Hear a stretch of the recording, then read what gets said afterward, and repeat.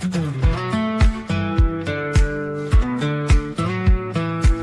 on in, friend, the coffee's hot. We got a seat saved in your favorite spot. The world's out there, but not in here. We're pouring joy, not feeding fear. So hang your worries on the old coat rack. Kick off the stress, don't look back.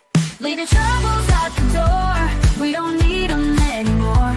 There's laughter in the air and kindness to spare. Like sunshine spilling on the floor. It's a brand new day, so pull up a cup. Coffee Club's open, come fill up. Let the stories fly and the good vibes flow. We're all just friends you haven't met yet, you know. No headlines here, no judgment zone. Just real talk like back home. Bring your truth, your dreams, your grin. Everyone's welcome, come on in. We got cream, sugar, and a whole lot of heart. And the best part is just restart. Leave your troubles at the door. We don't need them anymore.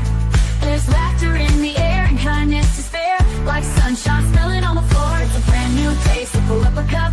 Coffee Club's open, come fill up. Let the stories fly and the good vibes flow. We're all just friends you haven't met yet, you know. This ain't just coffee, it's a little escape. With every sip we set the pace. Slow it down, breathe it in. This is where the good days begin. So leave your troubles at the door. Let them melt into the floor. With a smile and a sip, take a little trip to the place you've been looking for. Coffee Club's open, the welcome's wide. Just bring your heart and leave your pride. Together we rise, we laugh, we love. One cup at a time in the Coffee Club.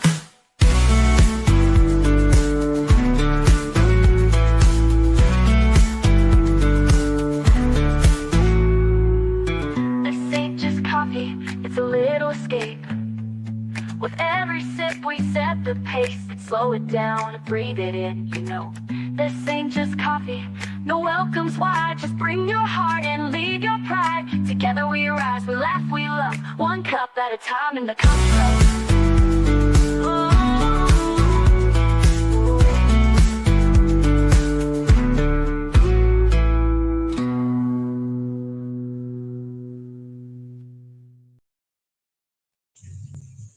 Good morning, Coffee Club. It is October the 9th. Good morning, Airbag. How have you been? I've been pretty good, Mouse. Good morning, everyone. I'm cold. Me too.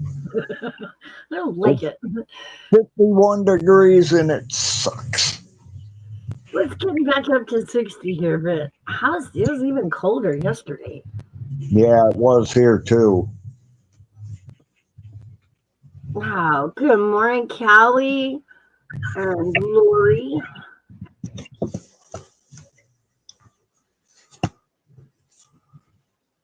Oh, what a crazy week, man. Oh, man. No. Every week. It is. It's true. Every week.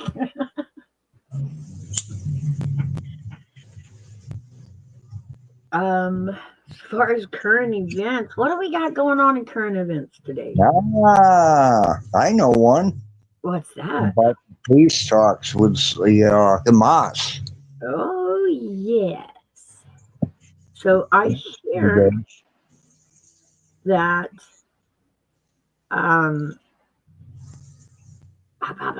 Hamas has reached a peace agreement and they are going to return the hostages. So I'm hoping that's going to lead to a complete peace treaty between Hamas and Israel, to where the Palestinians can have Gaza back, and this time hopefully they'll govern themselves a little smarter.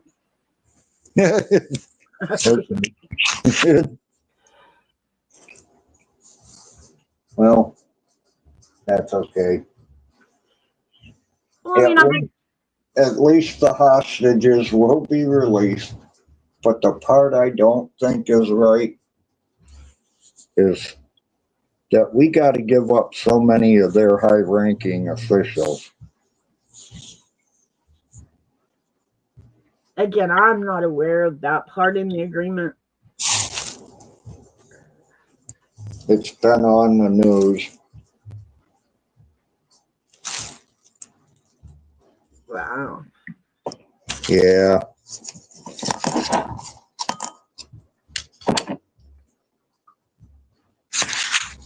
I'm a little busy right now, but I'm trying to keep with you. What are you doing? You don't want to know. I don't want to know. It's nothing perverted. Well, I would hope not. Puppy love.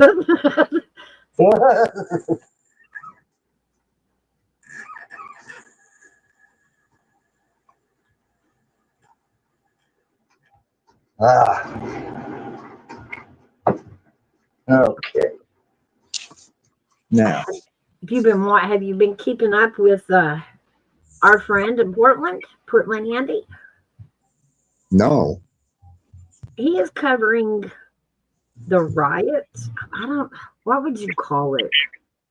The standoff out in front of the ICE. Oh, yeah. Okay. I've seen that part on the news. But as far as um seeing that guy you just asked me about, no, I haven't. I know Gigi follows him. Oh yeah. Yeah, Gigi follows him. She's been showing us, the stuff that's been going on. Man, I love the coverage hey, holy skunk. I love the coverage he's doing over in Portland. He's doing an awesome job. Oh, that's cool then. And I like that we have listed Antifa now as a terrorist organization. Yeah.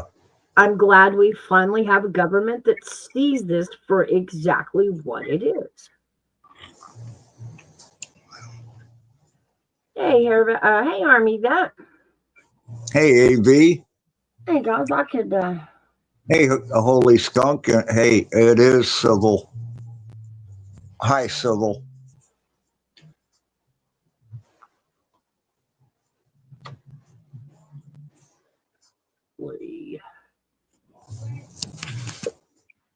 I'm going to pin the link to the top of chat if you guys want to come up.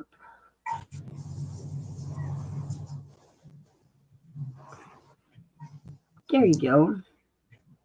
Oh, he called me hair rag. Hair rag. I just noticed that. It looks more like, yep, hair rag. Like a hair rag.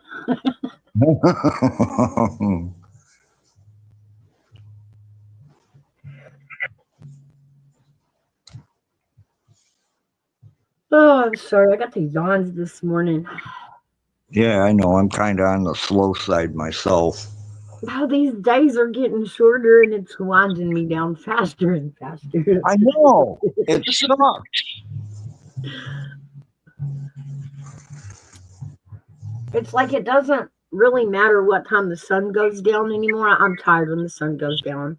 Early, late, I'm tired. Geez, just think, here in a little bit, you'll be going to bed around 5.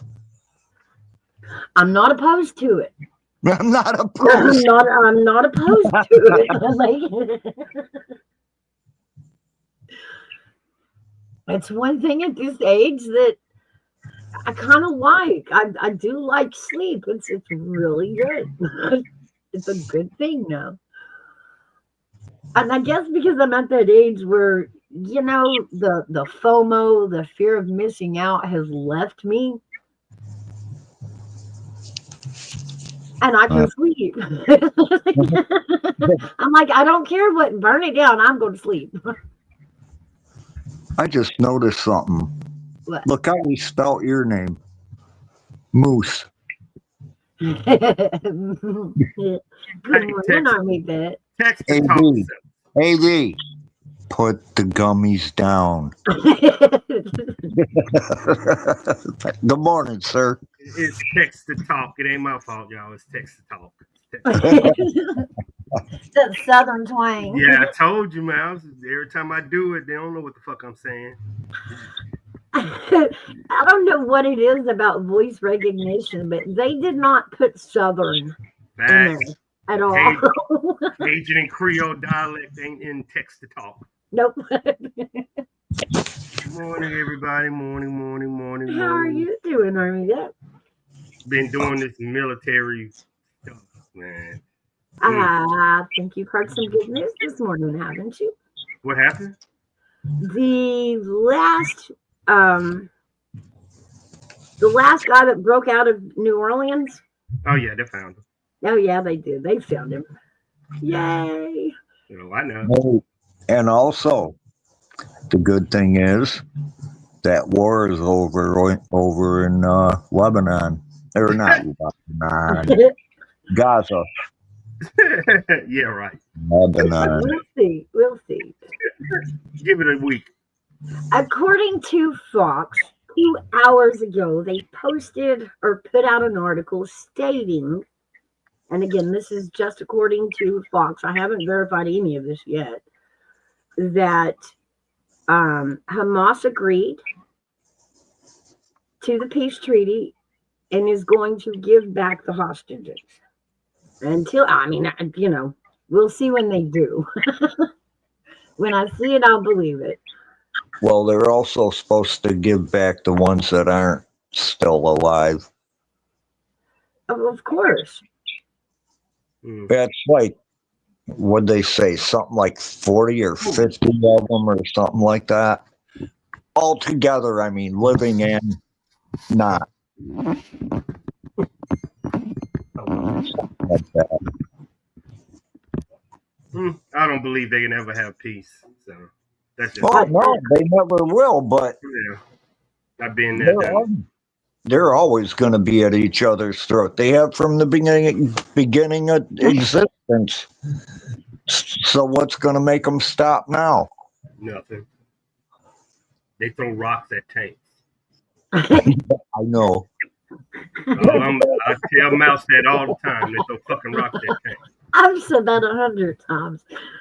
I don't get it. I'm sorry. That's one of those things in the world I don't get. Anger, I get. They throw rocks at tanks. Yeah, that they're throwing rocks at tanks. At tanks. Like, I get your anger. What are you trying to do? That's like somebody short like GG and Mouse trying to pick a fight. Like, oh, look how cute they is. Don't get here. Now, let's be fair. Let's set it up right. You're It's so like tiny. a little person like us trying to start a fight with a stick. You know. Like, I'm really angry, but I don't know what kind of damage I'm going to do. But I'm going to try with all of my little heart. Oh, I got something for you now. Oh, yeah? You remember that, Hairback probably remember too. You remember that spy base we were talking about in New York? That what?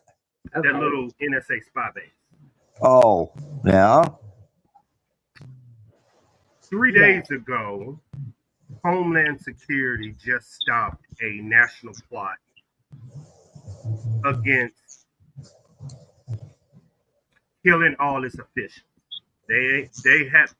Let me try to get the name of it. It's crazy. That's what I've been working on. Crazy. Are you talking about the phone tapping we stumbled across? Yes, but this is on another level. Okay. Oh, really? Yeah, it just happened on the 28th. Oh, wow.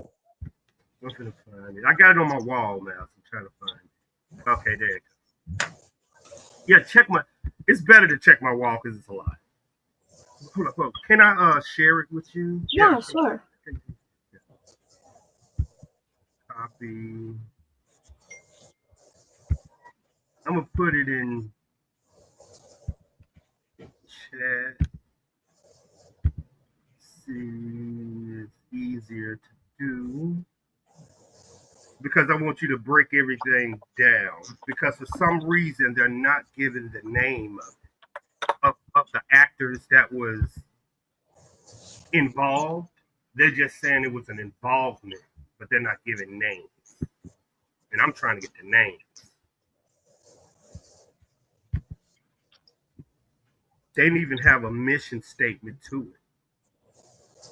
But I'll give you a quick. It said the U.S. Secret Service has dismantled a telecom network allegedly targeting senior officials and capable of disrupting New York City cellular service.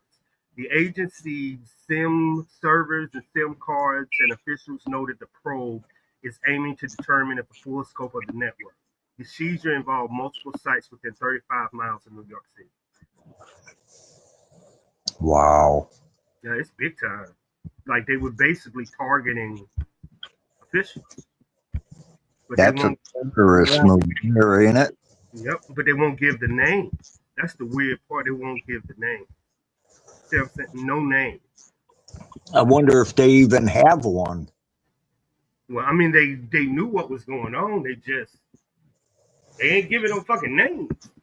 Well, this is not the one I was referring to. This is a little different. Mm-hmm. The one you was talking about was that building. No, when I'm talking about the FBI. Oh, Old FBI. This is something. This is why Trump was afraid to walk down the street. Okay. You remember them? You remember what Israel did? And we ain't gonna give up information, but you remember that? Uh-huh. Imagine if them SIM cards exploded every cell phone. Oh, There you go. yeah. The network could have disrupted New York City cell service, jammed 911 calls, and enabled large-scale denial of service or anonymous encrypted communications. Now, what you're seeing is when you take over a nation. Now, remember, in 1 week, the UN is going active, so every person in the world will be here in about a week at the United Nations, and this was going to happen exactly then. And what that means is they was going to shut down all communications while they're doing it here. And do you understand, guys, with all these people, these national people, security from every country, security communicating with each other would be shut down. Oh, yeah. There are bodyguards, they're military, our military, everything. Everything. Imagine that mass hit of snipers all over the UN. Oh, my God. That's Kelly. She said, I wonder what they're hiding since they're not telling the public anything. And it's just happened. That's what I've been working on. Sam Farms, it would be terrible if you route botnets through their nodes. It's a lot. It's a lot in this story. It's crazy. The fact that Homeland did it and not the FBI or the CIA is crazy. You think that's a possibility? I don't know. I think that's all we can use confidently right now. I have no idea what's going on. But I know within an attack, the first thing, we talked about, the first thing you want to do is take over the power grid and communications. Mm-hmm. Yeah. Yes. The discovery occurred as nearly 150 leaders were preparing to arrive in Manhattan for the UN General Assembly. The takedown was part of a broader Secret Service investigation into telecommunication threats directed at senior U.S. government officials. That means Trump cabinet. Hey, Lady Autumn. That's everybody. Like, this is crazy. Hey, Lady Autumn. Hey, my energy, baby. Early analysis indicate the system represented an intimate, and potentially catastrophic communications threat. Agents warned it could cripple city communications during a crisis. It's true. Now, City communications would be police to police. That's fire department. That's anything rescue. 911. Yeah. Military base communications. Everything.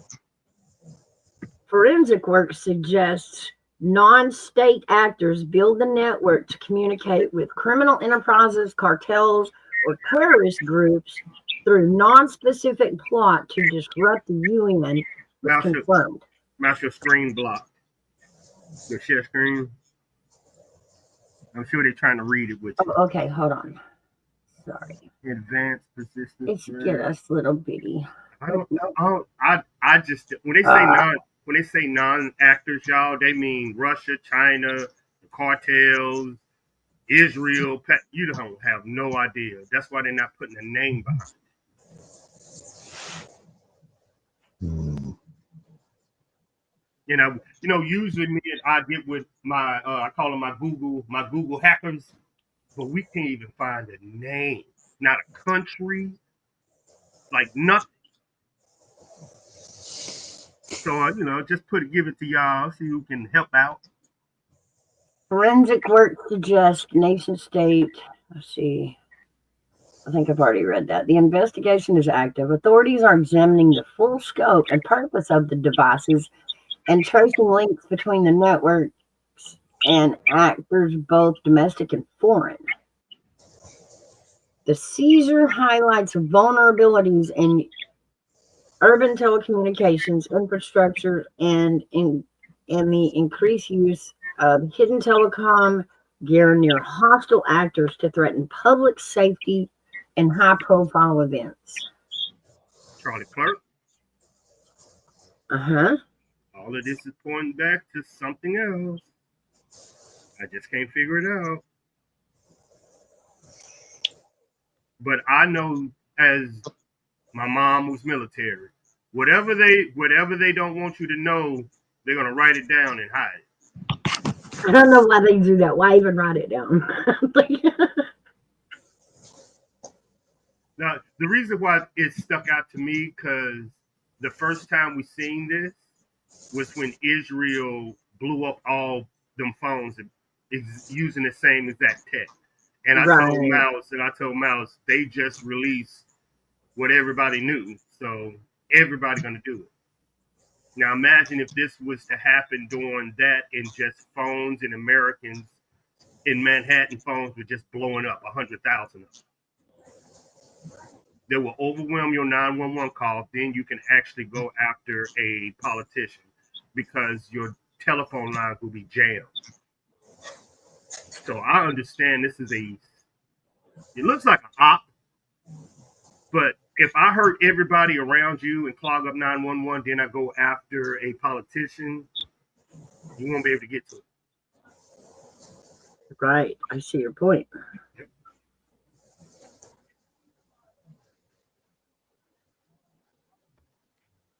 And we were just trying to figure out who ICE would be capable of it. AKA Civic says, look up the duty to warn memo that USASOC put out a while back. I guess that would be the secretary. I think SOC. Secretary of Communication. I don't know what SOC stands for. I'm not going to try to guess. I don't know.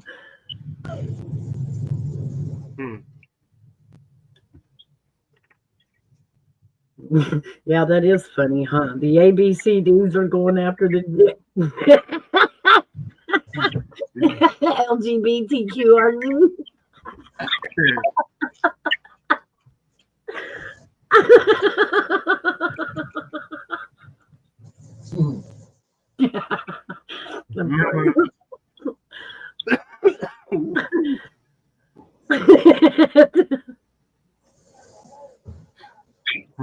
What did Callie say? Remember last year, Verizon got hacked.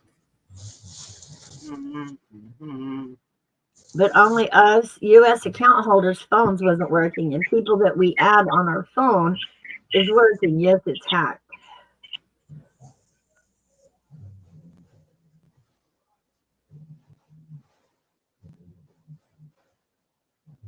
It might be plausible deniability.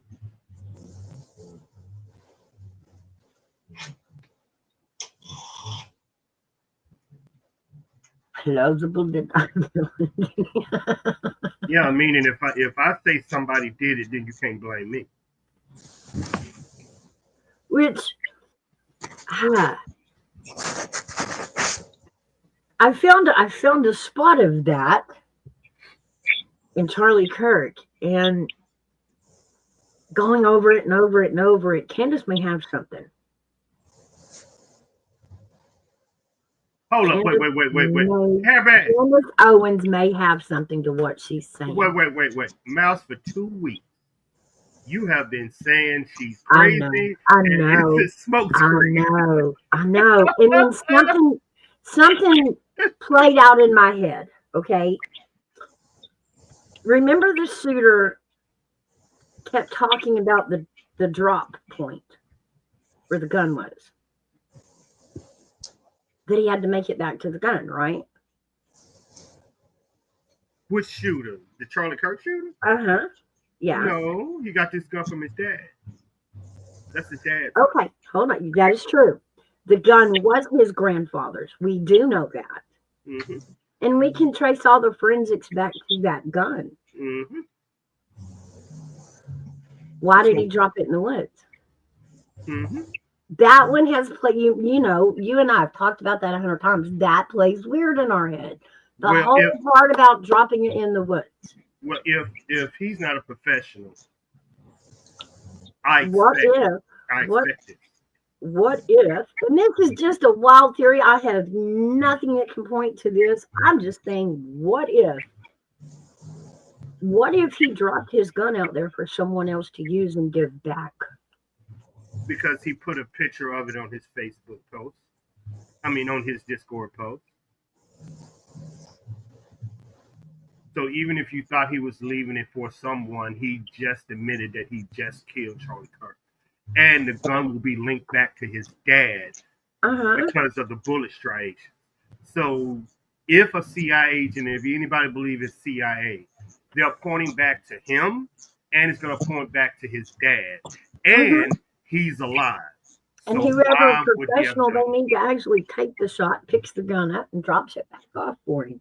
But there is a video surveillance of him going to the roof, shooting the gun, taking the gun off the roof, and dropping it right there in the woods. Okay. And that's what we thought. Are you saying the video footage? What Candace was trying to get us to look at was the other question you and I had. So, what, this kid changed clothes how many times that day? How many times did he have to change clothes that day? See. Hey, y'all, we're going to have us a little, what is it called? Round table discussion of tactics. Let's go back to the beginning. Conspiracy. Was he the shooter? Yes or no?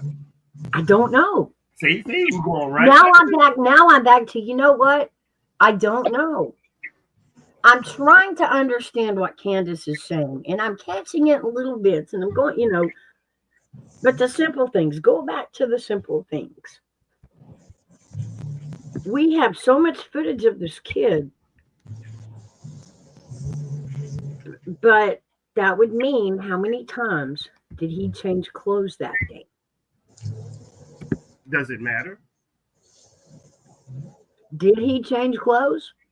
Because that's the only way this would have worked, is if he changed clothes that many times that day. But you got to confirm or deny he was the shooter before you even do the change clothes.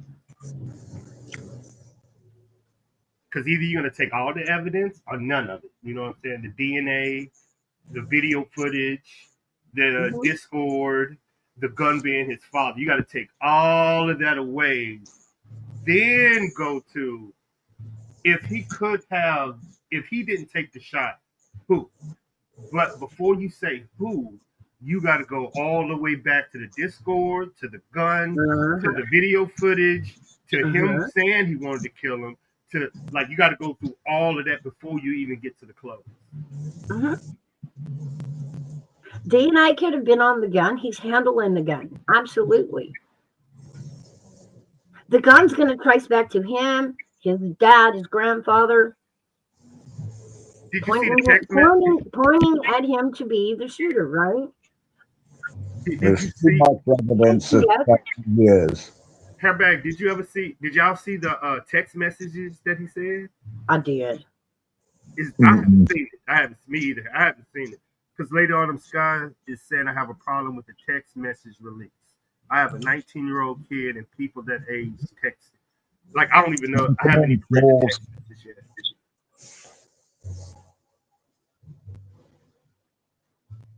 Welcome in, fools. Hey, GTF. I have no ATF. idea what Candace is saying, but the governor said in his press conference that the guy changed clothes from the clothes he came into the event and then changed back into clothes after. So, oh, I see. Got my Google lady. Uh-huh. Probably better be ready with your Google up here. And that's me, Lady Allen. I'm trying to understand what Candace is going on about. That's where I'm at. There's a lot of it is coming at me sideways, like no. And I'm trying really hard to figure out what she's talking about. The clothes is one thing that I did catch up with, and she's talking about that. I told y'all. I had this conversation with Mel. And then I said the truth is dead. You plan. What's that? ICAO. okay, so there was a plane that took off shortly after the shooting from a local airport and turned their black box off until they got out of U.S. airspace. They're tracking. That is not something you do normally. That is not a thing you do. You're not supposed to do that.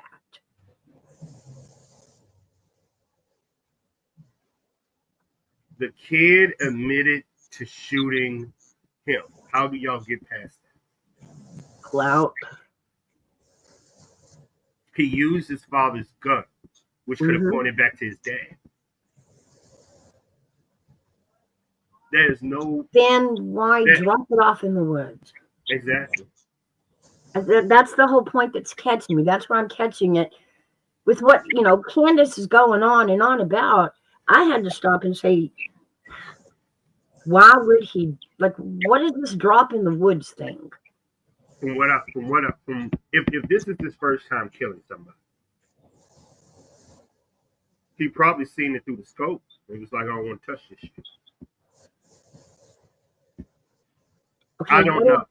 What if someone else was to use the gun for him and then drop it in the woods, giving it back to him? It's still going to have his DNA on it. Mm-hmm. Because he said he shot him. So either you do, remember I said the reason why I think YouTube is dead is because when you start questioning the truth, or you think the truth is a conspiracy, there's no coming back. And me and you had this conversation. I said if people doubt that he is the shooter, then as a people in a country, we're done for, because now we're questioning our own. I don't even know what we're questioning, but conspiracy, like we. Of course, and I like everyone else was just believing the story as it was being handed to us until we got to the Dallas shooter, the kid that shot at the ICE agency in Dallas. And again, they show a photograph of bullets with words on them, only this time it's written in ballpoint ink. And y'all remember me asking you guys, can you write on a bullet case with an ink pen? Some you can, not all. Most of it is, if you do, it's usually a felt tip. Yeah, I mean, I know a lot of dudes that do it. Like when they go and it's a terrorist, they'll name their bullets "Freedom," "Hope," "Survive." So yeah. Hey, Gigi. So Gigi, you telling me the black box can be turned off? No, you're never allowed to turn that off. No. I'm not saying you can't turn it off. I thought you could turn it off because I was working at Fort Huachuca and we was doing drug interdiction on the border, And a lot of cartel Mexicans fly low under the radar and turn this shit up. You can't turn it off. Oh shit! You scared me. Ah, gotcha. Damn it. Fuck. That's one for Gigi. You can't turn it off. Can you throw it away? I mean, can you take it out? Okay, let me ask you like this. Okay. Is the black box, is there a way, whether you're allowed to or not, can it be physically turned off? No. I don't think so. Can you fly under the radar? Yes. That's what I think. That's what I think has went on with that aircraft. I think it flew under the radar, which made it to where they can't track it like they could if it would have been above a certain. Right. Gigi, give them the height of going under the radar. Okay, is that a normal thing for people in smaller jets to do? No, it's dangerous. To fly under the radar? Well, it's low. They do it though. I know. How low, Gigi? Tell them how low. I don't know. I don't know how because Gigi's more familiar with, the civilian part of flying. Your own plane, your own, and what the rules are. Well, that's what it was. Mm-hmm. That was a civilian aircraft you're talking about. Mm-hmm. So, but I still don't know the foot. Marvin could tell you what the feet is, but I don't know exactly what it is that you have to fly under that would take you out of the radar being able to detect you. How low can you go, lady on the sky? I know. Because isn't helicopters lower and it's something what Gigi is saying because the helicopters can fly. It's something. I'm gonna have to look it up. Well, I would agree. I mean, I don't think a helicopter can fly as high as a plane can fly. And that's just my rough knowledge. But when Gigi told me back in the day, within 15, 30 minutes of that assassination attempt, an aircraft went up. Just saying. Yeah. And, that played in the back of my head. Gigi told me about that. And it just hit me. What if they talked him into dropping the gun so somebody else more experienced could use it and then give him the gun back, dropped it off in the woods for him to pick back up, and then told him, oh, you're going to take all the credit for this. You're going to be a hero. You're going to be a hero. And you're going to use your father's gun to point back to you and your dad. I don't think so. I don't think so either. If you ever did that, the last gun you would use is family. Because it's coming back to you. No matter what. Here's why I don't think so. I think he was too prideful. I think he wanted to go do this. He was in his element, so to speak, and I think he was insistent on doing it. So I think that's if he is the one that did it. I mean, at this point, how do you believe the government? They've lied to us so much, and I don't care who's in control. I know. I had to step back and go, you know what they did? They made this really easy for us to follow. Exactly. And crimes like this just aren't that easy to follow. It feels weird. And like I said, when I read again, the anti-Semitic words written on the bullets at the shooter in Dallas, I'm looking at it. And I'm like, that is supposed to look like ballpoint. You want to know why? I'm gonna give you. Is this what they're feeding us? Are they showing us photos of bullets so we'll just eat up motive and go?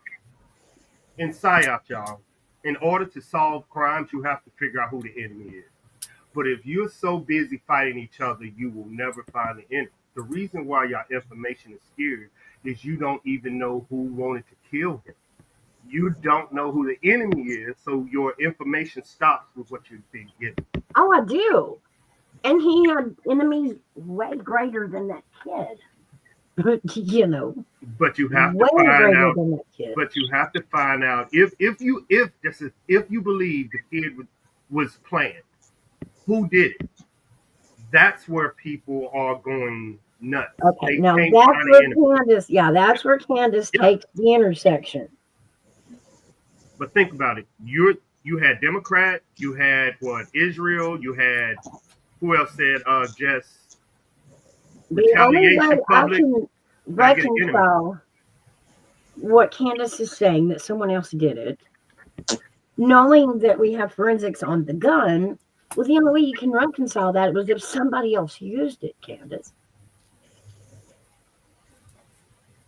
Like somebody else besides him used that gun. We know it's that gun, or we're believing it's that gun. Okay. So now you know it's that gun. Was he the shooter? You have to start there. I don't know. What evidence? I know he's gonna. I know it's. He's definitely gonna take the fall for it. What evidence are you using? The fact that the photos throughout the day of him, in air quotes, him, he would have had to change clothes so many times that day between the black shirt, the red shirt, the black shirt, the red shirt, the black shirt, the red shirt. Was that him on the roof?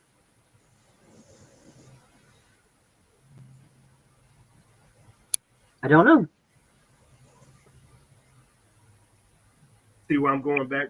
I have to go back to was he, because if it wasn't like you said, remember the distraction at the beginning, the dude that said he shot him? Yeah. And I was like, I don't care if he said he shot him. I need to know proof of trajectory where that bullet came from. So it's the information you've been getting. Was that him on the roof? Was the trajectory right? Was the bullet right? Was the gun right?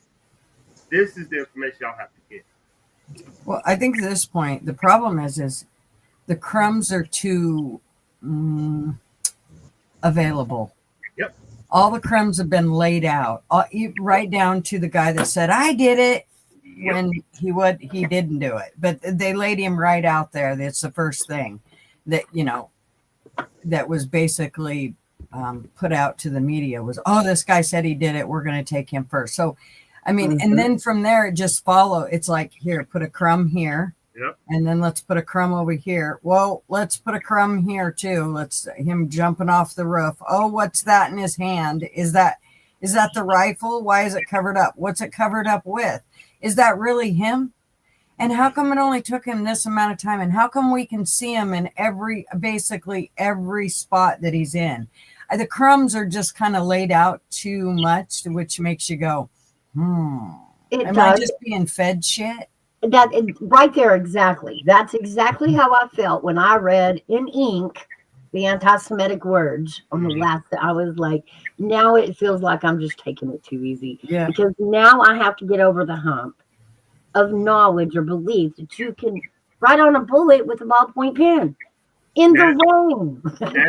Now you see what I said. If you got your people that know research, like Gigi, you got your plain people that know if this is true, then you got your weapons people that know if this shot, then you have a think tank, then you ain't got to believe what the fuck they say. Now you can diagnose their lies.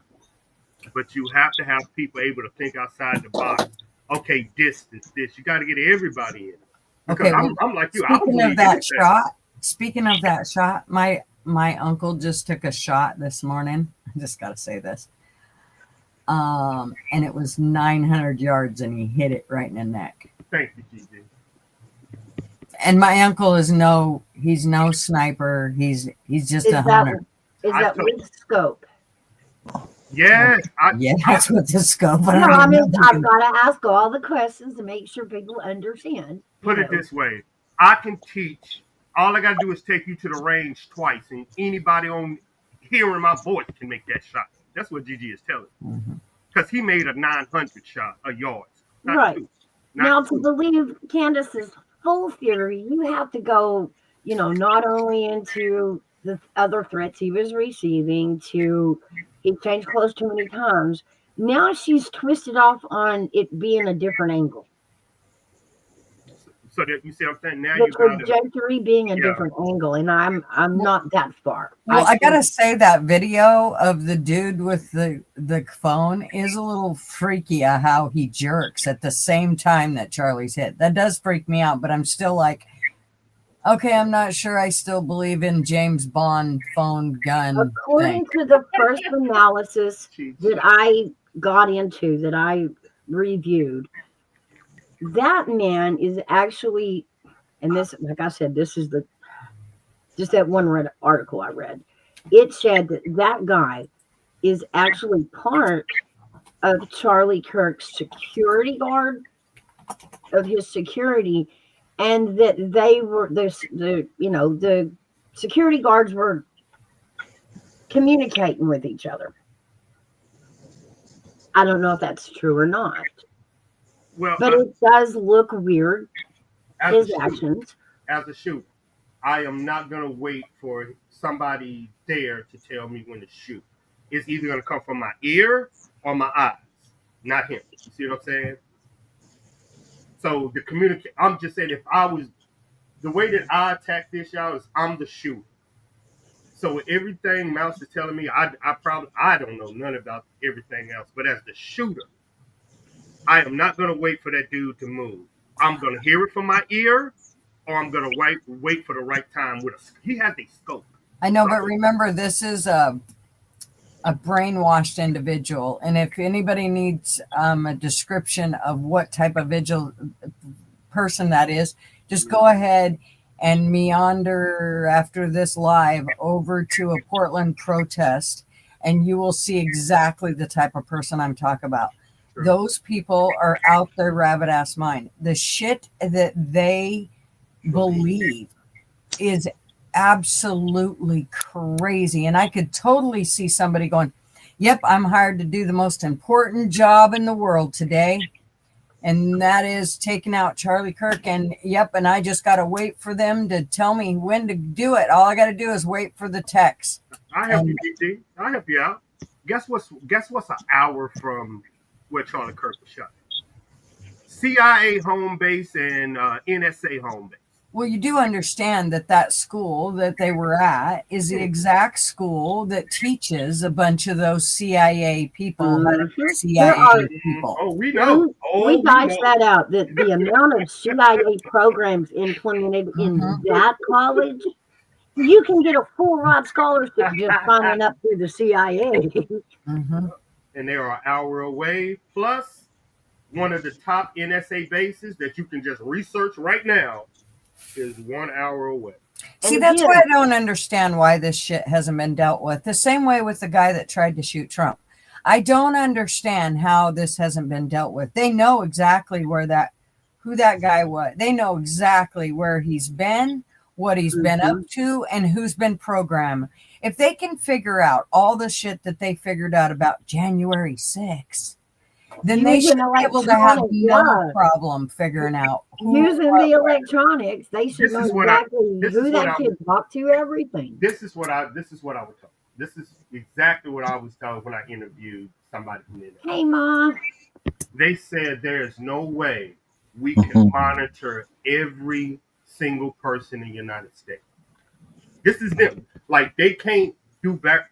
And they said it's a myth that we are tracking every American. We are, but we don't have the personnel to track.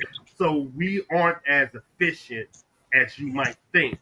Yes, what Gigi they're able to track the ones they want to track. Facts. They got cameras on every damn street corner, and I don't care where you're talking about. I mean, even in the rural areas, they're starting to put cameras in.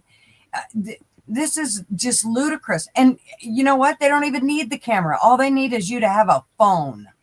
But Gigi, it's what you said. They can't track crazy. That's true. They can't go to Discord and see you ramping somebody up. They can't. They say they can't do it. But they can. And we know damn well they can. They can go into every single one of our accounts. They can. But do they have the time and the manpower to sit in every chat? Everyone. And it's a lot of them out there, G. Like, you are 1,000%. They can't track all the crazy. Like, I'm pretty sure the dude that stabbed that little girl up on the subway to the shooter that took a shot, they can't track everybody. Well, they can. Well, I was going to say they did. They tracked crazy all the way from him going there at 8:00 in the morning or whatever it was. And they tracked him all the way to the next day. They knew exactly where he was. The hell they can't track anybody they want. He was sitting in a Dairy Queen. Rinse and repeat, guys. Rinse and repeat. That's what it just feels so rinse and repeat about this. The U.S. military And if you need a motive, I'm going to write some crazy words on bullets, and I'm going to, blast these images to everybody so you'll believe that was the shooter's intent. It just seems like too perfect, wrapped up in a bow. Exactly, Mr. Nobody. They can track anything they want, and they want you to think that they can't track and won't track. And I call bullshit. Okay, I brought this up to Mouse. So GG and Hairbag, I'm gonna bring it up to you. Mouse, don't you say nothing. Okay. Beep. The dude that shot at Trump, the dude that just did all of this, and Charlie Kirk. If I was to tell you what's the profile of that, and the reason why it's hard to track is every shooter is the definition of an American man.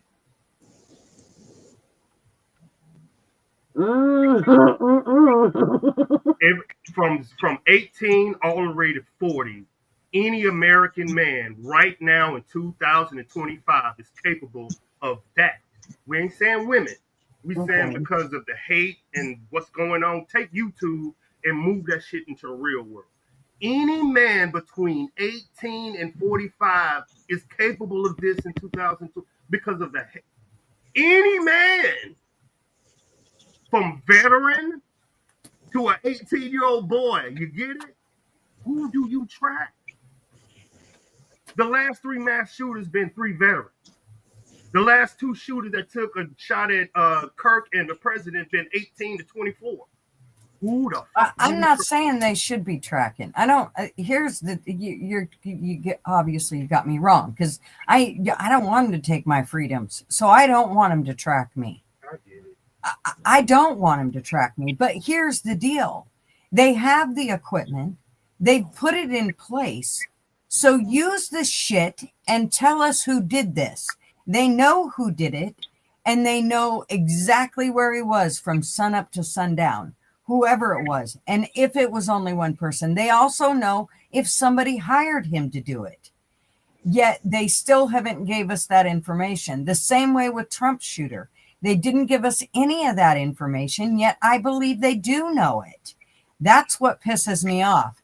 That's why I question everything the government does, because they're not being transparent with us as we were promised that they would be.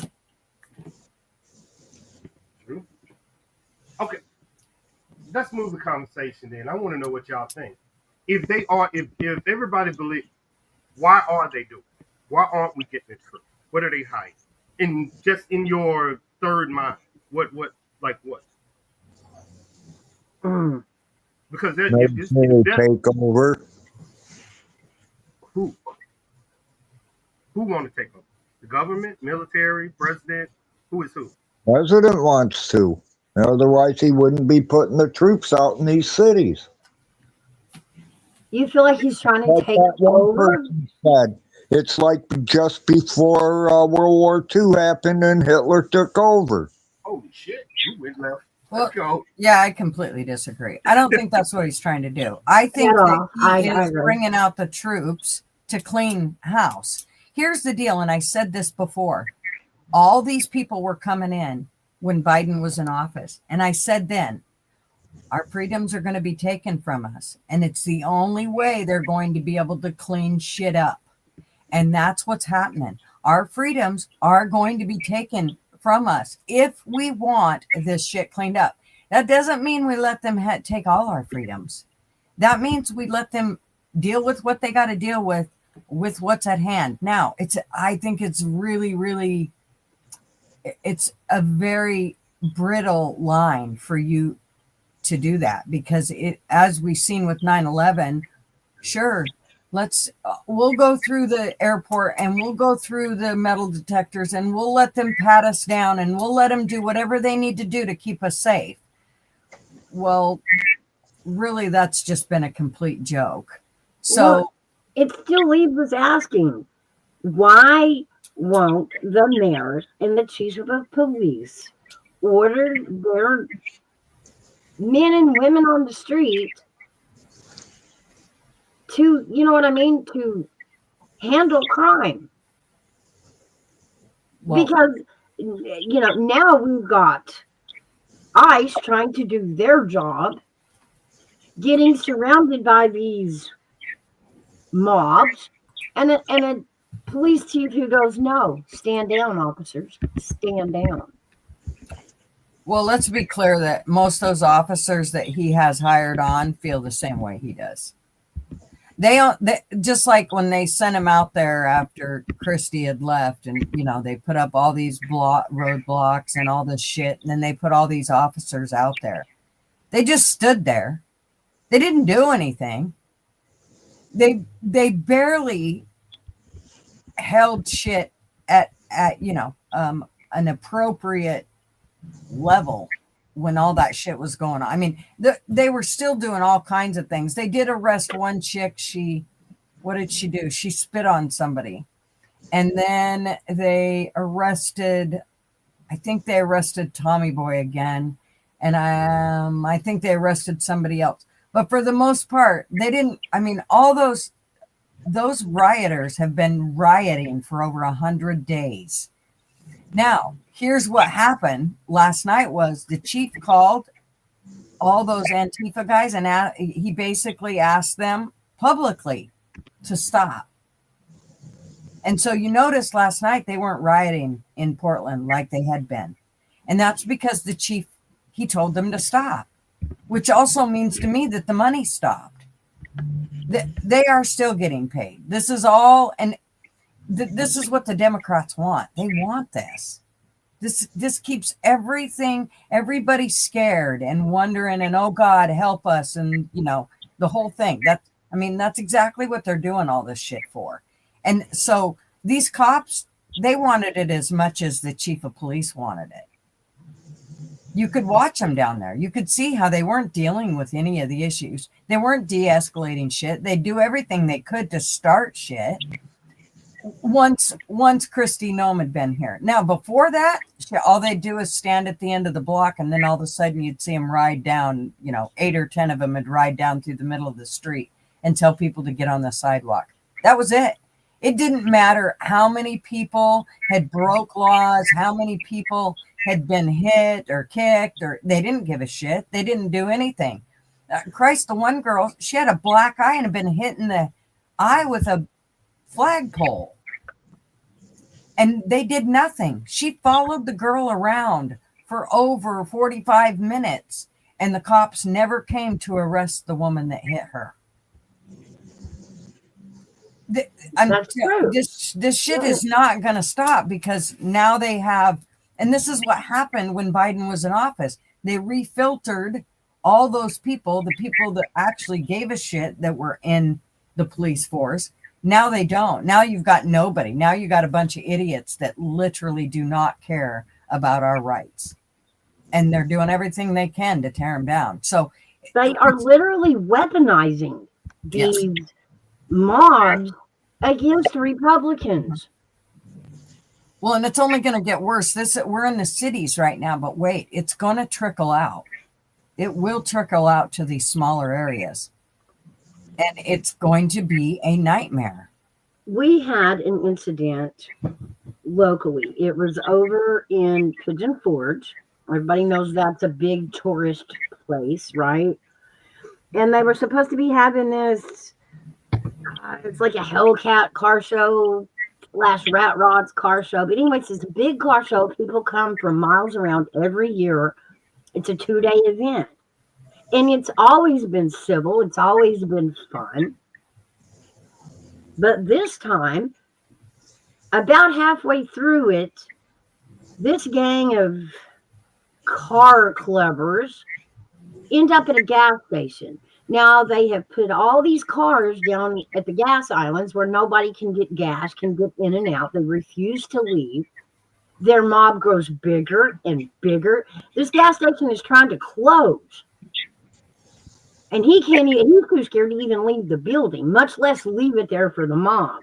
These people are on top of the building. They're on top of the thing over the gas pumps. And they won't leave. Finally, a fight breaks out. We had to call in SWAT. And this is a small town. Never dealt with a group like this. But they blended in with the car club. I know where they're headed. I know who they were. And they blended in with the car club and crashed it. They had to cancel the Sunday's event because it got so out of hand and they couldn't even get these people to leave town. The strange thing that caught my ear was that this mob came in and the town was like, it was really weird. Normally when we have events, people come in and let's be honest, they spend their money. They eat at the restaurants, they go to the sites. All they were doing was renting rooms. They had every room in town booked. And that's the only money they spent all weekend, this mob. And like Juju said, the town it caught them off guard. Why would we think this little small town, it's not a political town. It's just a tourist town. And we all know where they were headed. Memphis is next on the map. We know that. So what do we do about them? Well,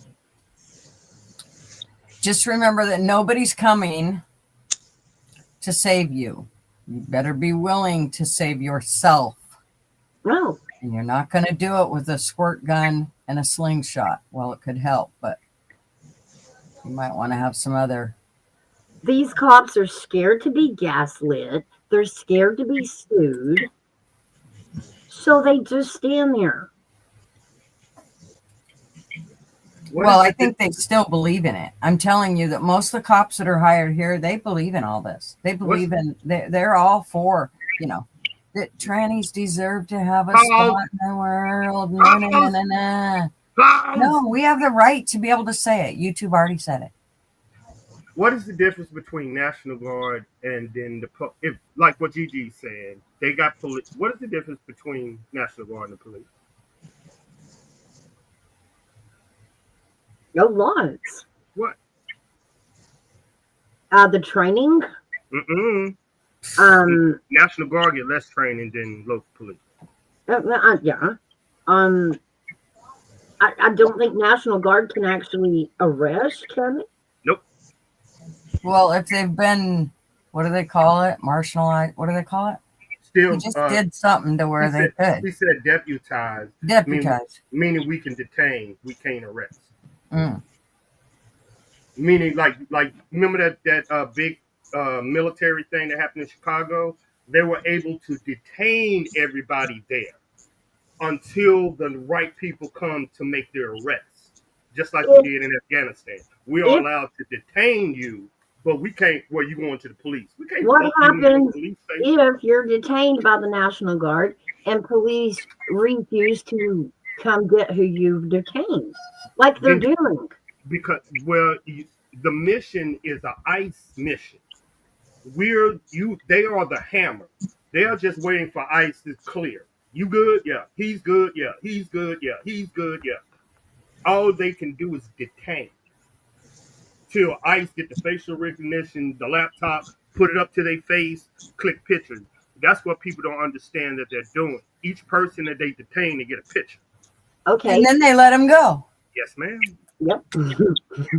Make a file on them. Fucking stupid. You right. Like, they watched them break laws. They watched them assault people. Mm-hmm. They then arrested them, took them into the building, and within a half hour they were released. Why bother? You're trying to make it look like you're doing something when you're not. Really, it's the lowest form of tracking. Meaning, once they take them in there and you give them their your social and your ID, and that's why that real ID is something real. Because after they take you in there, now your emails, your phones, everything about you is on that screen. If I go to the grocery store and I assault somebody the way they were assaulting people, right, they do not arrest me and then let me go. That's not how that works. Out here in the real world, you're going to be charged just like an assault. And so that's why I don't understand why when they had it on film That's of what I that guy say. kicking Tommy This is- Boy in the chest and in the nuts. And Mhm. then they arrested both of them and released both of them within a half hour. And what it does is it weaponizes these criminals against the good people in town. Mhm. Good people can't go stop it. Good kid, can't go get louder than them. I've sit and watched the good people get arrested. I have watched the victims be blamed in these things. The victims be blamed. Oh, that's what they did with what the hell's his name that was down there? Nick Sordo. That's what they did with him the other night. They assaulted him. The rioters assaulted him. No, I'm not calling them protesters because that ain't what they're doing. And then he got arrested. They didn't. The people that assaulted him did not get arrested. Nick got arrested. That's what I'm saying. Yeah, they're blaming the victims. By the Portland Police Bureau, not by ICE, by the Portland Police. So he didn't get out. Like the guy that assaulted Tommy Boy. I haven't been keeping up with this. I've been a little busy. Who you asking if they've ever been to Portland? Nobody. Are you asking me that? Are you talking to You're asking me that? Yeah, I've been there a time or two. Just a time or two I've been there. Yeah, she's scrolled by once or 20,000 times. Yeah. I can get drone footage of it. That's about as close I can get to it. Yeah. You could probably fly a drone from your house to Portland. Yeah, And and never pretty have to much I leave could the throw a house. rock and hit Portland. Let me just tell you. I mean, so Portland is bad, but the missions going on in Chicago is crazy. They got Black Hawks. They got Black we've Hawks. had them flying, Blackhawks flying over for days. What do you think they're actually doing? I think they started about a week ago, flying over on a regular basis. Last night was terrible. We had them all night long, and they don't fly into Portland's airport. They fly out away from Portland into another metro airport. So we heard them a lot. And you know when you see them, they have been tracking your communications for the last hour. They have infrared technology that can look inside your house. Remember that you was the first one, Gigi, that caught on. You remember that Black Hawk? That was you and Mouse did that mission about the Black Hawk and how stealth it was and jets couldn't see. Yeah, now imagine this is in America. That's why I was like, y'all, this is serious. When you start seeing Black Hawks in park near airports, and I was like, y'all should be worried because they can track. You think the Patriot Act, that motherfucker right there, it just soups up information. Any phone, computer, anything. It just that's how they got Osama bin Laden. They just flew black and just okay. They can look in your house. They've been using this over here for help. Well, I wish they'd bring a maid because I really need my carpets cleaned and I don't want to do it. That's probably why they flying over there. Like, look at her carpet dirty. Right. Look at the spot right in the middle there. That's where that baby spilt that juice. Look at that. She hasn't cleaned it up at all. Y'all, if y'all know the technology in a Black Hawk help, crazy. I'm pretty sure my FBI guy is probably up for firing because, I'm sure he was, one of the didn't earn it hires that got stuck with my boring ass. Think about it. I mean, for 1 second, think about it. If you ever thought you could take over the government, 2 Black Hawk helicopters dropped in Chicago and took over a building of 300 people in less than 10 minutes. With snipers and counter snipers on each roof. All right, this is crazy. This is what's on the American streets.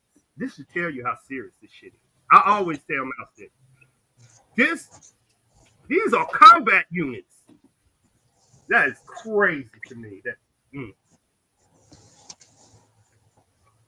But it's an enemy we don't understand. Let's be honest. Like you can't understand mental illness to that degree, and that is our enemy.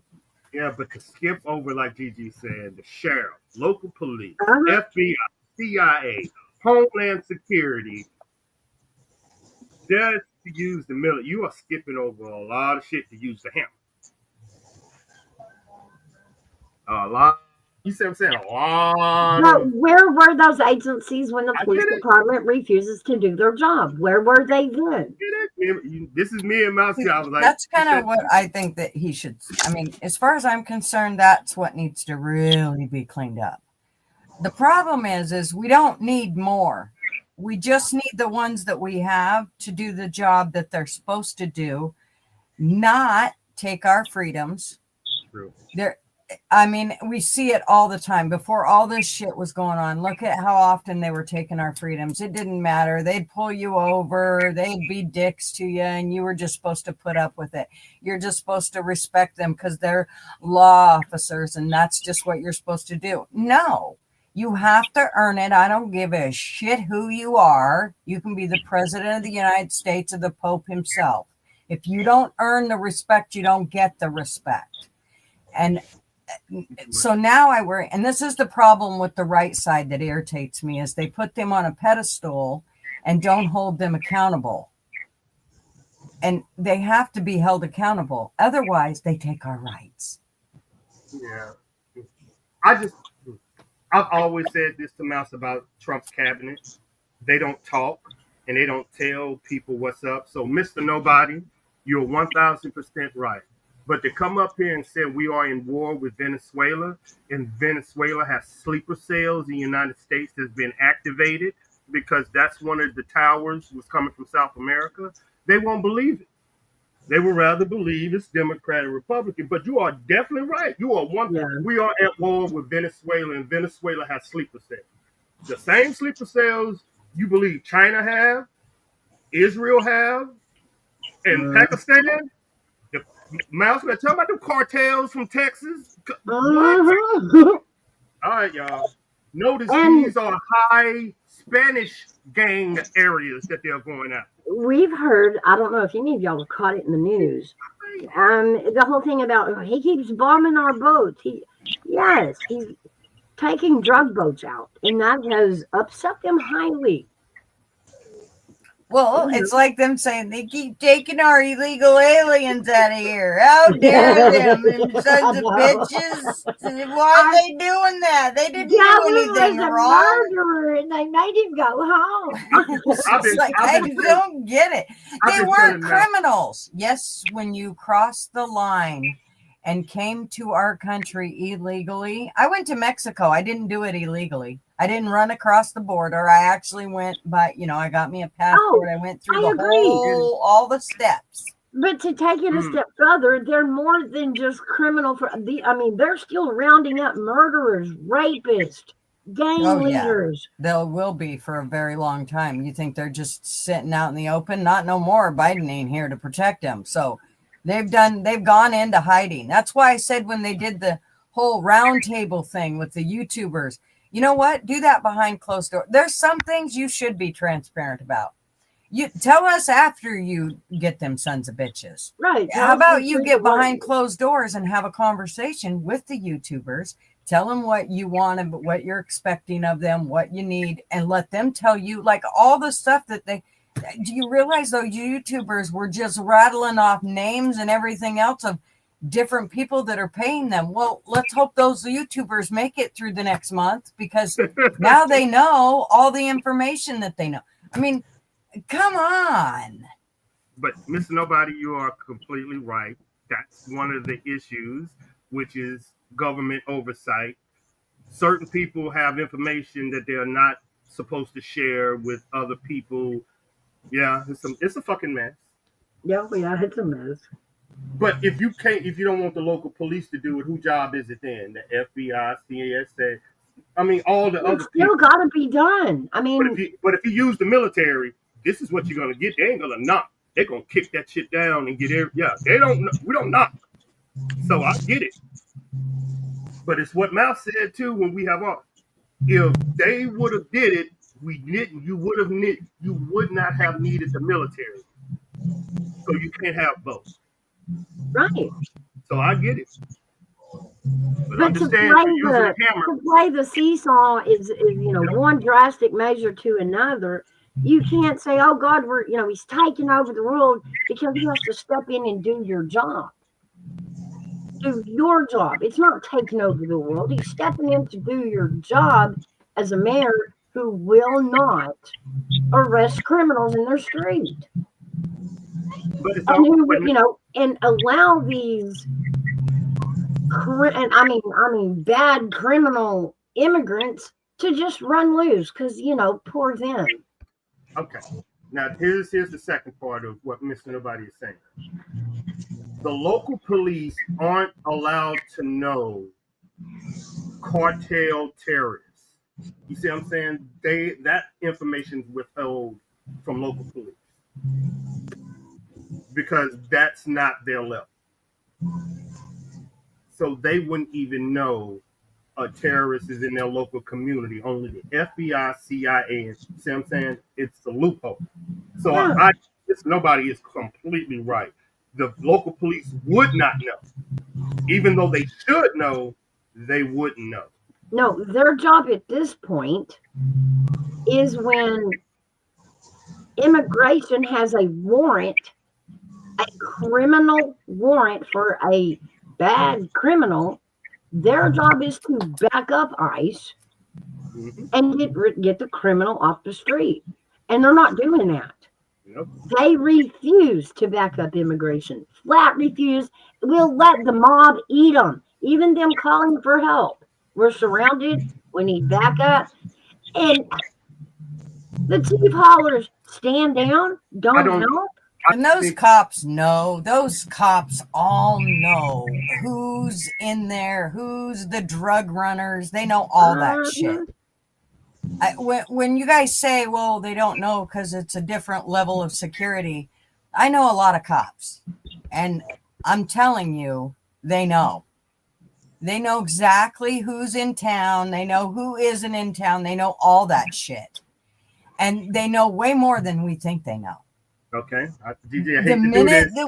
The minute that we start thinking that they don't know is we're taking our own lives in our hands. The minute that we think they don't know, we're putting our heads back in the sand. Now, I'm going to ask you ladies. Bag, you can ask it too. Do you think these politicians can be paid off by the cartels? Hell yeah. So, there you go. I'm just going to leave it at that. Especially cops. Y'all know this. So if you got information and it leaks to local police and they get the jump, I'm just saying it's a reason they're leaving. The same reason Trump left out local police when he tried to get inaugurated. It's a reason why they're leaving out local police. It's a reason. I'm just going to say it. It's a reason. Leave it at that. We're seeing agendas pop up in these sanctuary cities with these police. But that should be the first thing. Then why would you have somebody on your force you can't trust? Why would you do that? We pay these people. But even Trump didn't even trust the local police in Washington, D.C. Which means it should have been cleaned up immediately. And I mean, not the homeless. I'm talking about the cops. The force should have been cleaned up. I agree. There's a reason. And when people are like, oh, the DEIs, it's gone now. Trump won't let that bullshit. It's still right here in Portland. Most of those cops that are there, they're DEI hires. Yes, sir. Yes. Yes. And they all know their job is gone if they support Trump in any way. Yep. So it's weaponized the idiots against the Republicans. But again, that's like saying, well, take this shot or you don't have a job. Then I don't have a job and I'll go find another one. It's a cold day in hell when you're going to force me to do anything. I will say what Mouse told me. In small local towns, the sheriff is sometimes stronger than the fucking governor. Because they run, they local police run. They know who the drug, like you said, they know who the drug dealers are. Yeah. They know everything. And there's a reason he's skipping them. Because he don't trust them. But we're supposed to trust them with our security. We're letting them walk around with guns snapped to their hip. And oh well, hell, I think the county I live in actually has a tank or some crazy shit like that. We let them control that.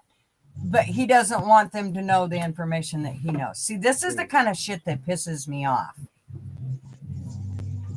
Because as far as I'm concerned, it should have been number one. It should have been cleaned up immediately. I don't care. The same way Elon said, "Kay, tell me what you guys did this month. And if you can't tell me what you did, you ain't got a job."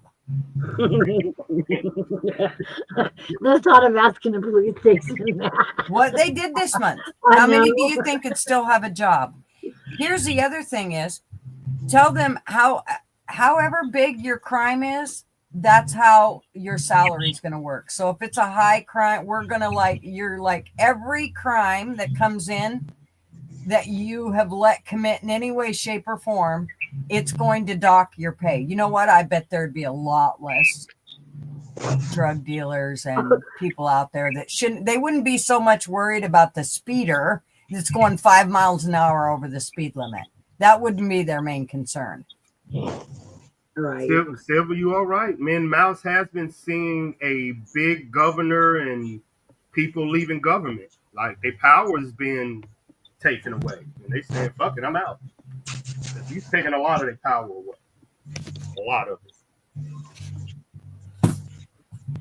I do like a lot of things that Trump is doing. I have to say, the fact I do love the fact that he did decide, okay, it's time to have a meeting with the real media, not the fake media. Yeah, he let him be there, but I love the idea of that. I just wished he'd have done that part behind closed doors he could have done part of it out in the open, but I think some of it should have been done behind closed doors so Antifa don't know what the hell's coming next. Right now they know. It was all basically put it right out in the open. I'm assuming that they did have a behind the scenes meeting, I hope, to discuss, strategies, so to speak.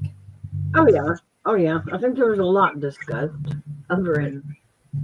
Hey, Herbert, would shadow banking be considered cryptocurrency? What I think Mr. Durga said he's against. What I don't know. I couldn't tell you. But yeah, anything that's dealing with internet money, if you can buy oil with internet money, it doesn't change. To me, it just changed the power stroke. Oh, he means like Bitcoin, things like that. Yeah, if you can purchase stuff with it, then that means United States can't stop your money flow. You know what I'm saying? If you go digital, and that's what Russia and China did, once United States took on digital currency, because it was us. It was us, like everybody else. But when United States did it, Russia and China went crazy because now they can actually get in the game. They couldn't get the game. I don't think we've ever taken the United States Bitcoin for oil. Now, I do know that there are other countries that are trading Bitcoin and oil. Yeah. But America is not. He doesn't like that, never wanted to do that. Because it's not a benefit for us. We still have the dollar. The Bitcoin came in because the United States put an embargo on China and Russia with oil sales. But to get around it, internet money. And once that happened, that's why you see Russia funding Pakistan and all this other bullshit. Because now they can put money into terrorism again. Right. Cartel, everybody. You can't track it. That's the issue. Yep. I don't know where it's coming from. and that put the cartels in the game, that put Russia in the game, that put China in the game, put Israel in the game, but also put all these countries that got money. Imagine them now transferring their money to digital currency. Now it's crazy. This is insane. You don't need the dollar anymore. The dollar is backed by everything before digital currency. Now it's over. It's a different world we live in. Now it's what y'all saying. Now you can pay that kid in digital currency, but before you had to pay him, and you don't know, like all hell broke loose.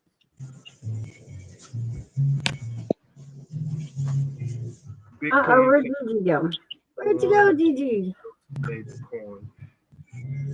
There was something about that Bitcoin that I wanted to do a story on. I thought it was Russia. I don't know. That digital currency is just so hard for me to understand. Me too. It was really, yeah. I don't understand how you. I get it, but I don't get it. I don't know what it's backed by, and that's. It's mined within data. That's hard for me to understand how data becomes currency. Yeah, I know. But when that happened, man, it changed. Hey, you can't find a country anymore.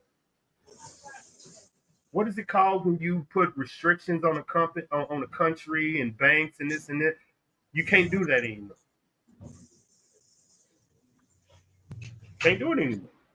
Right. Digital money changed the game.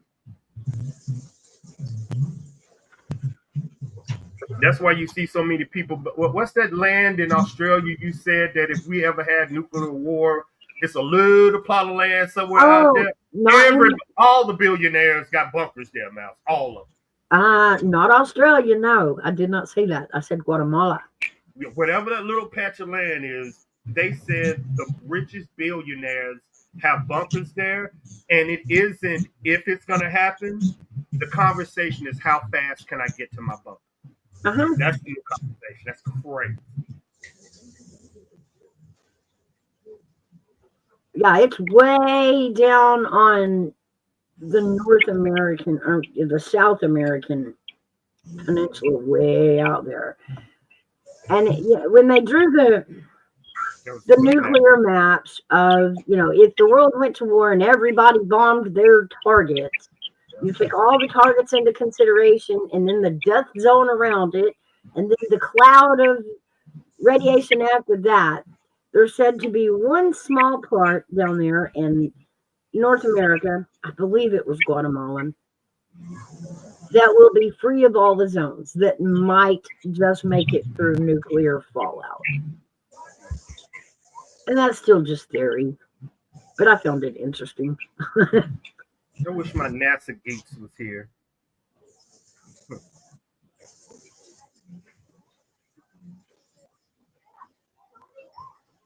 Yeah. And that's why we're popping boats out of the water left and right. I got a story for you. Mouse is good at this. Mouse is good at this.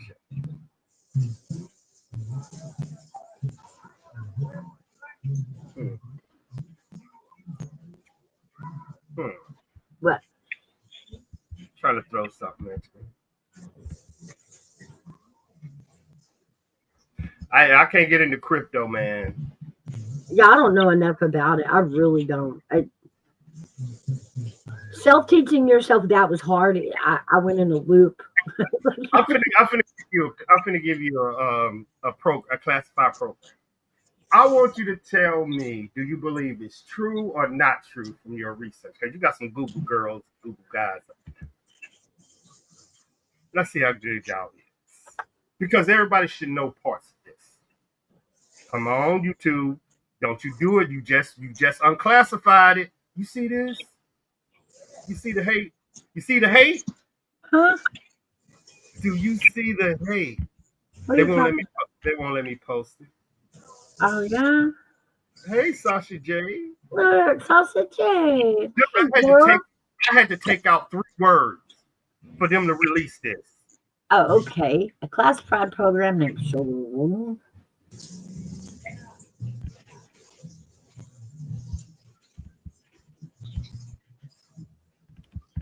Is it true? Um, I can tell you. Let me show you. and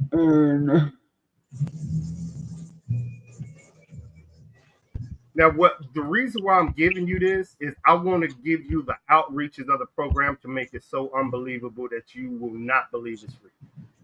And I need you to tell me, is this a real program? hold on. Because Big Dog Mom, stop cheating.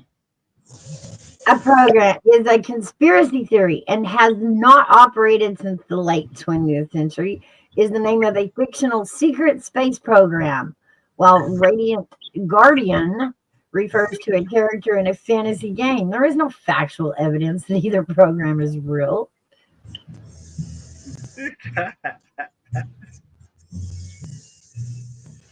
So no, left wing Google says it didn't happen. Mm-hmm. Which one are you researching? That I've got on the screen. You're researching both of them? Together. No. Research is Solar Warden a true military program? Just search. They just like really released this today. But I understand what they're doing. They would need it. I understand. Is it a real program? It's not a true military program. It is a discredited conspiracy theory. And remember, this is left wing Google. Okay. So I'm probably not going to get the answer you're looking for. You're getting the exact answer I'm looking for. I won't. That's the answer I'm looking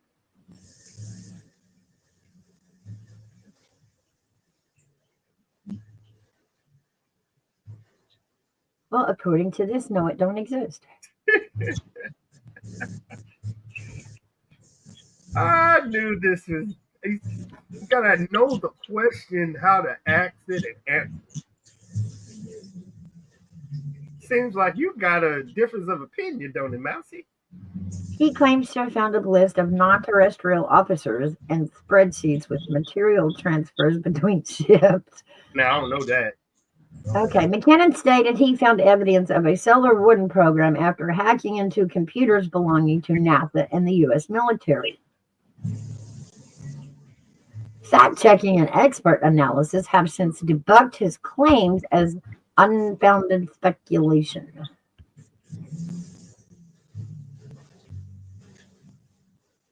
Solar Warden is a popular and elaborate conspiracy theory, but it is not a true military program.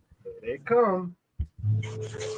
Good morning, everybody coming in. Sasha, Big Dog Mom. Stop cheating. God damn it. Hey, Pup. Them little women, them short legs, y'all. Y'all can't trust them shouties. They just gonna. Big Dog Mom, y'all, is the person in class like, okay, I don't need nobody to blurt out the answer. What is the blah, blah, blah? And Big Dog Mom, I just told you not to blurt the answer out, Big Dog Mom.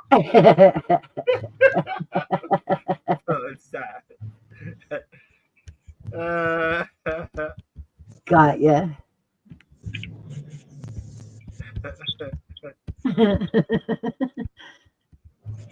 Seems like they kind of disagree with you, Mousy.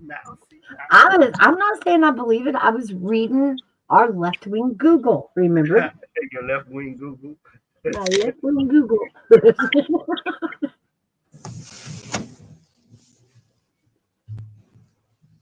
Hey, child of God. Oh, she's on my it with her, and they paid her to do it.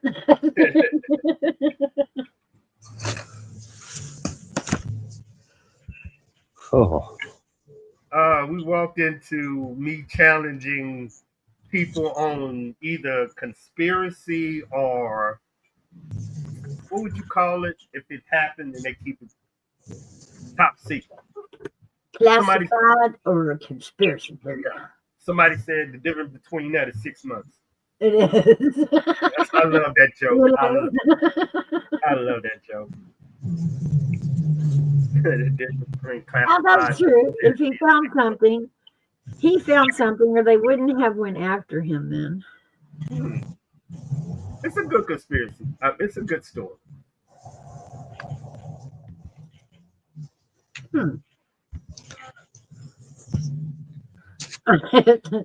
Like everybody walked out on that one, didn't they? Nope. I'll be giving Mouse y'all some good ones. Like I gave her Operation High Jump. She started laughing too.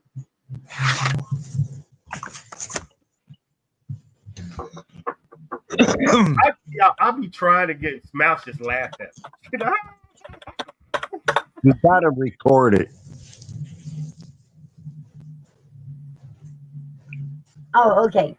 Yeah, Conspiracy theories link the 1946-47 U.S. naval expedition Operation High Jump to a secret hunt for Nazi UFO technology in alien bases in Antarctica. See how that is? This is what I give her, y'all. I'm like, what about this one? I just But everybody want to research it. But y'all, this is what she did. She'll laugh, and I'll be like, nope, I ain't doing that. Operation High Jump was a real U.S. Navy expedition to Antarctica involving nearly 5,000 personnel and Say that again. Did you say real? Go back to you said a real. Yeah, Operation High Jump was a real U.S. Navy expedition to Antarctica involving nearly 5,000 personnel and multiple ships and aircraft.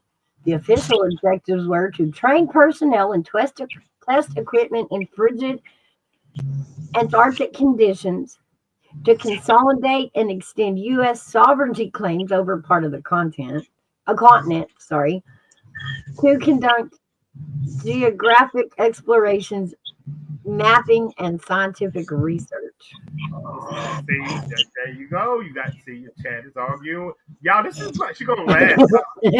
I know, it's kind of funny. We involved the Navy in alien training, like we did that. See, I mean, and this is what and I'm like, I ain't putting this one on my wall.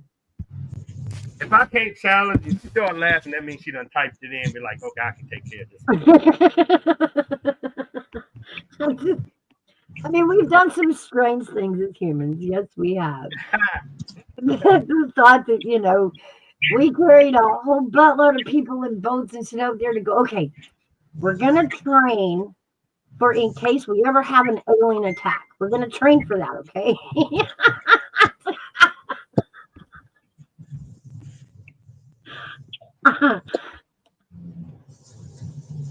And that 18-year-old standing there in uniform, like, okay, we are men in black now. What the hell?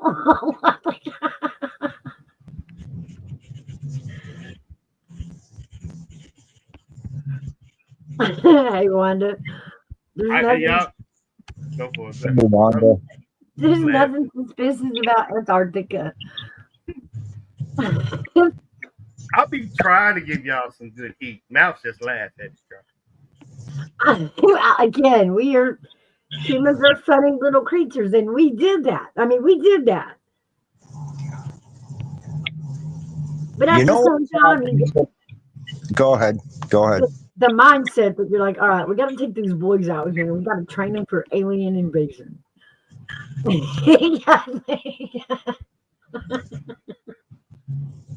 You know what's odd to me about Antarctica? Now think about this. During the summer, the Arctic, not Antarctica, the Arctic thaws. Why doesn't Antarctica in their summer? I'm lost. I'm smoking, but I'm Why don't they what? Thaw like we do in the summer. Our North Pole. I'm just curious, It's something odd about that. It's like that's where the refrigeration unit is located. Yeah, it's just, it's our H2O reserve. It'll melt when we need it. But I don't think it's location there. Yeah. Like, I think it has a lot to do with location. North Pole, maybe location. Yeah, Uh, yeah, that, you know, no, the cold part. it's reflective. Antarctic is real reflective. I like Big Dog Mom's answer. They have to keep it cold for Bigfoot hair, man. He's got to go cool off somewhere.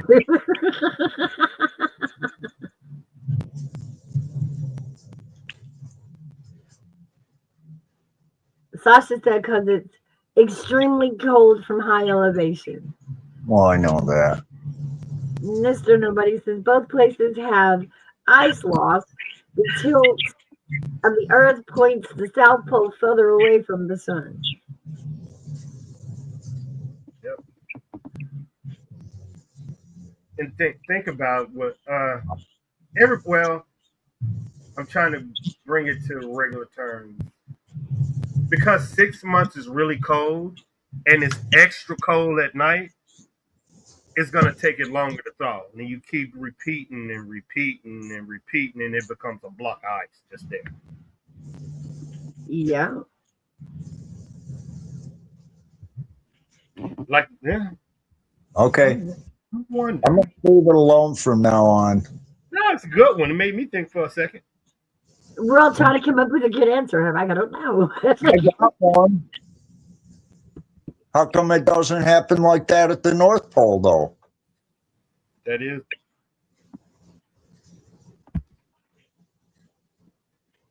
I don't know. Why is it hotter at the equator than either pole? Now I know what the Fed's been doing. They just released it. What have the feds been doing? What are they up to? The Feds and check Jay just released it. Oh, yeah, my bad. It's cybersecurity. The Feds been on the largest attack on hackers. That's what they've been doing. They just released their mission. Say that again. I'm sorry. The Feds launched the largest attack on hackers around the world. Hackers. Okay. That's what they've been doing. Oh, but yeah. Hmm. This might be tied into that New York thing.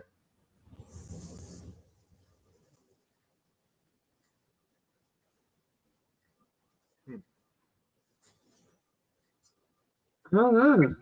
I did hear though that the Atlas 31 or whatever it is, Oh yeah. it did not hit Mars. I repeat, it did not hit Mars. Yeah, they keep saying it might be a. I don't understand why.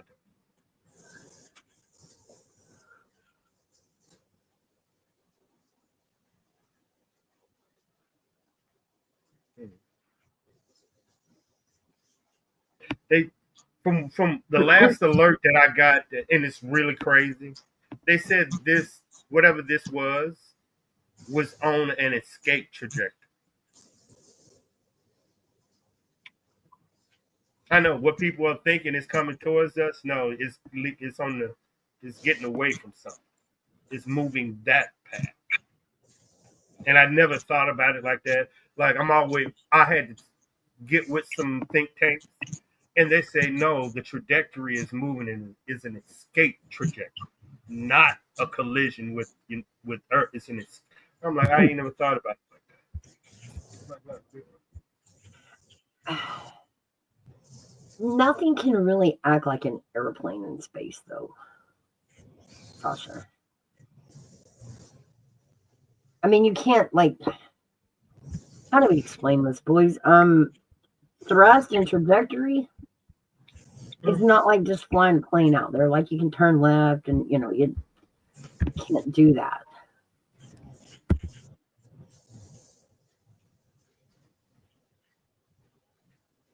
They're basing it on that. He told me to do a research on that right there.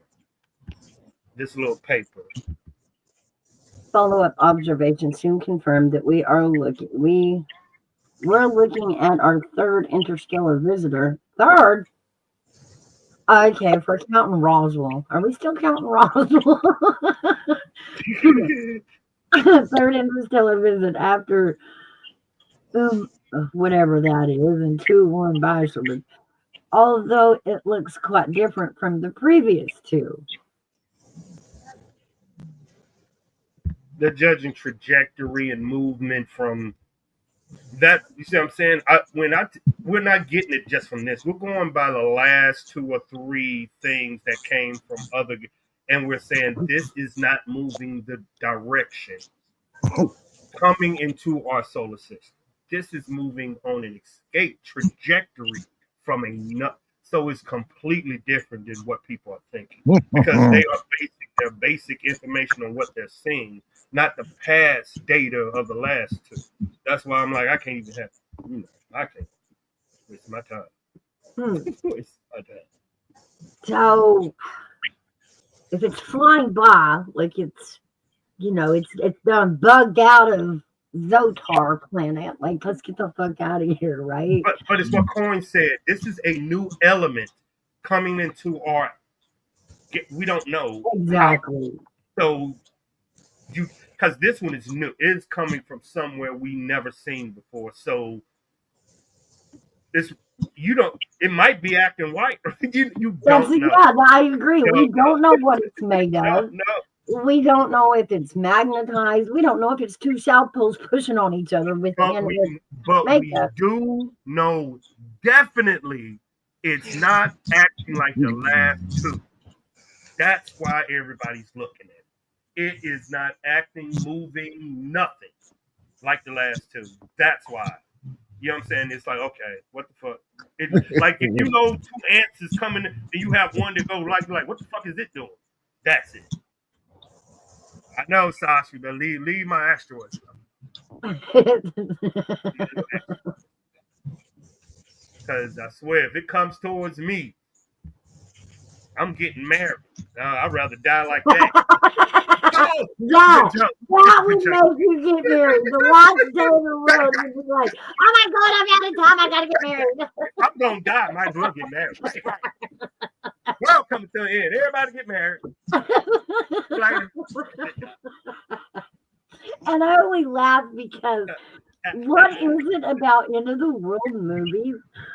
And they're in everyone. It doesn't matter if it's, freezing, if it's, fire, tornadoes, comet, whatever it is, there's always a set of teenagers that have to stop and have sex in the movie. It's the last day. Like, what?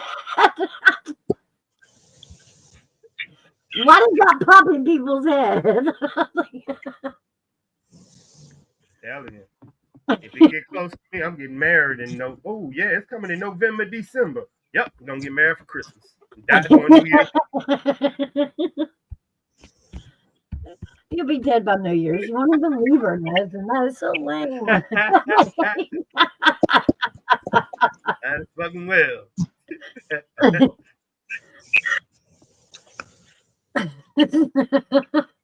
You just don't want to die alone. Is that what it is? Oh, man, y'all crazy.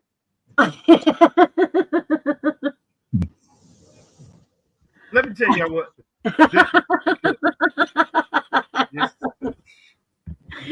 What, marriage? You're probably right.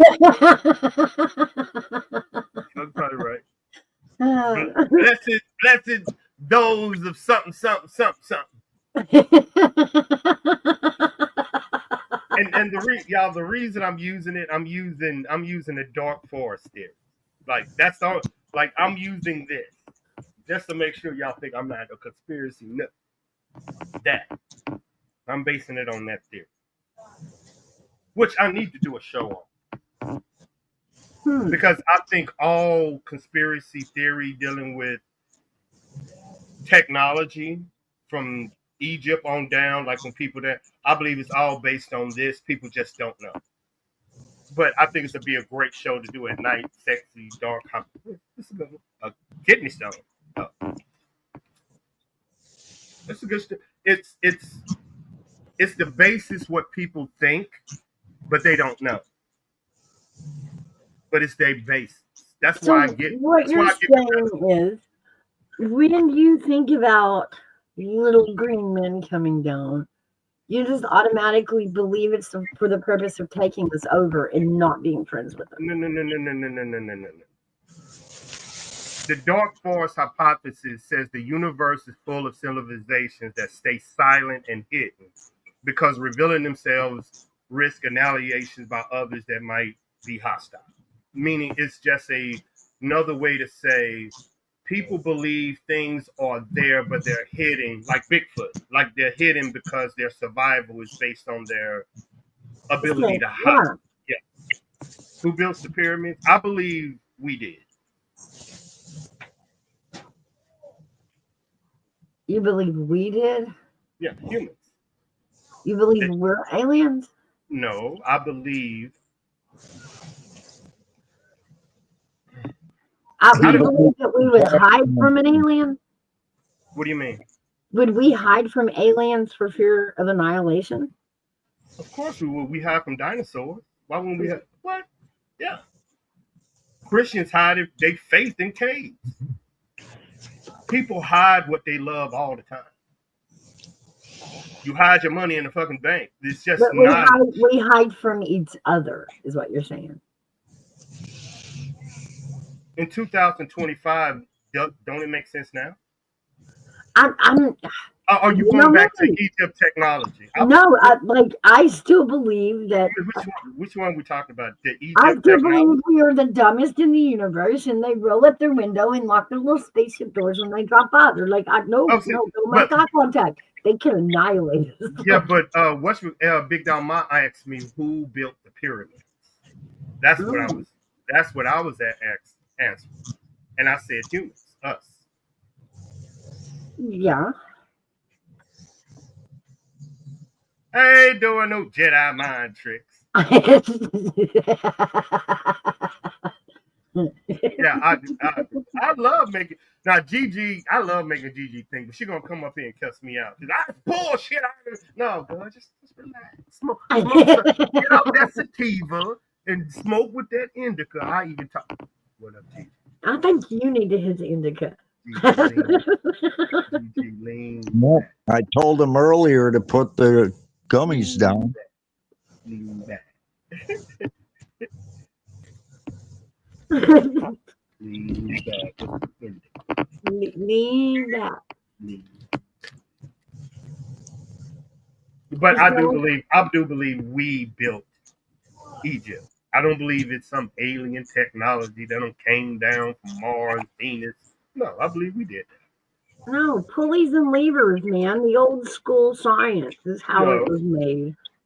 No. I mean, think about Egypt now.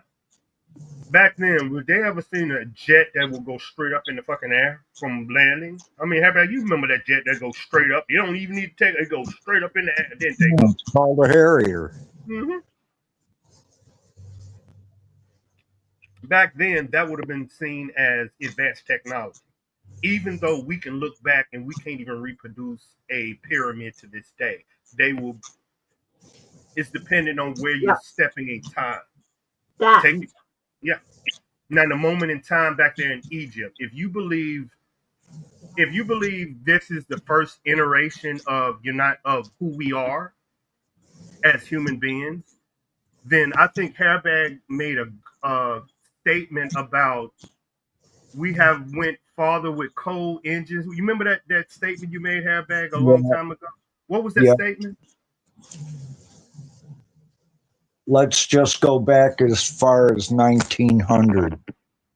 Look how far we've come in 125 years as opposed to the rest of humanity's existence.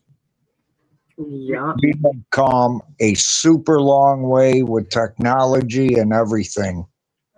And you telling me we just became smart? You think we wasn't as humans? We just became this? Come on now, stop. That you are slapping your ancestors in the face that built that temple after the great flood, after a great asteroid, after all of this in this world. You think we aren't capable of restarting our civilization from zero? And you know what? Even to be fair, we can go back another 100 years. I forgot about the Industrial Revolution. That's where it all started. And this is our lifetime, people. Our lifetime, we have seen us as kids go from an 8-track tape to a goddamn iPad and a drone that moves different. And you think as a civilization, we couldn't build a temple. It's lost technology. But we're arrogant to think we're the smartest people on this planet. You're arrogant that you think your children won't be smart as you. You're arrogant.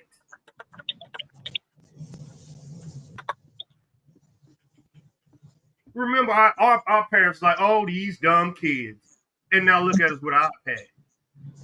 Look at us with AI. You think we just discovered AI this generation? Seriously?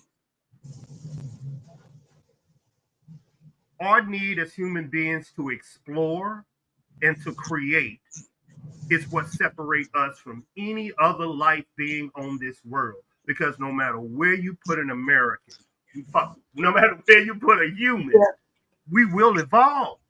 Yep. Yep. But thank goodness that our forefathers, even as long as it took them, gave us the knowledge that they came up with, because we built off of that. And granted, we did it faster, but we couldn't have done it without building off what they discovered.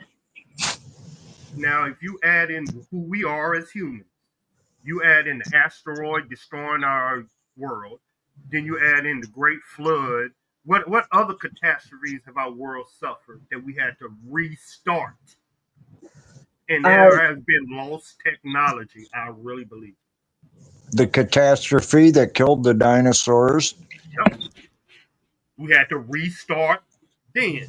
What about the Bible and the Great Flood? That's what I was fixing to say. Yeah, the Great Flood. We had to restart then. Yep. That's twice. Lo and behold, AI, we might have to do it a third or fourth time. But to what say... was what I said? We listened to them professors talk that day. We've reset the earth 3 times, according to philosophers. 3 times. That's what I'm saying. I don't believe it's... I'm not going to give alien people the credit that I know who we are as people. You can destroy our world right now. 80% of us right now are going to say, we're going to restart this shit back to where we started. Why don't we give them the same credit?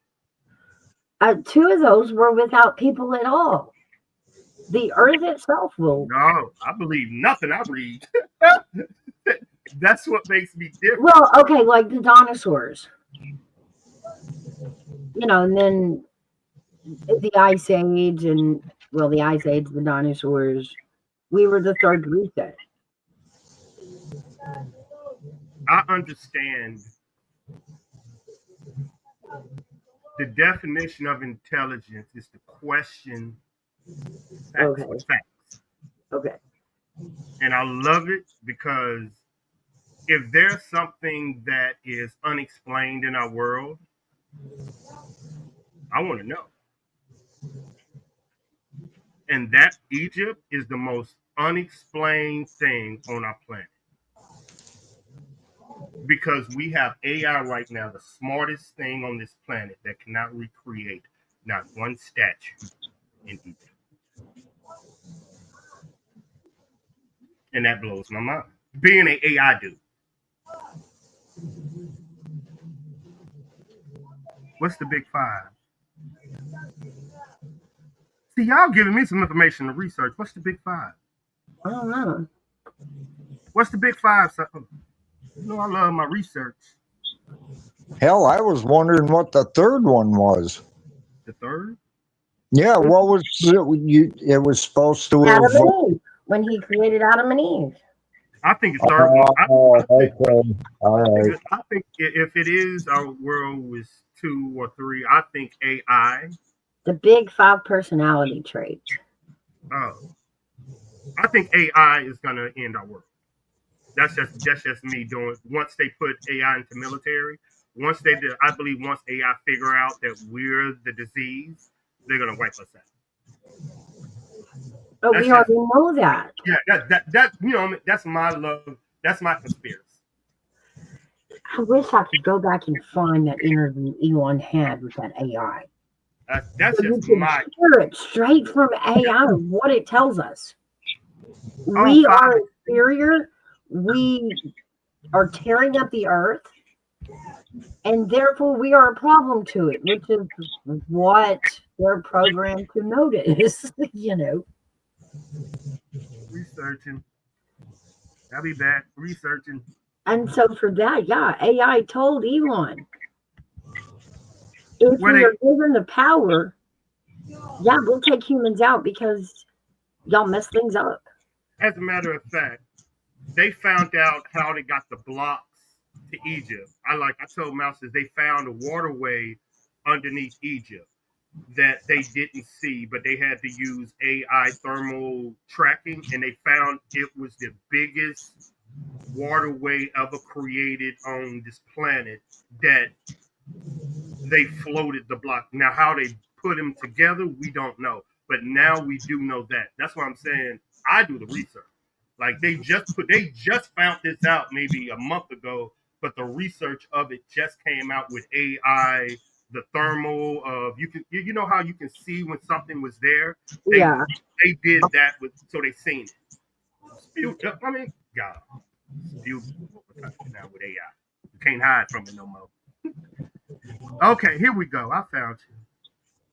End of avocation. Okay, a rapid glacial sea level event. You're talking about the big freeze. Okay. Late devotion, an environmental change, volcano eruption, the great dying, massive cold in Siberia. I heard about that. End of Triassic, large ignition and creation asteroid. That's all of them.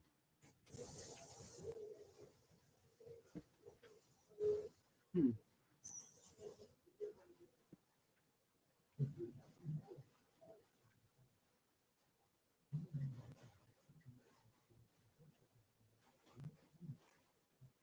Oh, they're saying we're going through a six right now.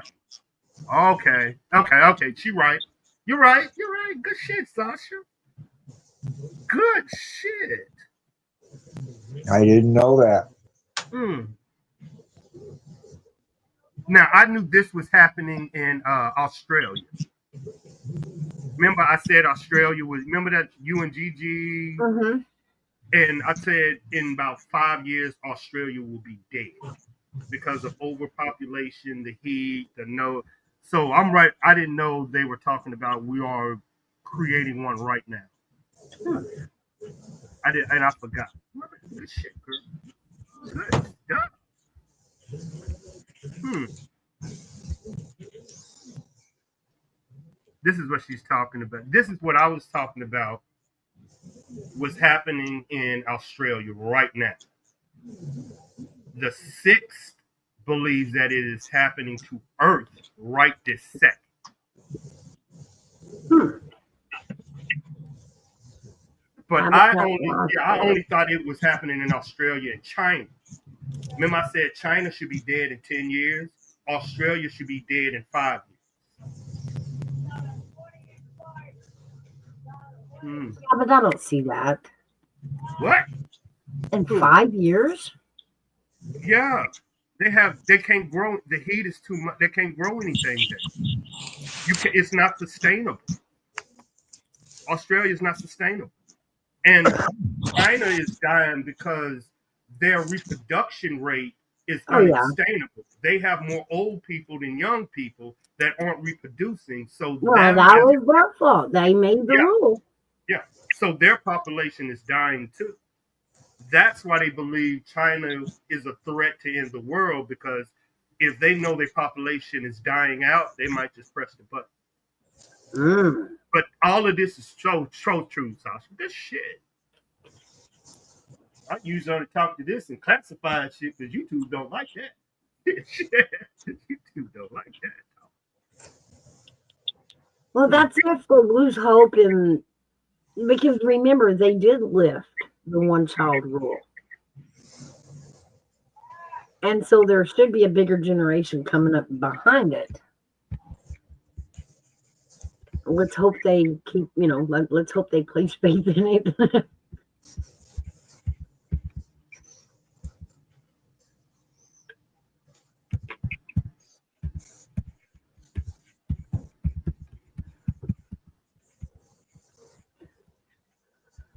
And the But thing again is that climate change thing.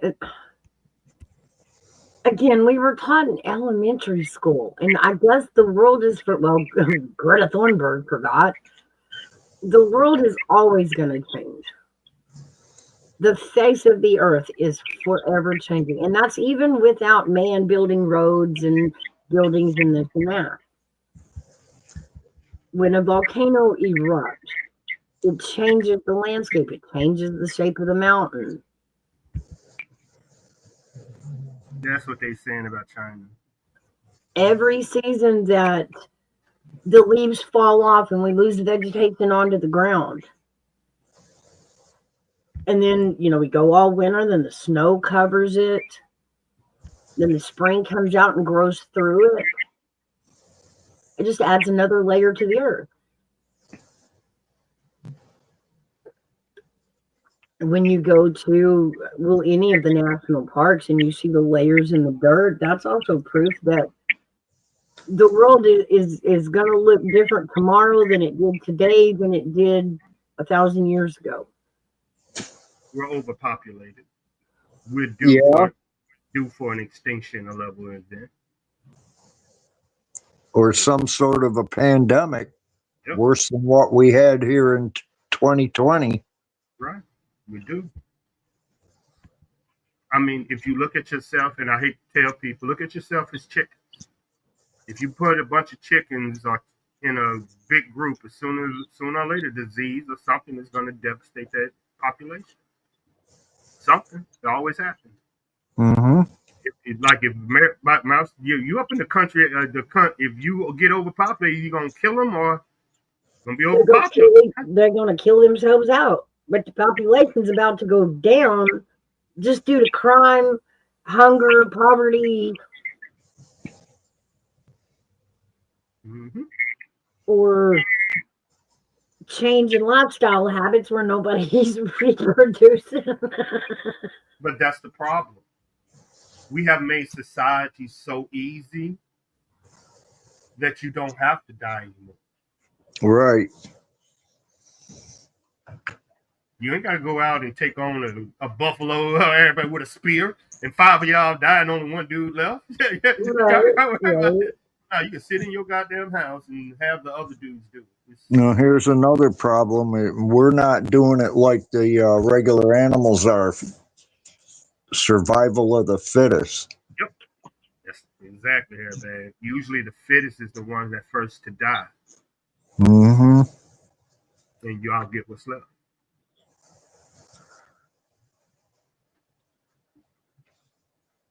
No, the unfit are the first to die, not the most fit.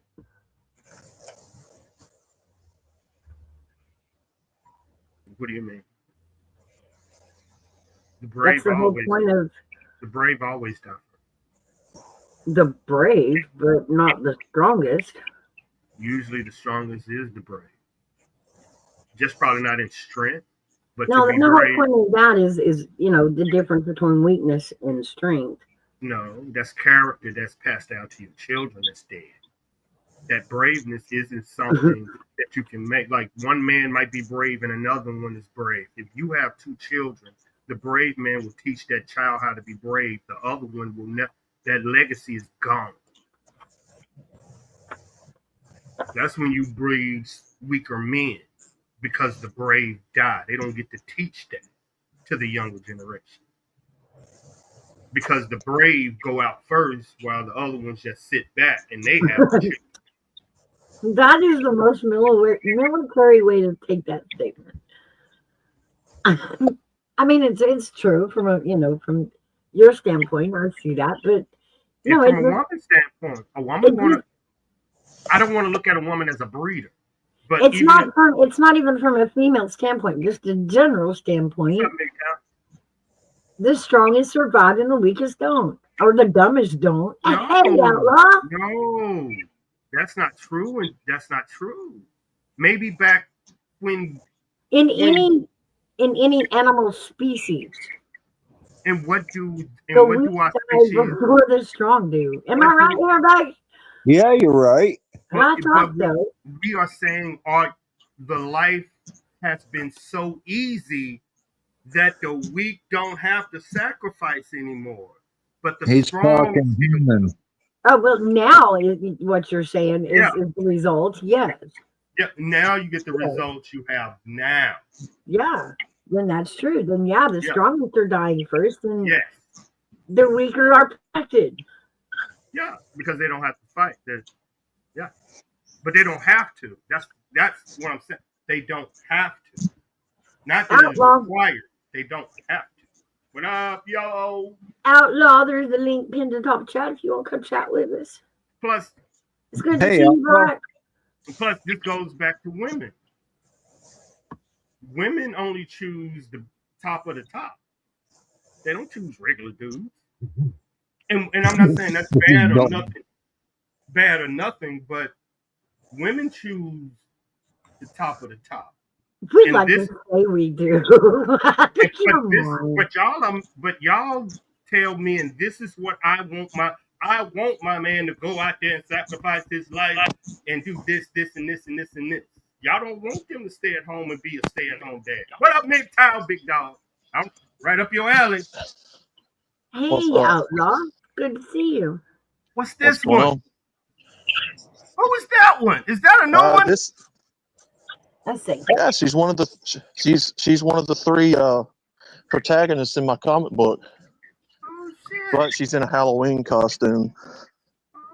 Okay, got a new one. Mouse. Oh, I like it. I like it. Got a new one. That's She's cool. supposed to be Lara Croft, Tomb Raider, but I got her in that. My little. I love it. I love it. Mhm. The other one is in a cat costume, and then my other avatar is in Jessica Rabbit costume. Oh. Are you gonna do an animation? Are you trying to do an animation cartoon, like a whole series with it? Like, Yeah. what would be your pitch Well, with it? Well, for now, I'm trying to do a comic book, try to get it off the ground. Why wouldn't you try to do animation? He is. Yeah, he's animating the comic book digitally. If I can. I mean, that Gemini AI, damn, you got me already. Your I don't robot. want to rely on AI. Oh, Right, right. Do you have So it's kind of, you could use Sketchpad on it. Mr. Nobody says use Blender. Have you tried use Blender? Blender. I don't even know what Blender is. Me either. I got Right. Sketchpad because I have an artist, my daughter, that will come in and do touch-ups on stuff. It's too much. I know time. what I'm it worried is. about I know what it is. I've never used it. Could have said secretly Outlaw wants to be me. Just taller. You my- got taller, Gigi. Hey, GG, 4'1" with a bucket. Oh, GG. My avatar is being that for Halloween, but I'm not. You're not gonna dress up as us, Siri? Pause. I'm just playing. I'm just playing. You know. I'm just Get my everybody got Oh. their avatar. Let me get one. Fuck that. I know I got something in there. What the fuck else I got in here? And actually, y'all, I'm not talking shit to Outlaw. It's just and Andrea that I'm talking shit to because we have a beef. I love my beef I with know. Andrea. That's the only person I can beef with on YouTube. I know it's been a while. Mr. Nobody, if you use my shit, I'm gonna jump. I ain't gonna say it. Fuck that. Y'all ain't using it. Never mind. Fuck that. It wasn't true. We were Forget talking that. about Outlaw shit anyway, not yours. No. Yours was safe. It's okay. No, because man, he can use what I just thought of. Everybody can use it, but I want to be the first to use it. Fuck that. I'll tell you in the back.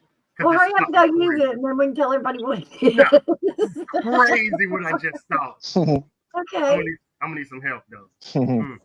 That's what we have to work on this week. Oh fuck yes, this is crazy. Oh my bad. Look what you've done, Outlaw. What the fuck is gonna be crazy? If I do this?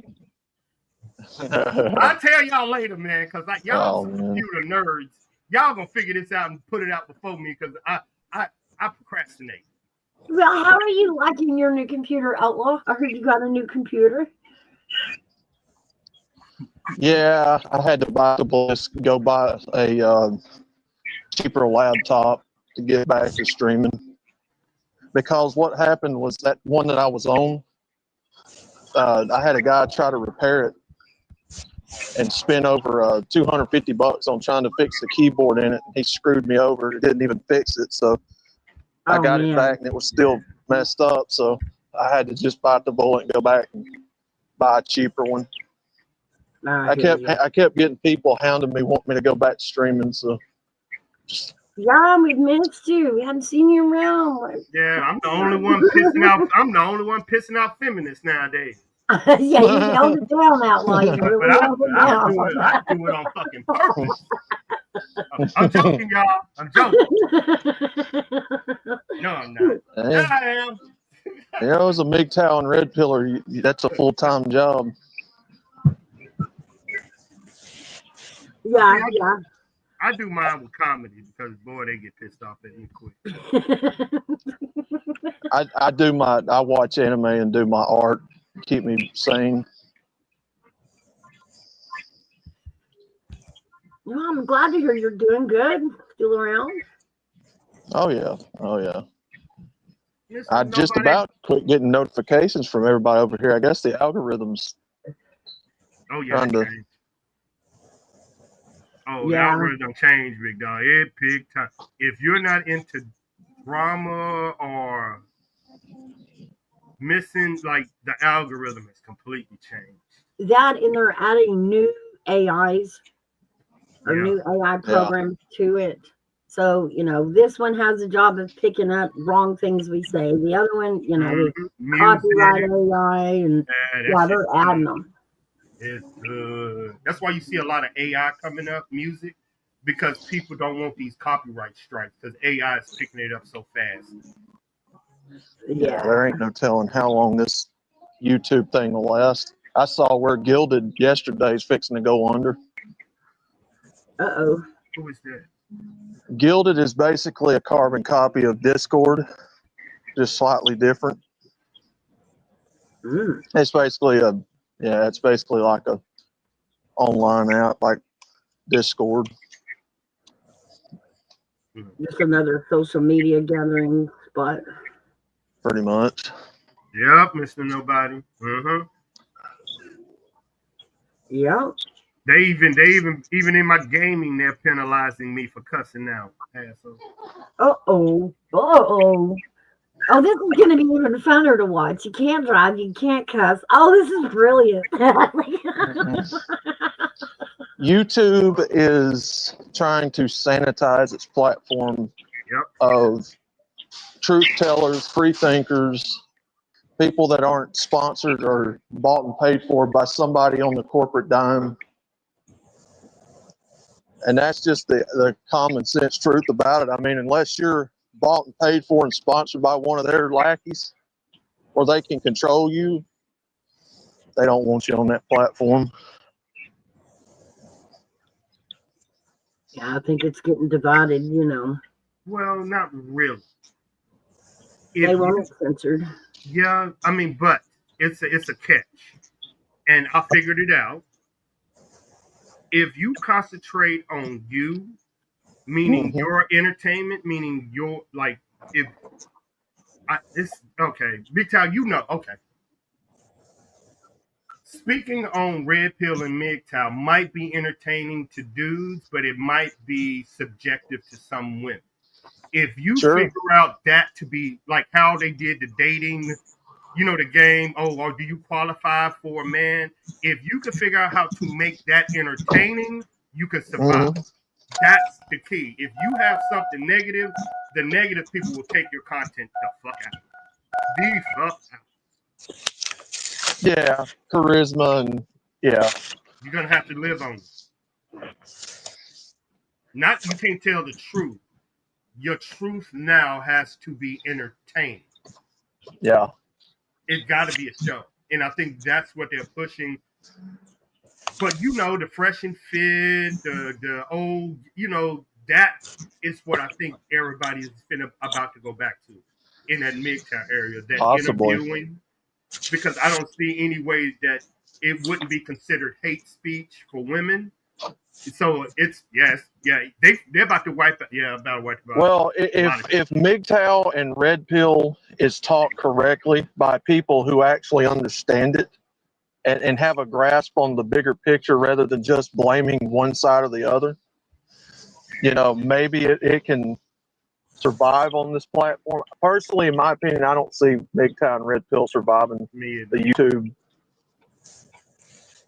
whole situation, and I really don't see it surviving on Rumble in the next 10 years. It's either we're going to have to create a virtual VPN network and give personal invites to people, or I don't know. But I hope you're right. Make it entertaining. That's all. That's like how you've been seeing the men debating women about MGTOW and women stating their case of why. I think it's going to have to be that platform. So it's almost you have to gear yourself with a woman that is knowledgeable about the conversation that can have the back and forth debate rather than it be hate speech. But I think it will make for a fucking awesome show. Sure. I can say that. Sure. That would be fun. I agree. Yeah, Mr. Nobody. Yeah, I don't use red pill and blue pill like I used to. I try to get away from the established labels of this philosophy. I try to make it more bigger picture, universal type thinking. I think women that are knowledgeable of it, if you make a platform that they can go in, despite what the dudes say in this, as long as they can hold their fucking own, let them at it. But I believe I don't believe this is real life. Like when a podcast, like when they actually send invites out, I believe some of these women, not all, I know me. can handle a lot of these dudes. I believe y'all should have these shows. I know, Mr. Nobody. That's why I'm saying I love the conversation because that's how you work it out. Well, we are facing a birthing crisis, and we are facing a dating market crisis and marriage crisis. It's not just America, it's all over the world, really. And the fact of the matter is, unless people figure it out that there's a problem in this culture between men and women, and it's not us causing it, it's people indoctrinating our kids, raising them to be weaponized against us, teaching about it. We're never going to get to the bottom of this problem. BG, why you picking on me? I ain't saying that. GG coming in? I know he's pushing, ain't he? What am I doing? That bad. I'm innocent. You're innocent. Let's Oh, know shit. the internet and find a lady. But that's where people actually find people in 2025. I know older couples that have met on. It's weird. That's where people are meeting people now. It's individualistic, Mr. Nobody. I mean, if one person wants to do that but another one doesn't, I've been in this long enough now. I don't hold it against anybody. Right. I don't really care at the end of the day. I mean, all I can do is be responsible for me. Yeah, it's just a conversation. I can go to Walmart to Ruth Chris, stay all crazy. I mean, really, at the end of the day, it's ultimately you that you're protecting anyway. Okay. Let me give y'all an out of the box conversation. Okay. Should women conform to men want, or should men conform to what women want? I'm gonna take all of this out of MGTOW married women. I'm gonna give suggestive stuff. Which one should have? That's a good conversation. I'm trying to shake y'all brain up. Neither. Well, You're gonna have to. think if the Well, word I form is not the right word. what is I am of the opinion that both sides need to put their pride aside and come to the table and realize there's a bigger problem than just dating and cohabitation. But then again, I don't expect much intelligence out of this culture. We're, we're, we're surrounded by room temperature IQ people in this culture. I don't expect much intelligence. But are you basing that on the first thing that a woman or a man should see is attraction? Shouldn't it be? I guess it would depend on the individual, but yeah, I can see where you're coming from. Should women conform to men's standards or should men conform to women's standards when it comes to attraction? Neither. Find someone within your standards. Hmm? Yeah, but you got to be attracted to them first. Like, you got to like what you see. A lot of pretty people out there. That don't mean you have to catch every. Well, let me correct you there, Mr. Nobody. It's not a movement. That's been hijacked by people like Andrew Tate and Fresh and Fit. It's actually a philosophy that we live by. I don't have political leaders. I don't take orders from people. I just live by the tenets to the best of my abilities of the philosophy. I don't take marching orders from anybody, really. Is Nobody talking about what's the fucking movie? The Matrix movie thing? Yeah, he's trying to tell me he doesn't agree with the movie, which is fine. Yeah, that's fine. Not everybody will. You don't have to anyway.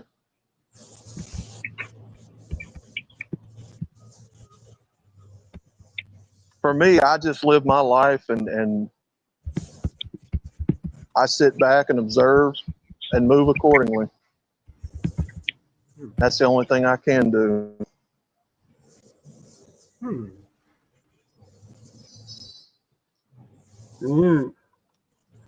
When you people watch, when you observe Mouse, you'll learn so much.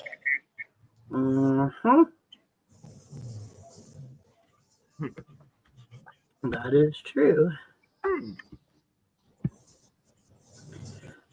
See, I know a lot about this. A lot about this subject.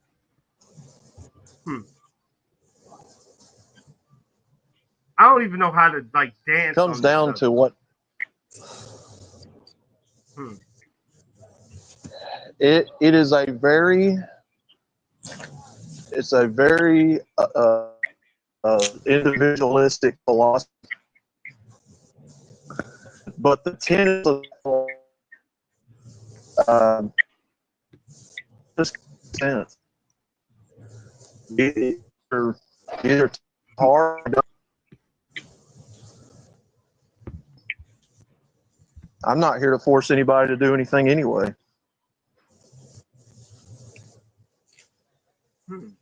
I don't believe a couple should be interested in changing each other's life. They should be interested in just becoming a part of the life that's already there. But see, you already, to me, Mouse, love in its purest form is understanding that you and her are imperfect, and that your imperfectness molds together to create one flesh and spirit according to the scriptures. Yeah, but I feel like if you're already starting out different, why are you dating? Then why are you dating?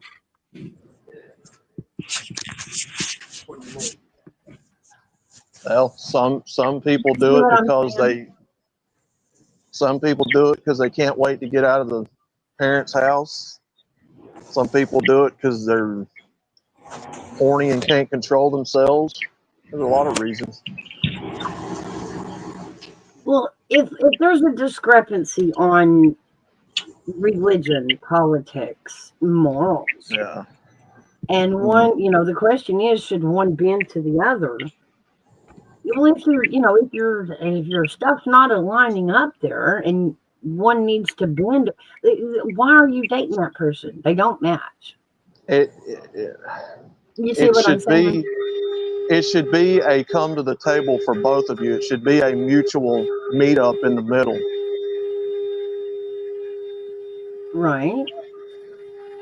Dating has always been, you know, dating them long enough to figure them out and learn compatibility and whatnot. But, you know, again, the culture has such different ideals of what it is now. It's just a transaction to a lot of younger people. Yeah. And I mean, but not talk a lot about that. It's not a business transaction. Um, should you be applying for marriage in a sense, like Charlie Kirk talks about? Yes, probably. I mean, Ask them the that's questions what you want about to do. what do you believe as far as religion? What do you believe as far as morals? Children, like, yeah, ask all these questions before you get involved, right? Heavy metal. I can't disagree with that. Oh, I agree with that completely. And it does work I out love that me way. some I good mean, Led Zeppelin. that is the best part about marriage is you do learn to kind of plug each other's holes there.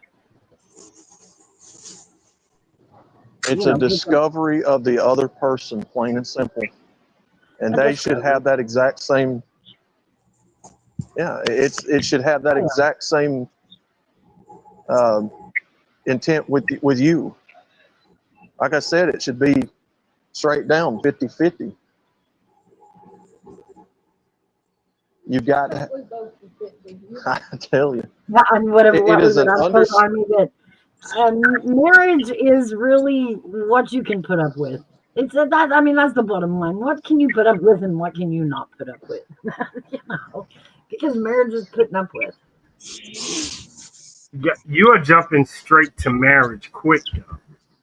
You're forgetting that in 2025, the average female is more emotional. They are more want you to connect with them, and most men don't know how. That's the problem. Well, then that's not bending one way or another. That's emotional intelligence. That's communication. Is that a learned thing, or do women and men need to speak about it? Because more men don't get that women want this from them.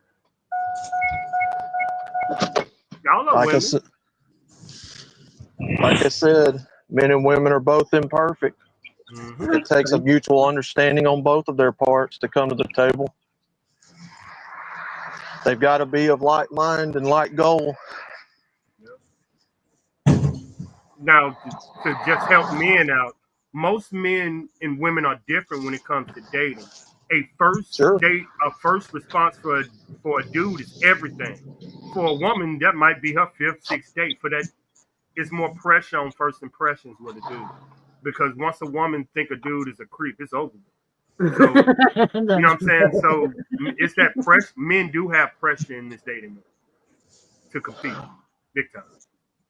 If they aren't, like you said, smart, this, because as they say, we live in a swipe left society. Don't you think we worry about that too? I mean, we want to be desired. We want to be liked. We want to be funny. We want to, all the things.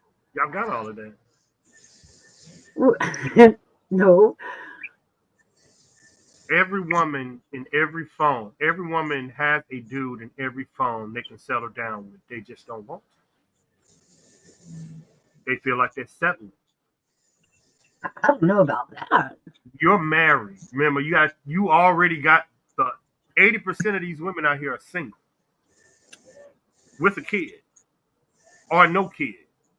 Ask them why they're single. And in their phone, is it a dude that if they wanted to settle, they would settle with, but they think it's a better dude out there for them? Yep. Maybe.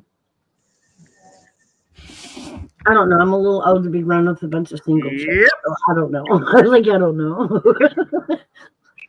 But most of these single women would tell these dudes, if you just approach me, something might happen.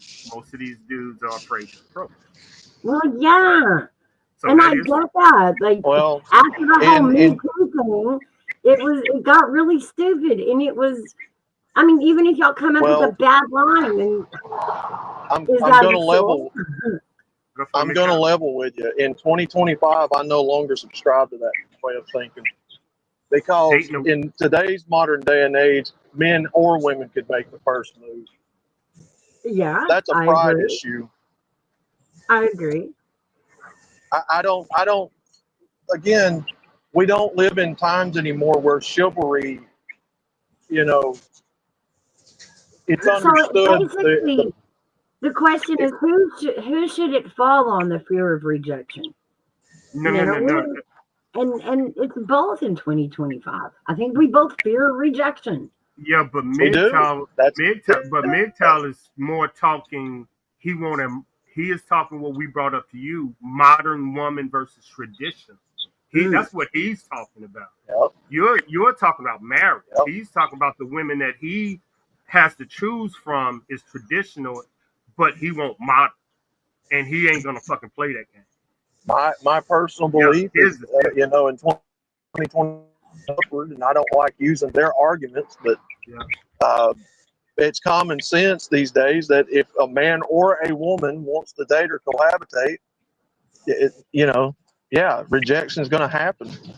But we talk so much about this damn equality bullshit till, well, put it to practice. What's stopping a woman from doing it? I don't see the problem unless they really don't want what they're asking for. Are you saying more women should cohabitate with a man without marriage? Or you is No, that I'm what you're saying? saying no, I'm saying in today's modern day and age, where you still have a desire for both sexes to date, and women are still trying to cling to those traditional values taught to them by their elders, mothers and grandmothers. We live in modern times where it shouldn't be an issue, especially if they champion for equality, to ask the man out. Yeah, Oh. fear of rejection is there. Yeah, that's what a man goes through. Oh. So Well, that's a that was woman, my point. Yeah. yeah. So a woman, yeah, she knows what's going to happen. So she's not ignorant of what will happen. She just doesn't want to. But I don't see the reasoning behind championing for equality if you're not going to put your money where your mouth is. Mm. You can't have your cake and eat it too. Does that go across the board? Do you want her to earn about the equal same income as you? That's a whole different discussion right there entirely. He's saying I was women. just seeing how far modern his definition went.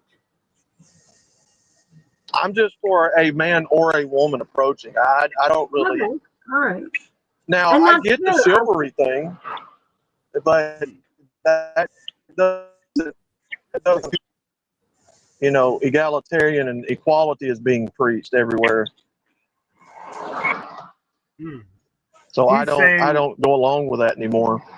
So are you saying that women in real life and women on YouTube, if you like a man, you should step your ass up and ask him because you wanted that Yeah, equality? what's the problem? Hey, There you go. I get it. Yeah, there you go. What's the problem? Yeah, he's saying, what the fuck y'all scared for? You want? I get it. That's why I had to ask. But keep in mind that means that both men and women, that's what they want, should be out there, asking the woman out or her asking him out. It isn't just a one-way street. Right. I agree. I mean, it's an outdated chivalrous concept that we no longer live in those times for it to apply, really, because everybody is more forward in the times, thinking differently, and They do. just what it is, the product of our time. They do. They're out there. There are these. I ain't gonna say it has changed, but it has changed. These women are more. You still have your ones that ain't gonna acknowledge they like you, but these women are very acknowledgeable about they want to fuck you. So it has changed. In 2025, do y'all still use your friends like we used to do? Don't Like, need do to. you have your friend go tell him, like, hey, my friend likes you. Do you like her? Do y'all do that? Is that a thing in I 2025? mean, yeah, it still happens from time to time. Yeah. Okay.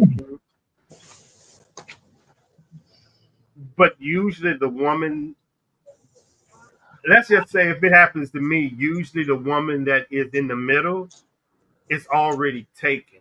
So she trusts that person not to overstep. You see what I'm saying? This is Oh, well, yeah. Like, yeah. don't sabotage it. If you Exactly. don't be that one friend that said, well, he likes her and I don't like that, so I'm not passing that But I mean, message. here's the That's a thing, whole though. I different mean, show. I'll be honest. You know, even when I was growing up, I really didn't understand the whole chivalrous thing because, you know, it never really made sense to me why a woman couldn't ask men out. Because I've heard stories about them doing that. They do. You know, it's like, why is it such a big deal to people? Just ask them out. It don't seem because society hasn't accepted it yet. But behind the scenes, women do. Like if you have a personal connection to a woman, she in 2025, it isn't ask you out. It is ask you over or can I come over? That is 2025. That happens Mm. 1,000%. Yeah, true. yeah, and you have to be, but that means you have to mouse know as a woman. That means for that woman to feel comfortable, have the conversation, and then even feel comfortable coming to you.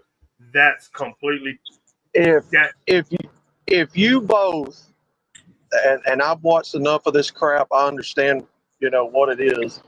If they both are already, you know, they've already sized each other up, they already, you know, see something in each other that they want, and they're in love with each other.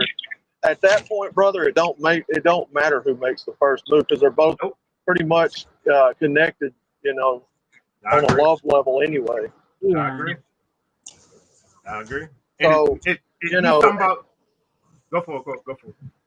So, you know, again, to me, it's just a product of the times we live in.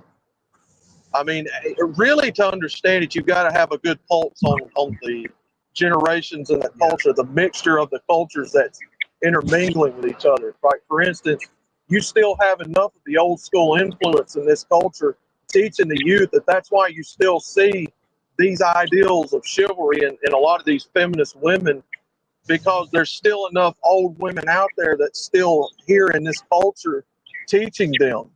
The older generation hasn't died out yet, and the younger generations are mixed in with this, stirred in with this, learning a lot about this old chivalrous ways, but they're trying to connect modernality with it, which is why there's so much confusion on both sides.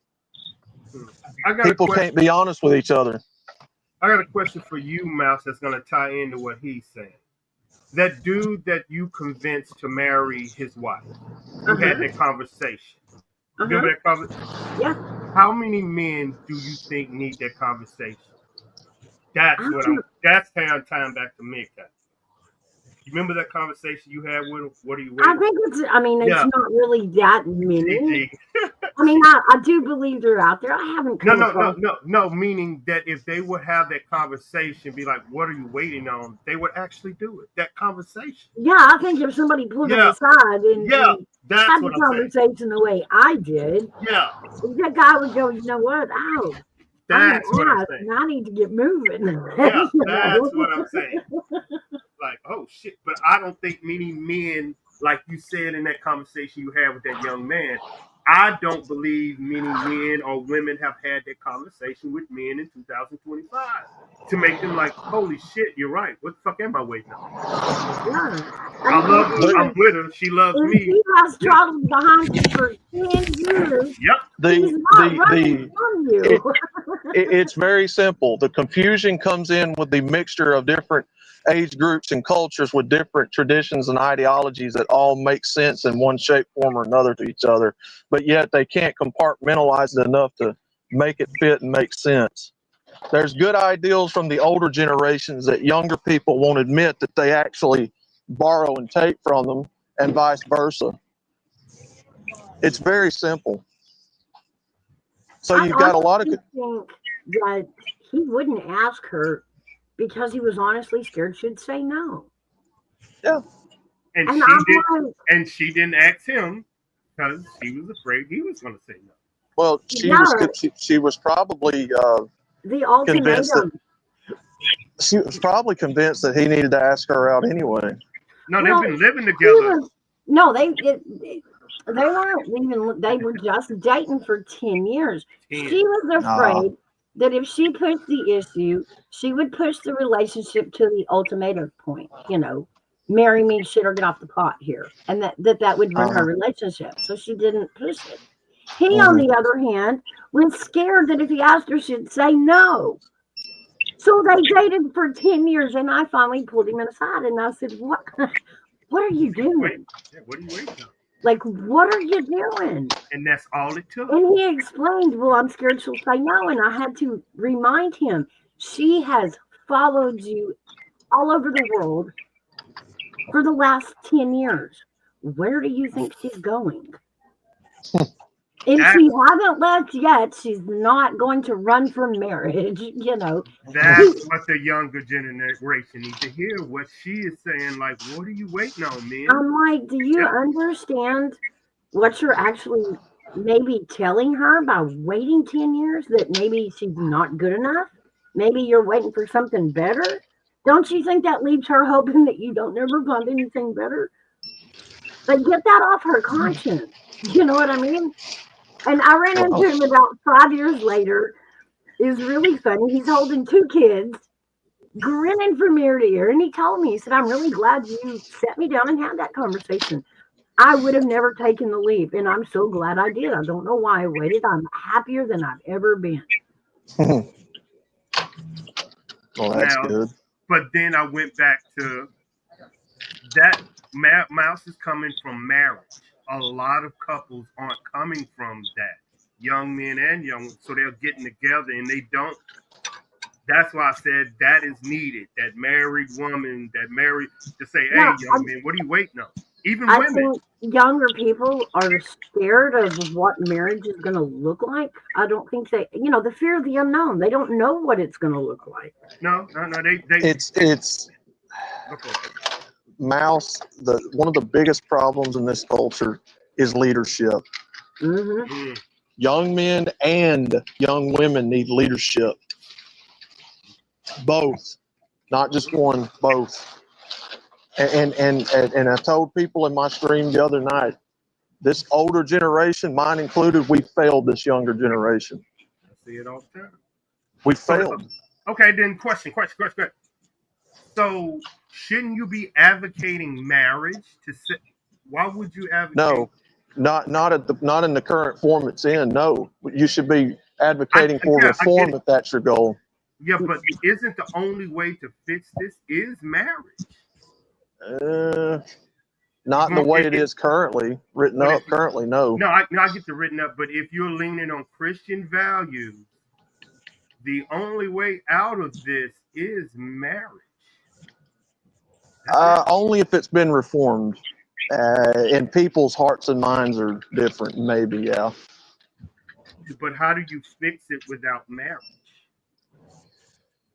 If marriage is the ultimate, for some people, then you've got to focus on reforming the way it's currently biased and written up against men. So should you reform the Bible? No, the Bible didn't cause that. But that's mankind's shortcomings. Should every Christian man marry a Christian woman?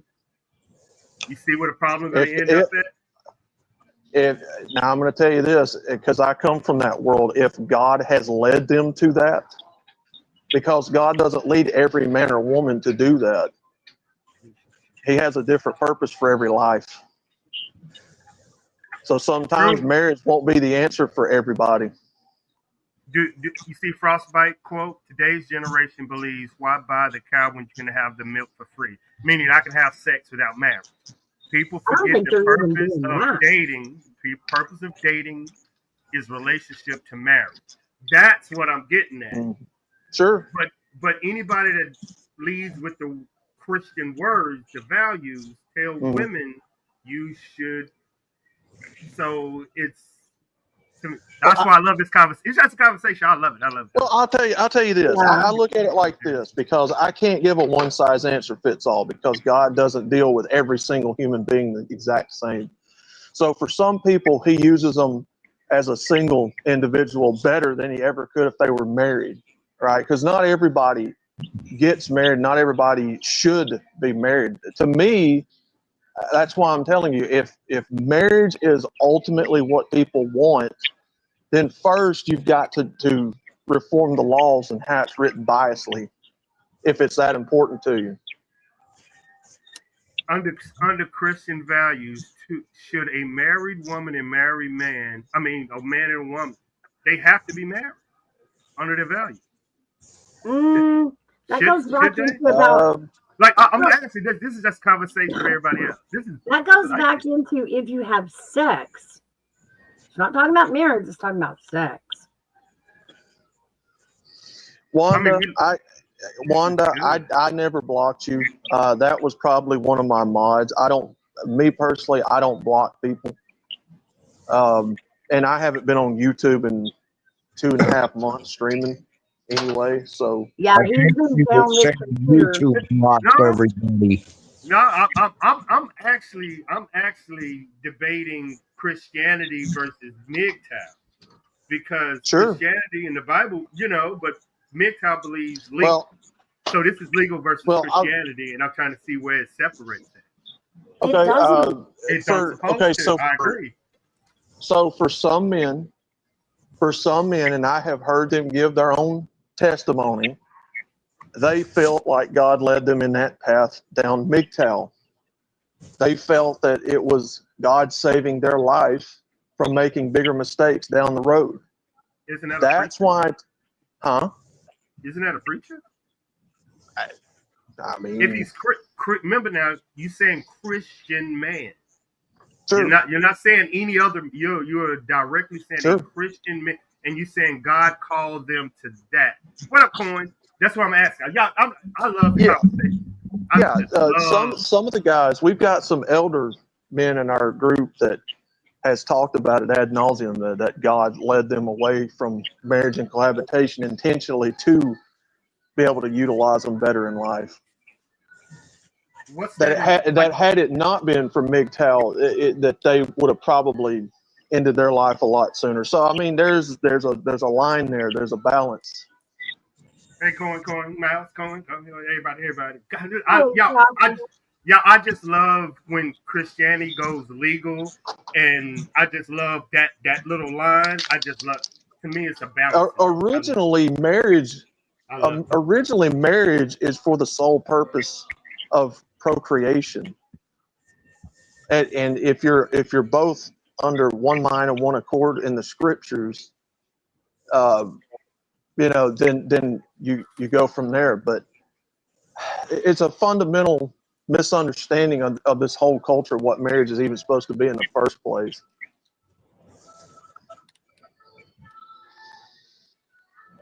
Yeah, I enjoy these conversations. You guys make me do a lot of thinking. Welcome to the party, Professor. See, that's what's going on, everybody. Hey. What's going on, brother?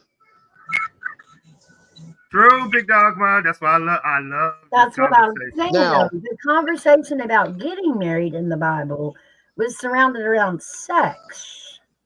Now, not entirely. There are multiple reasons for marriage. You got to look throughout history. You got to look for the time frame.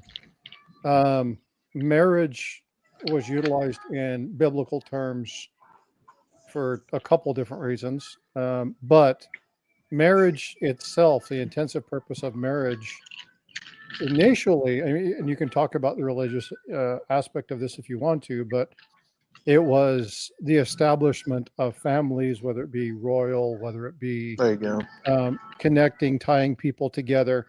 There were economic ties to marriage, right? And so you were looking at a different political system. Now, let's flip that on the end.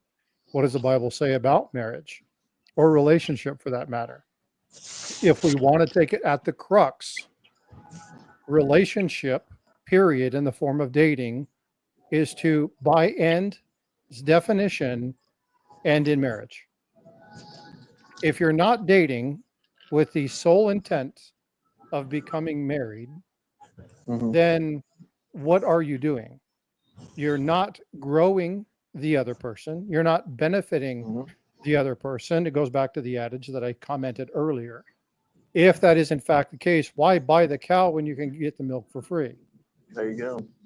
So what are you doing? You're leeching on that other person. You're stealing that person's soul. You're stealing that person's greatness. You're stealing that person's opportunity to find what the end state should be, which is that joining up together of two unions in that matrimony, which is I covet myself to you, you covet yourself to me, and together, not as a completed person, but as two whole people in one, coming together as two people, not one. I hate it when people say, you complete me. Well, then you have some serious freaking issues because you should be a whole person. Each person should be a whole person. So you should come together as two whole entities and come together for the betterment of the party, right? And that's essentially what marriage is. It's a covenant. That is the whole purpose of this. Now, tie a covenant to the covenant of the marriage purpose in places like India, which is a caste-based system. You're still getting in a covenant, but instead of it being about love, which love is something that people may or may not find, but the purpose of that structure is the covenant, and that in some of that it's purely financial, carrying on the family name, the carrying of that aspect. DG, No, Gutters. I know I was going to agree with it too, MGTOW. No, Gutters. Quite the contrary. No, I was raised to believe it was one man and one woman. The problem is I took into account the type of people in this culture. That ain't everybody, obviously. But you have enough people out here in the culture that's diseased, that's immoral as hell, that's they don't take a lot of this shit serious. So mental illness. it's the whole adage: if you have one poisoned M&M in a bowl full of them, would you still eat them? So are you saying that what type of women are you describing that is the bad ones in the bowls? I want to ask a follow-up question. You have to understand that again, like I said, it's not every single woman in this culture, right? But there's enough women out here that's immoral, that follows a lot of the immoral influencers of our culture that believes that sex is just, it's. Oh shit! I got that. Here's my follow-up question. Hold on, real quick, Army Vet, before you go there. I love this question. Okay, I want to acknowledge something that Hairbag's saying. Okay, and this is coming from multiple aspects, and I want to take this into consideration. Sure. If you look at the moral context, just get religion out of the way. You look at the moral context. Can any of us on panel say that we are not in moral decline in our society? Can we not say that the values of old have adequately declined to the point? So in Hairbag's defense, and again, talk about both aspects of this, okay? In Hairbag's defense, what he's saying is not wrong. Hold on just a second. Frostbite. We're talking to Outlaw, not Hairbag. Oh, okay, sorry. Outlaw. No, it's okay. Brother. Yeah, go ahead, man. Go ahead. All right. Well, the person who has the argument. Okay, but anyway. Yeah, go ahead. The point of that is, okay, And in the morality, getting our moral fiber back together, yes, it's an absolute critical step if we really want to focus on what the original sanctity of marriage was. I wholeheartedly agree. Wholeheartedly agree. But we're getting some things confused. Sure. We're getting the religious tenets of what it means to be fruitful and multiply. When we talk about fruitful and multiply, we're talking about Genesis 1:28. Be fruitful, multiply, presenting full creation in the divine aspect, the divine blessing, under the sanctity of God, as a married couple, in the light of what it means to come together. We're talking about Genesis, the origination, right? This was two people brought together, body of my flesh, that area. You go down to Psalms, we get down into Psalms, we talk about children as a heritage from God. Well, you can't have that heritage without that divine blessing. How do you get that heritage? Well, you have to be married. So I want to be careful because the only reason I popped on is because there's conversation that's being had where both of those lines are getting crossed. Yes. And we want to make sure we don't do that. Thank you. Because that way we turn the Bible into legalism. Yeah. And that's not what the Bible is. Okay, but if you say I am basing my life on the Bible, you should endorse it. Meaning, if the Bible says marriage is the ultimate outcome to become that, you have to follow the tenets. And that, but the MGTOW philosophy, that's where I crossed in. Believe. Then at that point, AV, then it becomes, if it's that important, then we have to reform how it's written up currently, because it's being led by immoral people. Marriage right now is not. That's fact. That's fact. It's not. It's not a good thing the way it's currently written up, because it's so politically one-sided and so corrupt that it has to be reformed lawfully. So do me a favor. When you say written up, provide me contextual evidence of what you mean by that.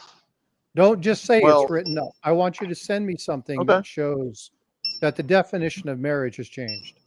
GG, sure. Welcome in, GG. I know you sure, coming in about married woman vibe. Married woman vibe. Yeah, well, the reason I say that is because what do we mean by definition? It's really easy to say this. Show me what you're referencing, because I want to see the context in which it's provided. Okay. Does that make sense? Is it? Yeah, absolutely. Okay. Well, understand, people are not perfect. So doesn't it stand to reason that imperfect people have taken over? Oh, yeah. Control of the laws? We're in a moral downgrade in America right now. Sure. Absolutely. Yeah. I'm not arguing that fact. Matter of fact, if you listen to the general concept, all of you are saying the exact same thing, just different ways. Yeah. You know, and I'm not going to get into the relationship of the 10-year thing. I got my own personal thoughts about that one. But I honestly believe the immoral downgrade can be fixed with marriage. No, absolutely not. Yeah. No. And the reason is, here, I'll give you a great example. Okay. If I take a cheater, somebody who's known to cheat, they've cheated in multiple relationships, and I put them in a marriage, does that fix them? No, because the person chose wrong, not the marriage. Okay, no. It's not that the person chose wrong. The moral fabric of that person hasn't been addressed. Right. Okay, Marriage I get what you're saying. Yeah, okay, I get what you're saying. I got it. And so changing the definition isn't going to help. Changing the structure of marriage isn't going to help. If we don't get to the bare bones tenet of where the problem lies, which is, i.e., the belief in faith, i.e., the belief in what the moral construct, the moral fabric of that is. We don't deal with our integrity. We don't deal with ourselves internally. We don't grow to be better people. It's never going to change. Period. Doesn't matter. Agreed. That's why I always say. Yeah. No, go ahead. No, but again, the things that are being said are not wrong. We just have to remember, again, remember the tuning fork? It's really easy to think something exactly right is being said. Do you know why I like this topic? I've been divorced 3 times. Hmm. Okay. So does that make me a horrible person at marriage? No, No. no, because Unfortunately, my first wife, there was a situation where a kid on a skateboard riding down a hill came up from behind a fence. My wife was driving 50 miles an hour and had less than a second to hit the brake before she hit him. Mm, Killed him. Messed her up the rest of her life. She had issues mm. mentally the rest of her life. She couldn't tolerate it. Took everything. I mean, everything. Left me a mattress, a fork, and a spoon, and left the house. And said, I can't deal with life. I need to be on my own. Didn't think about the fact that some of the stuff was there for my grandfather and the collectibles, and my granddad had passed, and that was all I had of him. She didn't think about anybody else. Was that a fault with me? Well, I probably should have been dealing with things better. But no. My second wife, freak, most of that was all me. I just finished a bad relationship, jumped into another one. The horny 25-year-old came out. I saw a beautiful girl in a $7 sundress, and $250,000 later, I'm fighting for custody of my kid, right? yikes, Stupid Oh, yeah. on my end. yikes. But the question is, does that make me a bad person in marriage? No, I've No. been married to my wife 13 years. We have a wonderful family. We've had issues, but we both agree that we are whole people and we have situations that we need to counter. Sometimes we deal with them together. Sometimes we don't. And we have to be okay when the other person wants to handle that situation on their own. Because when they're ready for us, they come to us. Right. So what do you have to do? Well, in each one of those, I learned a little bit about myself that I wanted to be better at. Right. And if we're not doing that, it doesn't matter if you're married or if you're not. If you are not addressing your core problems internally, whether it be financial, whether it be sexual, whether it be relational, whether it be substance abuse, whatever it is, if you're not dealing with those elements, it doesn't matter what relationship you're in or how that relationship goes, it's never going to get better. So the Yeah. tenet of marriage solving this is horseshit.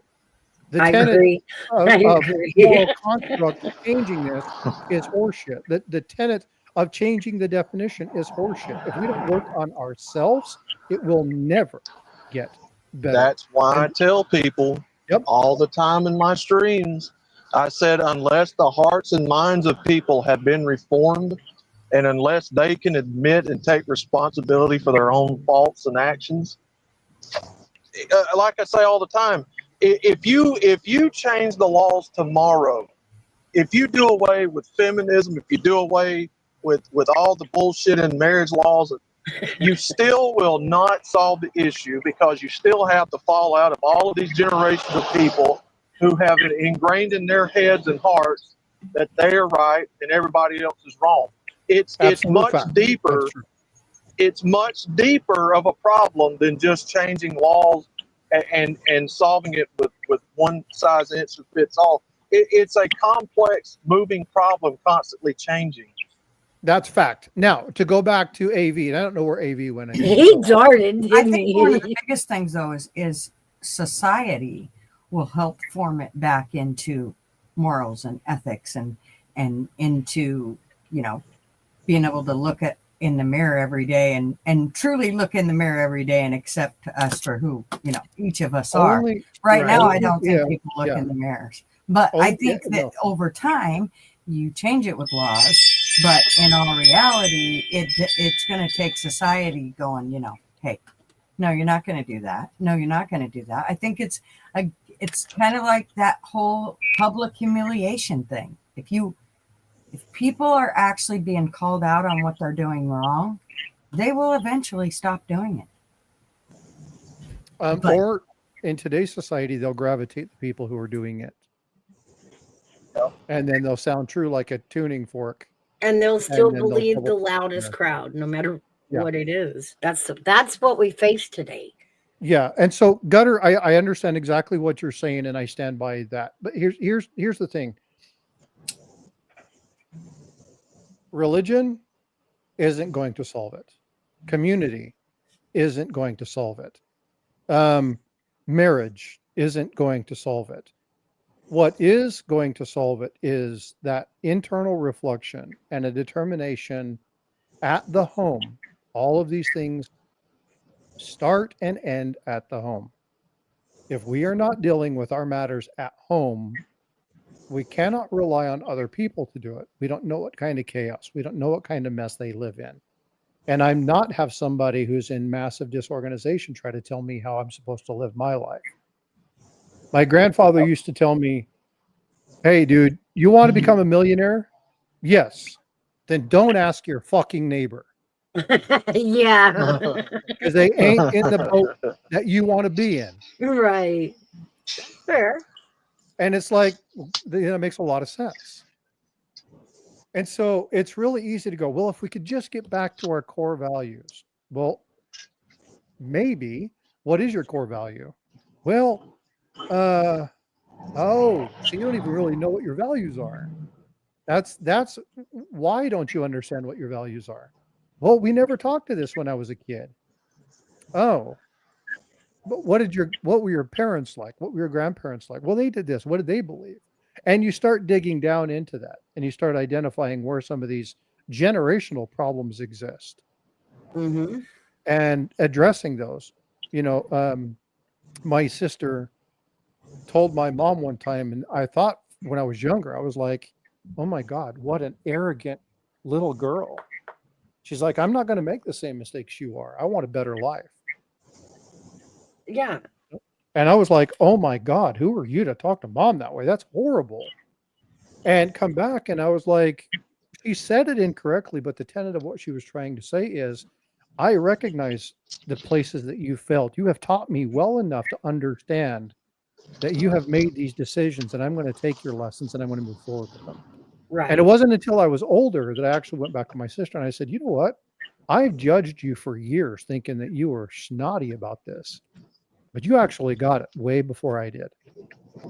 Yeah. And when you can come to those discussions and have those agreements and understand what your core values are, then you start finding things. Now, can religion help you in that? Yes. Can it harm you? Yes. There's no one answer for that. True. Because where you go depends on the people that are there. And if there are people, again, people say, well, go to church and meet yourself a nice lady. Oh my God, why are people in church, folks? Because they're broken. Yeah. Okay. That's not always the best place to go.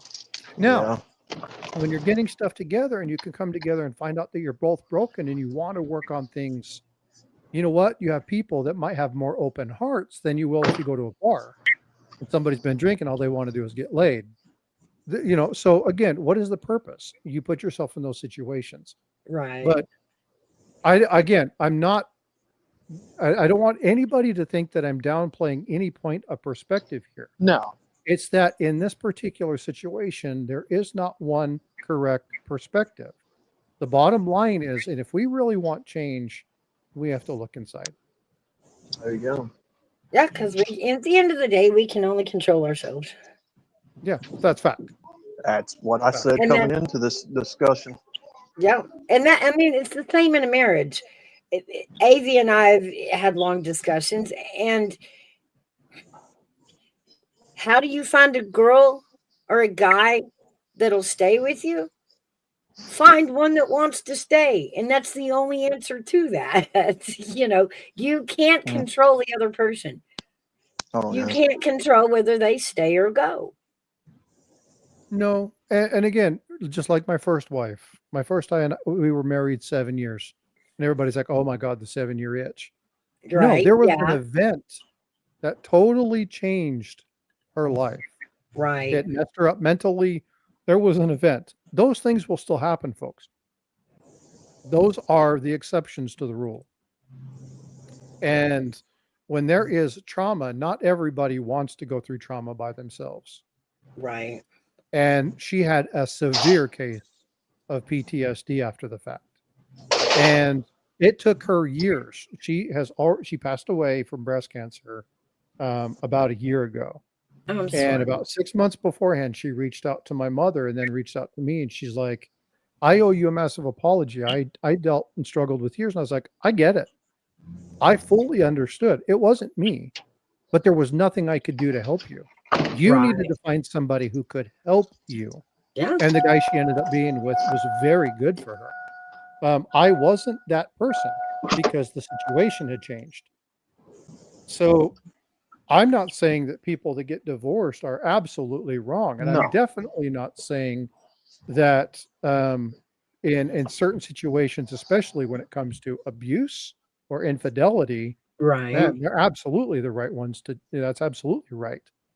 Unfortunately, we got into a place. Well, I don't like the fact that you leave the toilet seat down and don't roll up the toothpaste. In the That's bottom. what I mean about I putting up can't handle with this stuff. anymore. I'm out of here. Oh, yeah. Yeah, that's If it you're about not seeing those marriage. flags early in your dating life, then your ass is blind. Right. Yeah. So, Yep. but yeah. Anyway, I'll quit talking. I tend to ramble, so I'll be quiet. Well, I think the best way to get to know is take a road trip together. Like, And that's no, better she's than that right. is better than I've 10 heard years of absolutely right. dating. Take a I've heard trip people- somewhere, a high stress trip. Don't go Yeah. to Mazatlan. Yeah. Don't Take go, a long, hard trip somewhere. take a trip to New Zealand. I've where heard people say that, Mouse. You're 24 hours on a freaking It- plane in It airport. gives you a chance to go through the whole roller Well- coaster of emotions with Uh-huh. them. You know, the struggles, the good times. And that's what I mean by a hard trip. You know, being on the road is aggravating. You got to pee every 500 Boy, you miles. can You're tell who hungry. married. You can tell who married Again. on this panel. Again, go back to what I said a while ago about dating. Dating is merely just for you learning the other person, asking the questions that you have to ask to connect with them. It's not about taking them out to dinner and paying for them and having sex on a one-night stand. Dating I know, it is. that's your introductory period. That's your Yeah. that's your learn about the other person time. But, you know, if you want to know things like how they are going to react during the hard times, when you have to work together in the struggle, all those things, I'm telling you, a good 2-week trip, and you pretty much got the gist of it. Well, Yeah, that's that is absolutely there are you guys know what's his name? Jordan Peterson. A lot of people Yeah. can't stand that guy. I love God, I him. love him. yeah, I know. He is a royal pain in the ass. I I love him. absolutely love. He says stuff unequivocally. He's challenged. He studied. He understands what's going on. But he said the same thing, and I was like, I have been on trips with people, and went, there is no way I could spend my life with this person. Absolutely none. Mhm. And because, man, they get there and they're a whole nother person. They get snooty and they get grumpy and they get angry, and it's like, wow, who Yeah, are you found out real quick when times get hard. Do they give up and cuss and scream and bang on the wall? Do they keep trying? Do y'all know 80% of people out there haven't been on a date in over a year? What is that? Yeah. Haven't even had sex y'all are already into let's go out and this. There are people that haven't even touched another person in over a year. Y'all are talking marriage, but 80% of the people listening to y'all haven't touched a human being in over a year. It's been 5 years for me. That's what I'm saying. Y'all are so disconnected from y'all audience. Huh? I'm gonna say one word that's gonna describe what's going on. Take out everything y'all just said. How important is social media in 2025 in the dating market? It means more than anything that y'all just said. Sadly. How important is social media? Apparently pretty important. Very important. That's what women do majority of their picking of husbands in 2025.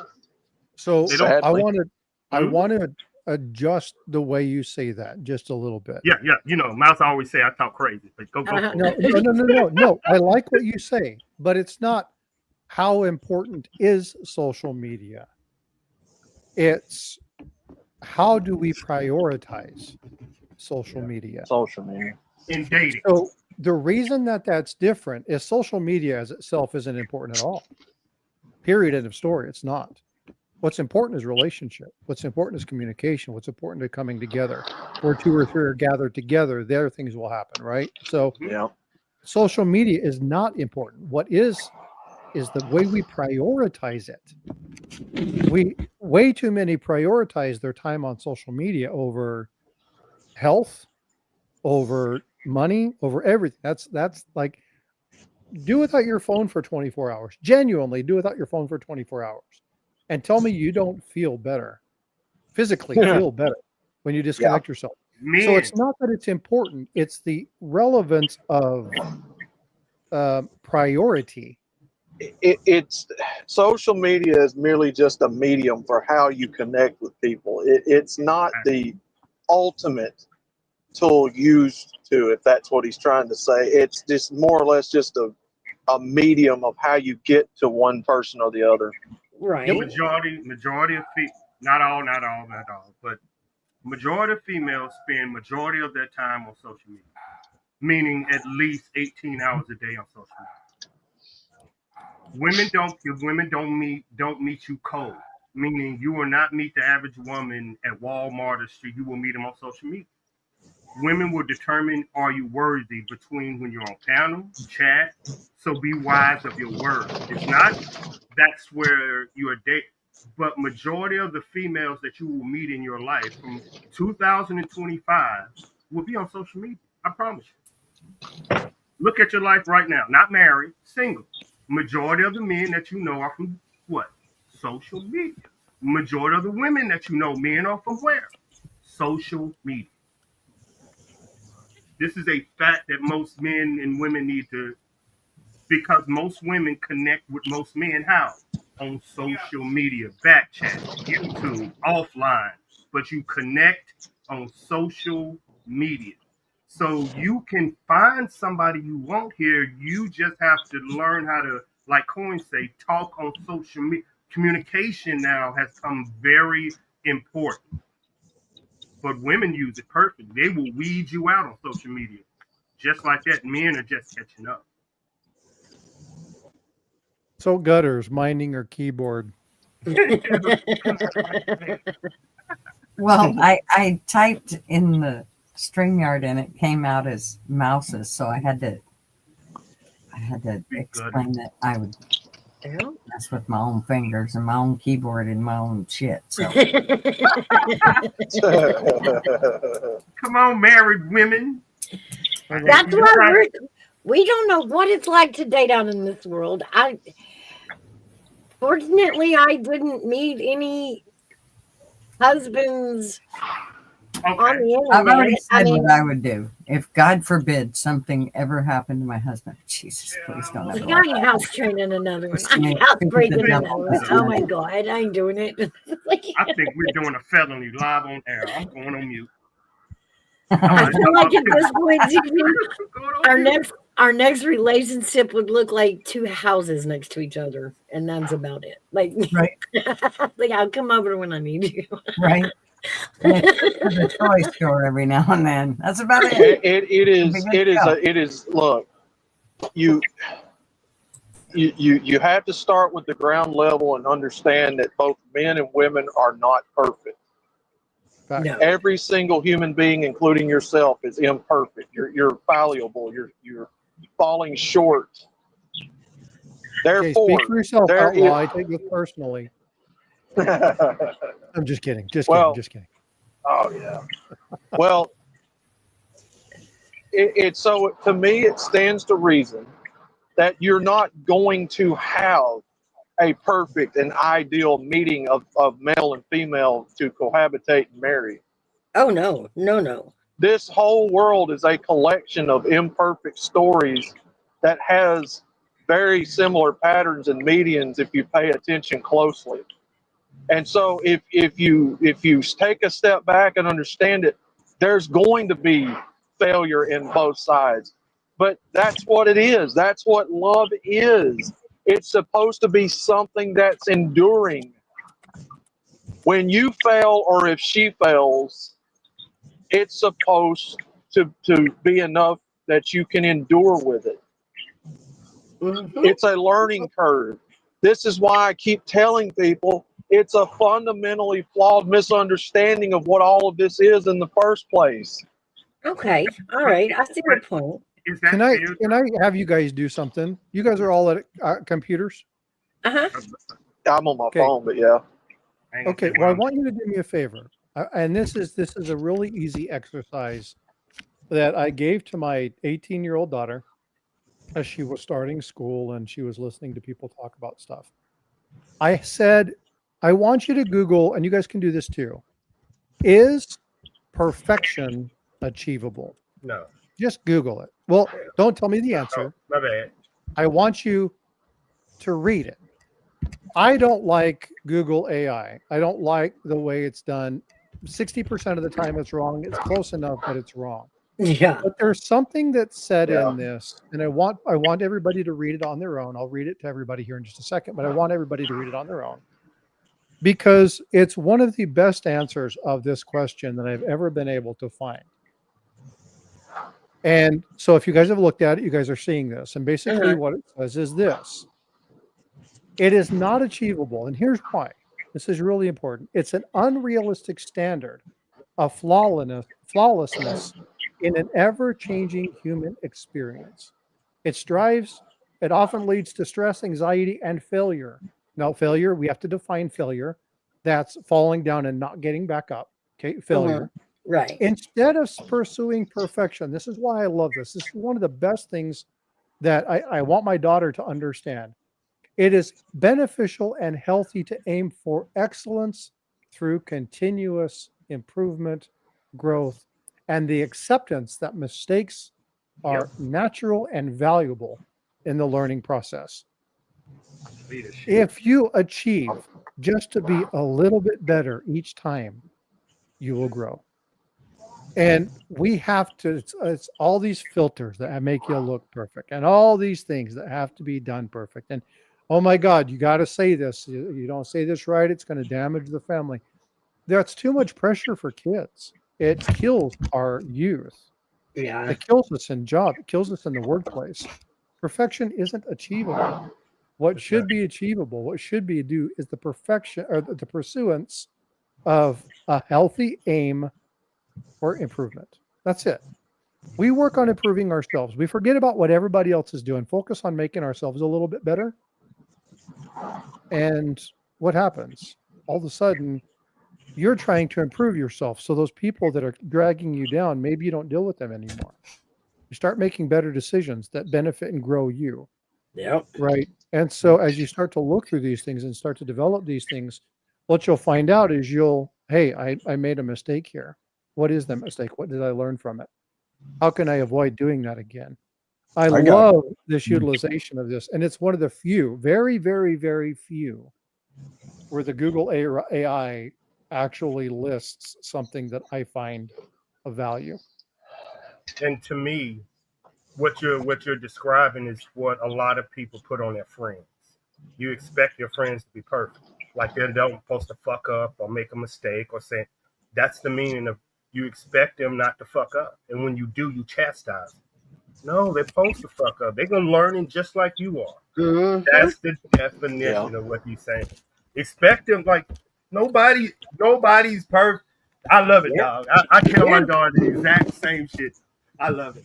Love it. Yeah, let me go get another coffee. That shit. This is why I tell people, and I'm not above it.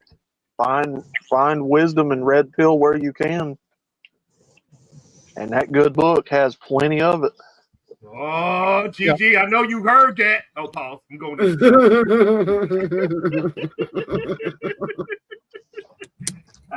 There's got to be an inside story that I'm not privy to, but that's okay. She is within reach. You better be careful. I'm trying to get the conversation. This is a great show. Oh, Gigi got her mic up too. Uh-oh. You just keep going, AV. You just keep digging. Dig. And you want a spoon, AV? Take that shovel so you can dig a That's little right. slower. Yeah, we're away from him. Crazy. He's Spoon going to nothing. get You've got China a before we backbone. get done. Oh, do I?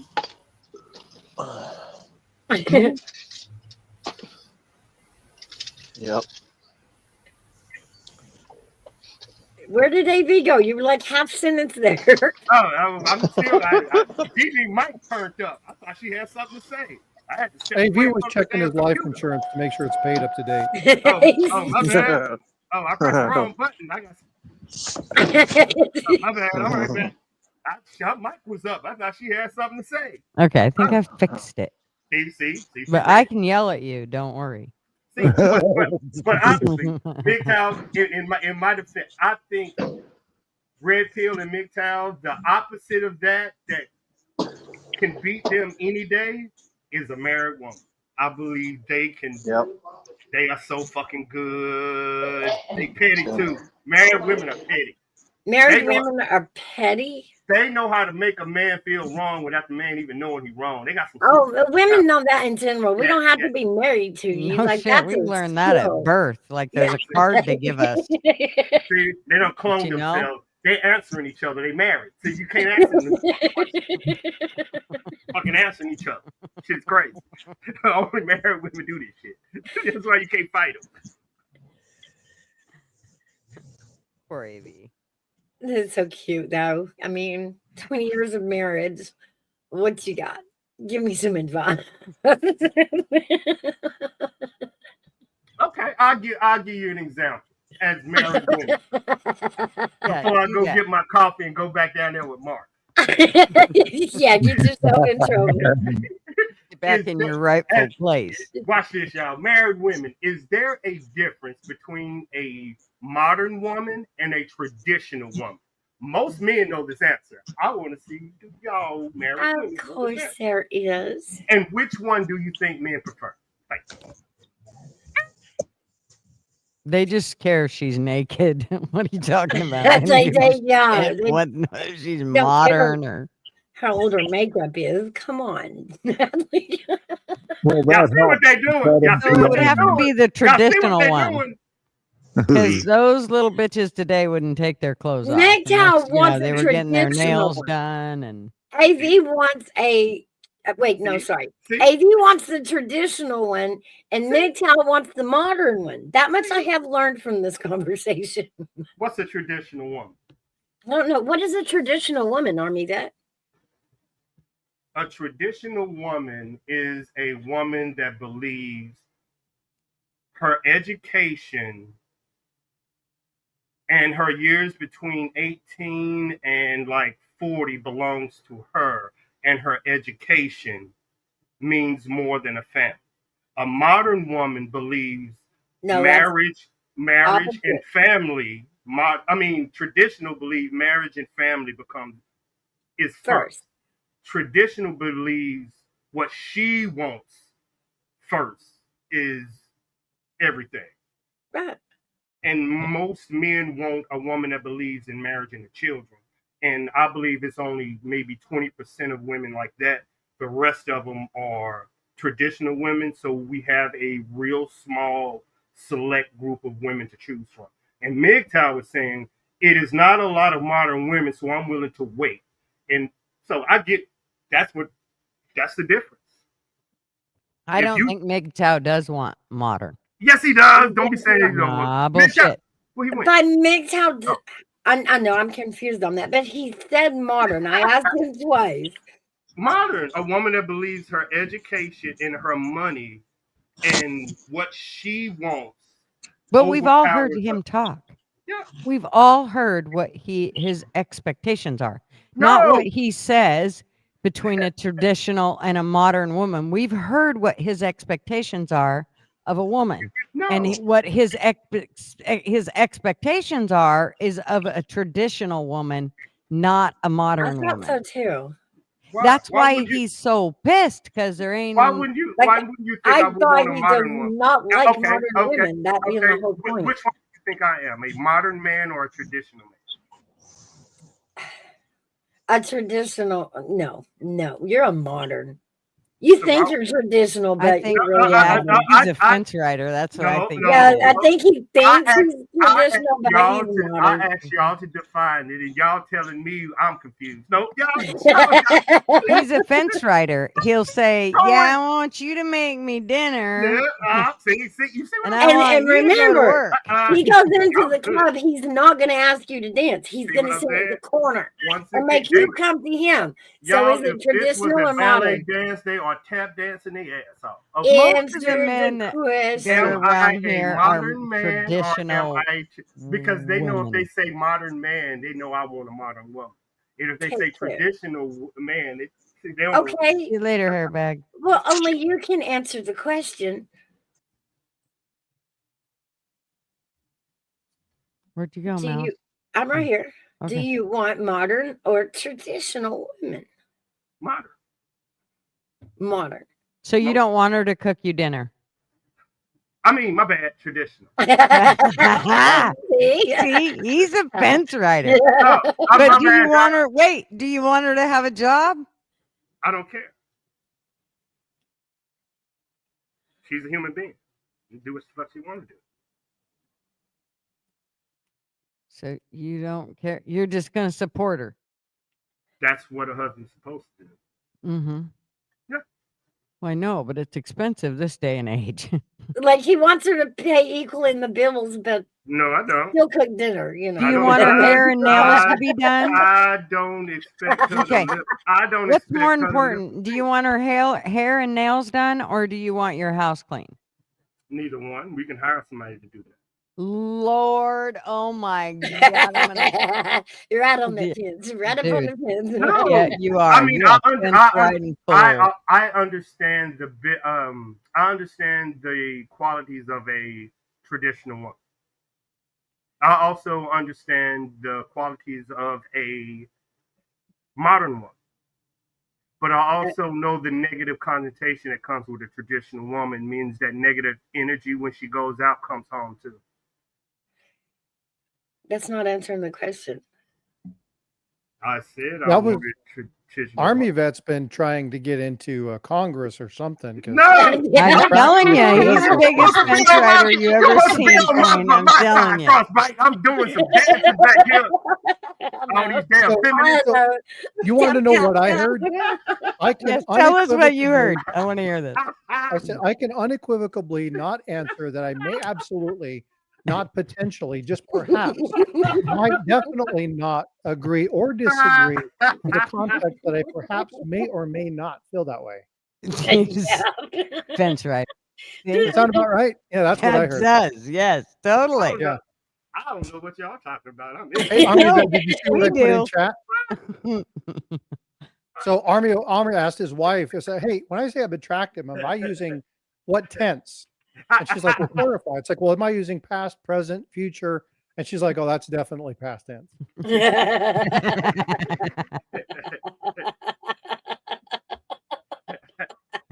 I thought I answered every question.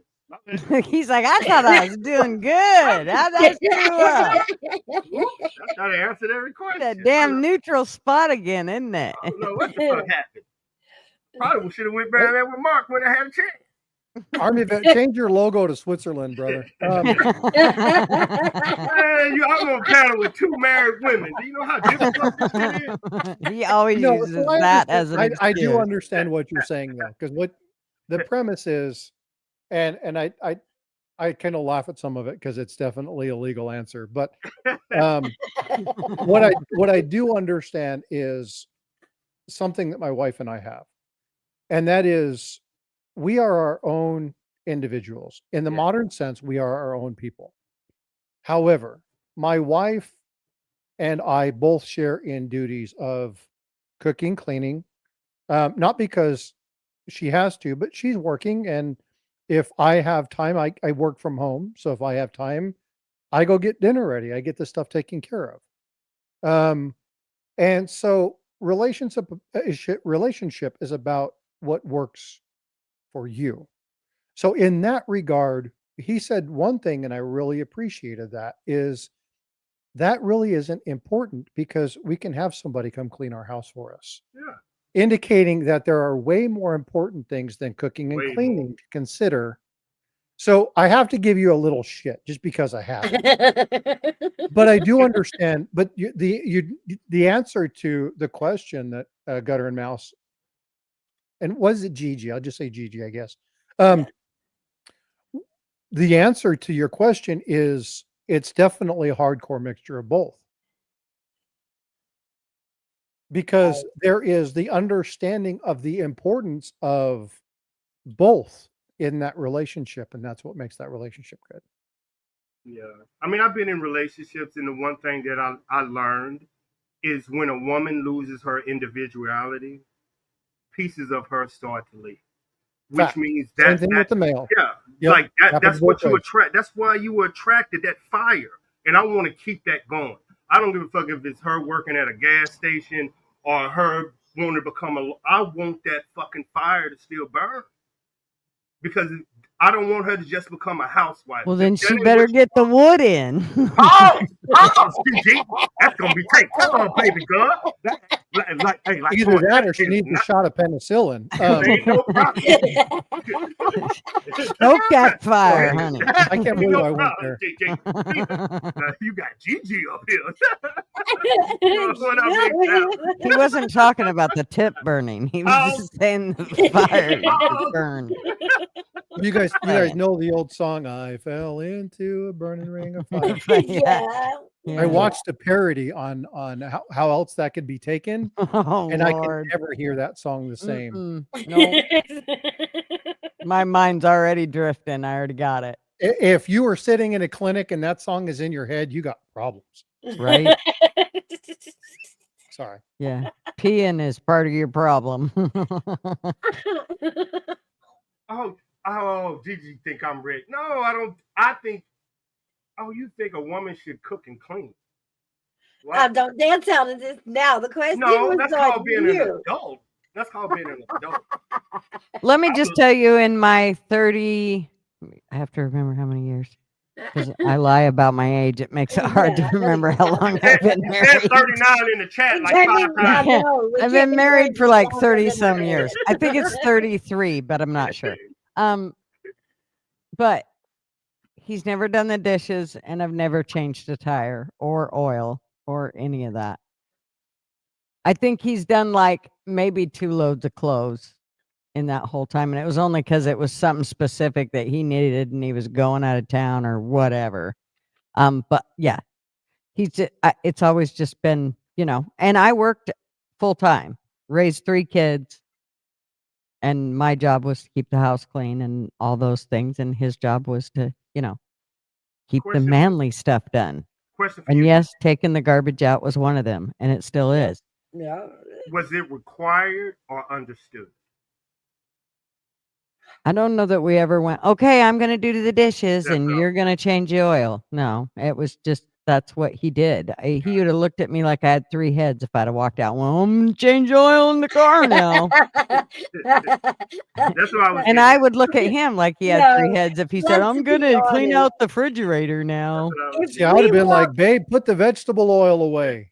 If we were to Yes, walk by our exactly. man Gigi with an oil filter, oil, and all that, and say, I'm going to go change my, 5 seconds they'd be up there. Yeah, let me do that. Let me Get the hell out of the way. Yeah, you're not touching none of this. This is not Now going to go you good. see why I say I won't fuck the kitchen up so I ain't got to get back in it. Now So you're traditional. you go. In all No. reality. And the No. only reason that you're saying, oh, well, we'll just get it made is because you want laid. That's the only reason you say that. I have no idea what Gigi is talking about, guys. You do. It's Yeah. because you're like, Gigi's well, we'll get it talking about- made and she can clean the house. Okay, That way we can go Yo, play they hanky panky. still haven't. What is a traditional man? Well, Traditional. exactly. He I gotta doesn't hear have it. an No, apron made on. me laugh, Gutter. What? Traditional man Sorry. has Oh, a job. apron. Apparently, a modern man does not. Wow. Right? Apparently. So I I don't want know. to. Can I answer I'm that being question? sarcastic.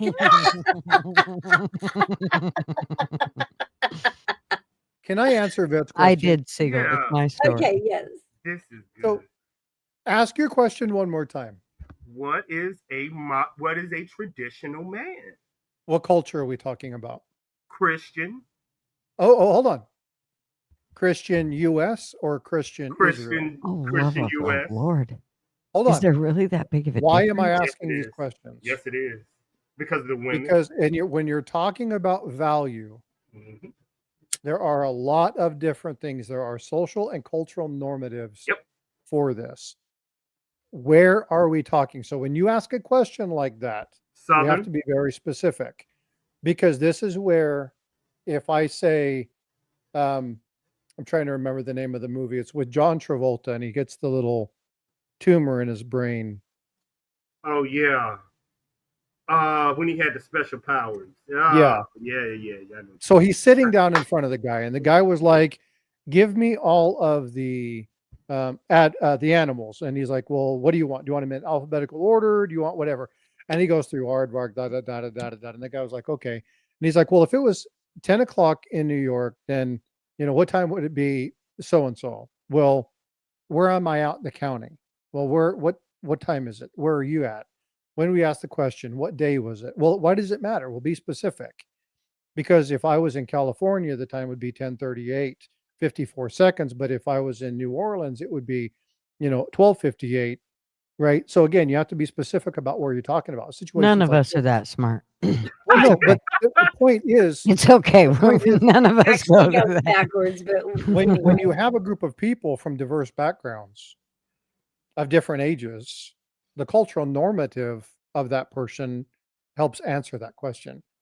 So, well, you're looking at core traits: being a provider, being a protector, rejecting those harsh traits of the emotional aspect of things, maintaining dominance. I'm talking as a guy standpoint. Mhm. Work, relationship, provider, protector, the responsibility and duty, the respective traditions.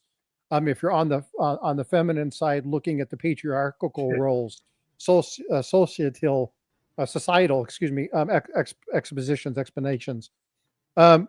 These are all definitive questions that you can just search up and say, what is a traditional male? What is a traditional female?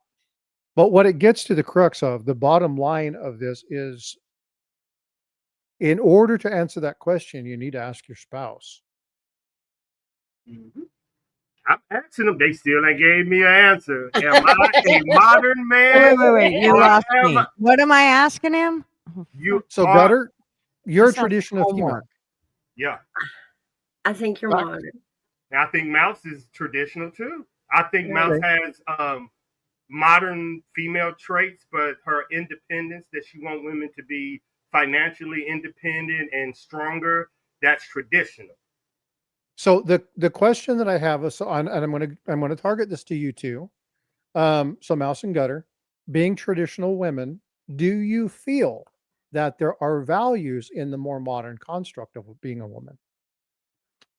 No, I wouldn't trade it.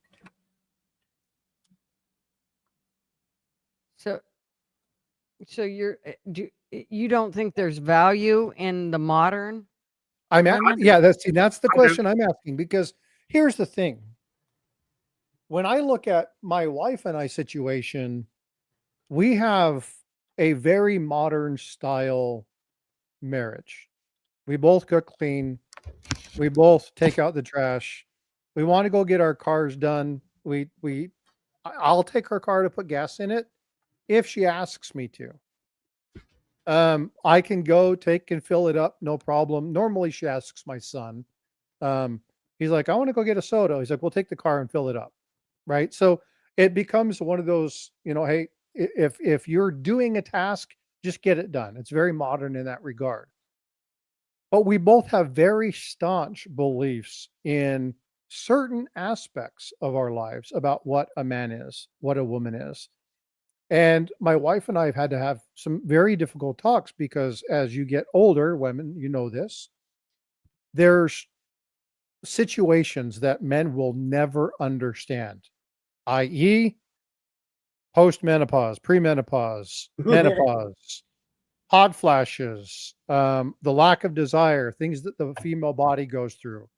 We don't live it. We don't know it. We have no fucking clue what's going on. And all we can do is listen to what you're saying and adjust with that.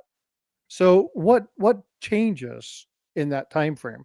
Does your whole construct of a man comes home and if his wife should, give it to him upon demand? No, because the man also has to be understanding of the situation that's going on. So to say that I'm purely old fashioned or that I'm purely the traditional man is a misnomer, because there is value in understanding that person's position and understanding what that person needs.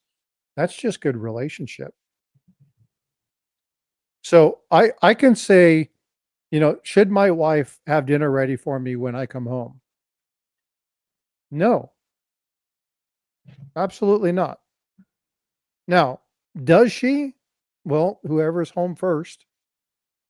If we have the stuff, I may have to stop and get the food and then come back. I may cook it, she may cook it. It depends. There are certain dishes that we both cook. Okay, not a big deal. So cooking out the window. Does my wife take out the trash? Hell no. That is mine and my son's job. Very traditional in that regard. I don't need my wife picking up trash. Does my wife clean up the garage? Hell no. It's usually our mess, me and my son's. It's our responsibility to do that. She should not have to take care of that. Is it my job, my wife's job to clean the bathrooms? You know why I say yes? Because I've cleaned the bathroom, and you know what? It was never good enough. Ever. Okay, My but wife we're does the dialing, floor, but is it her we're job? dialing, No, she just doesn't like the way I do it. we're kind So of we have to filing it as depending on the chores that we choose to do as women or men choose to do. Is that the only thing that makes us modern or No, not at all. traditional? Are the roles that we play at the household? No, I No, think but I think in a traditional, I mean, the wife would stay home. true. She would take care of the family. She would be responsible for the items of the house. And where most of us, and again, it's not necessarily by choice, right? You remember the dinks? You guys remember those? Yep. Dual income. No kids. No kids. Right? Everybody hated them little bastards. Yeah, them bitches. They Right? were rich. Lots of money, always wanting to go stuff and do stuff. Well, you can't do that anymore because the price of things are so much. It's hard to do it on just one income. You both have to. It's become a societal norm. Does that bear with the traditional aspect? So there are some things about the traditional aspect where in old, say 1950s, there were a lot of women who were downtrodden.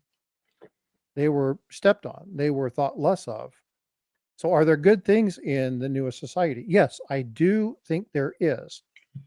But it's like I came back at the wrong time. Take out trash, clean the garbage, work on cars.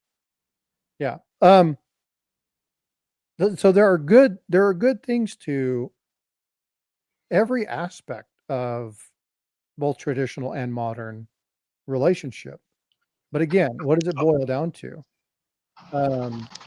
Gutter, you were talking about we have a very traditional style, whatever. How long have you guys been married? 30 something years, 32 years, 33 years? Yeah. Okay. Yeah. What was the cultural normative in the 60s, 70s, 80s with marriage? It wasn't like it was in the 40s and 50s.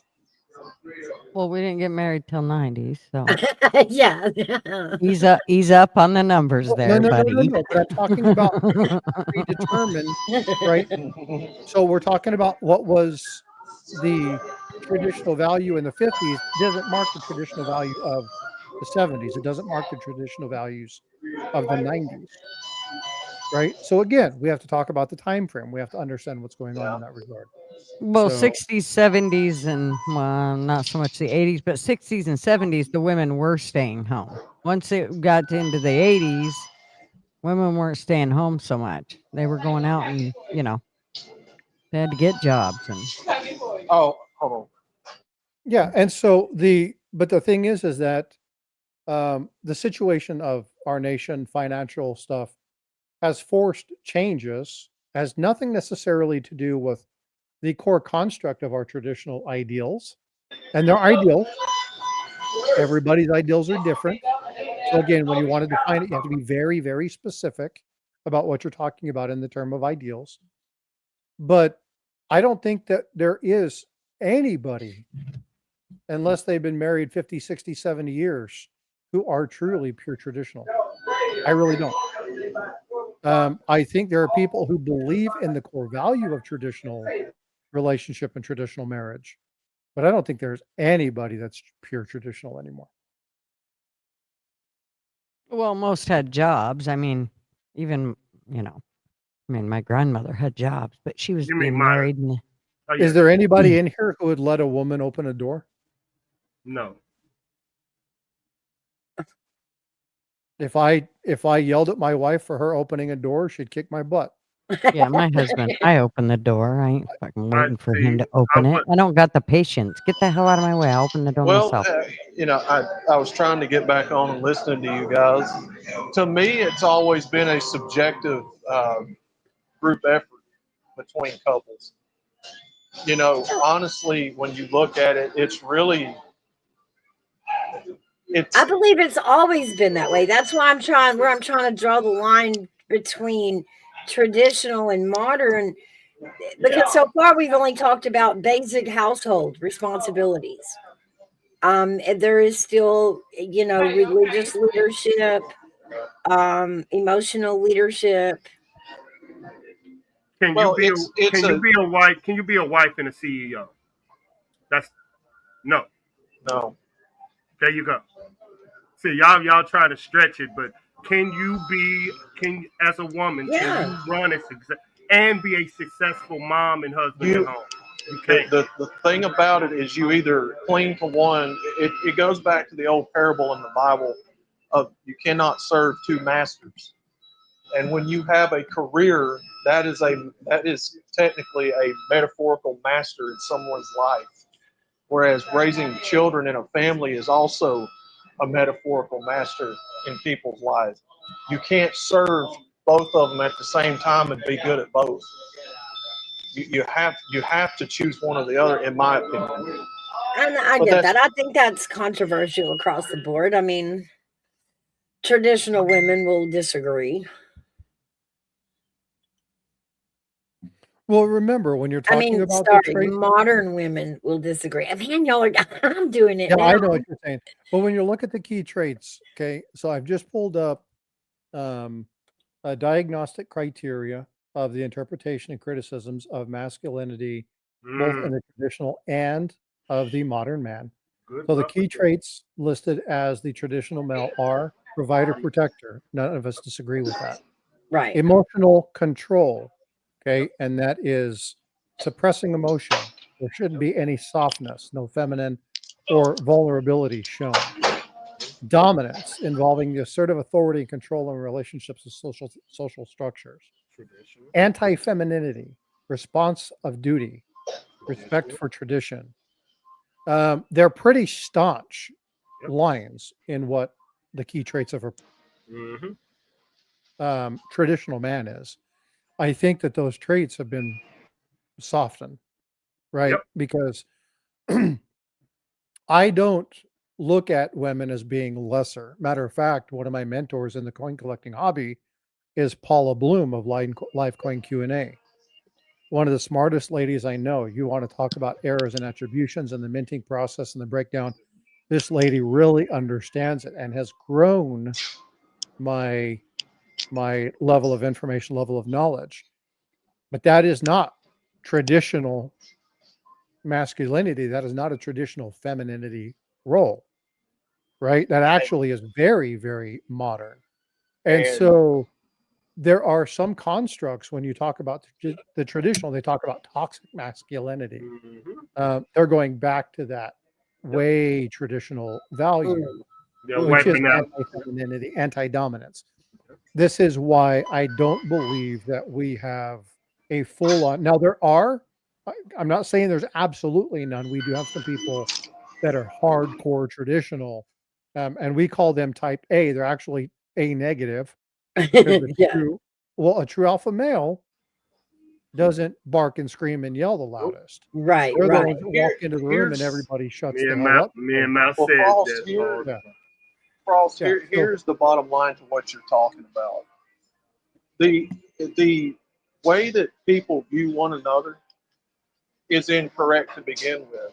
Men and women shouldn't be viewing each other as competition in the first place, because we're not. We're two halves of the same whole that complete one another. Again, go back to what I said earlier in the stream, where this culture has a fundamental flaw of understanding what most of this is in the first place. The culture mistakenly looks at men and women as a competition. It's not. It's not. It's two different strengths, two different halves of one whole that brings all of it together in a relationship and makes one unit under the scripture. agree. That's how it's supposed to be viewed, but that ain't how the culture sees it. Yeah. By the way, I was in a McDonald's, Big Dog Mom.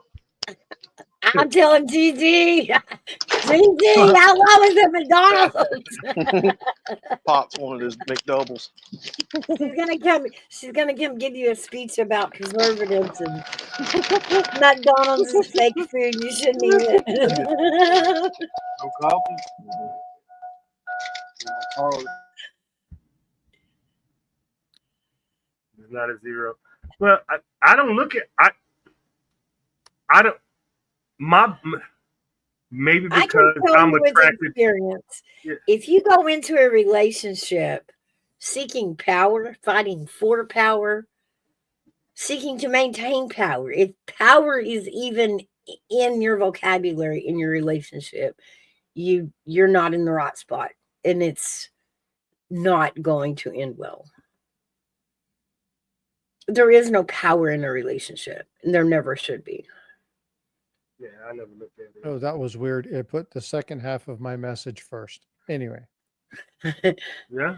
Now, a lot of people would say I'm that traditional with that, but then they say, "Well, you want a weak woman," and I'm like, "Are you serious?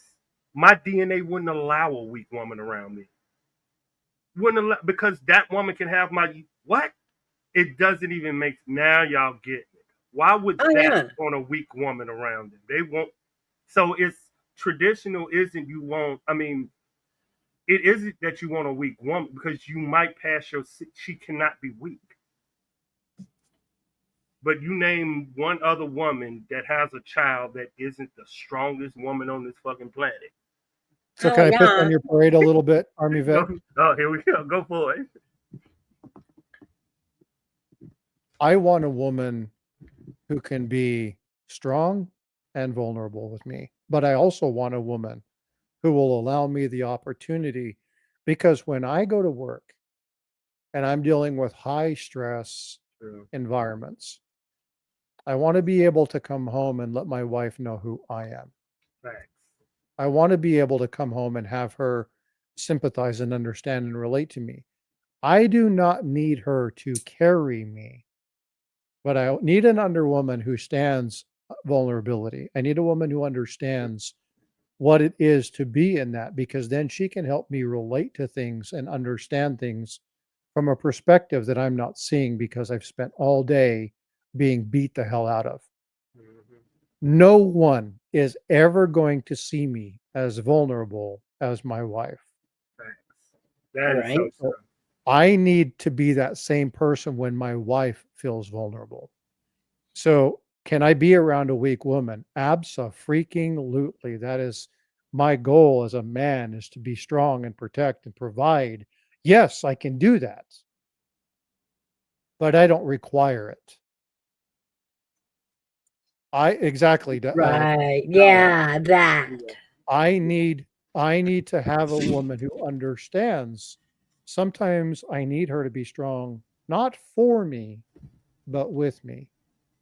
Sometimes I need her to be a royal pain in my ass because I just don't get it.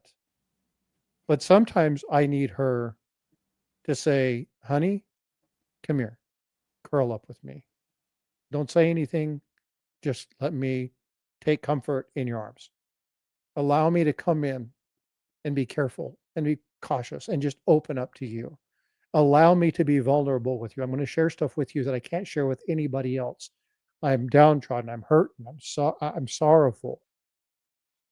I don't mind a woman who has moments of weakness. I don't mind a woman who Right. has moments of strength, but I do want a woman who's balanced. Yeah. And that's one of the things that I had an issue with the red pill and was that they told us that you should never do that.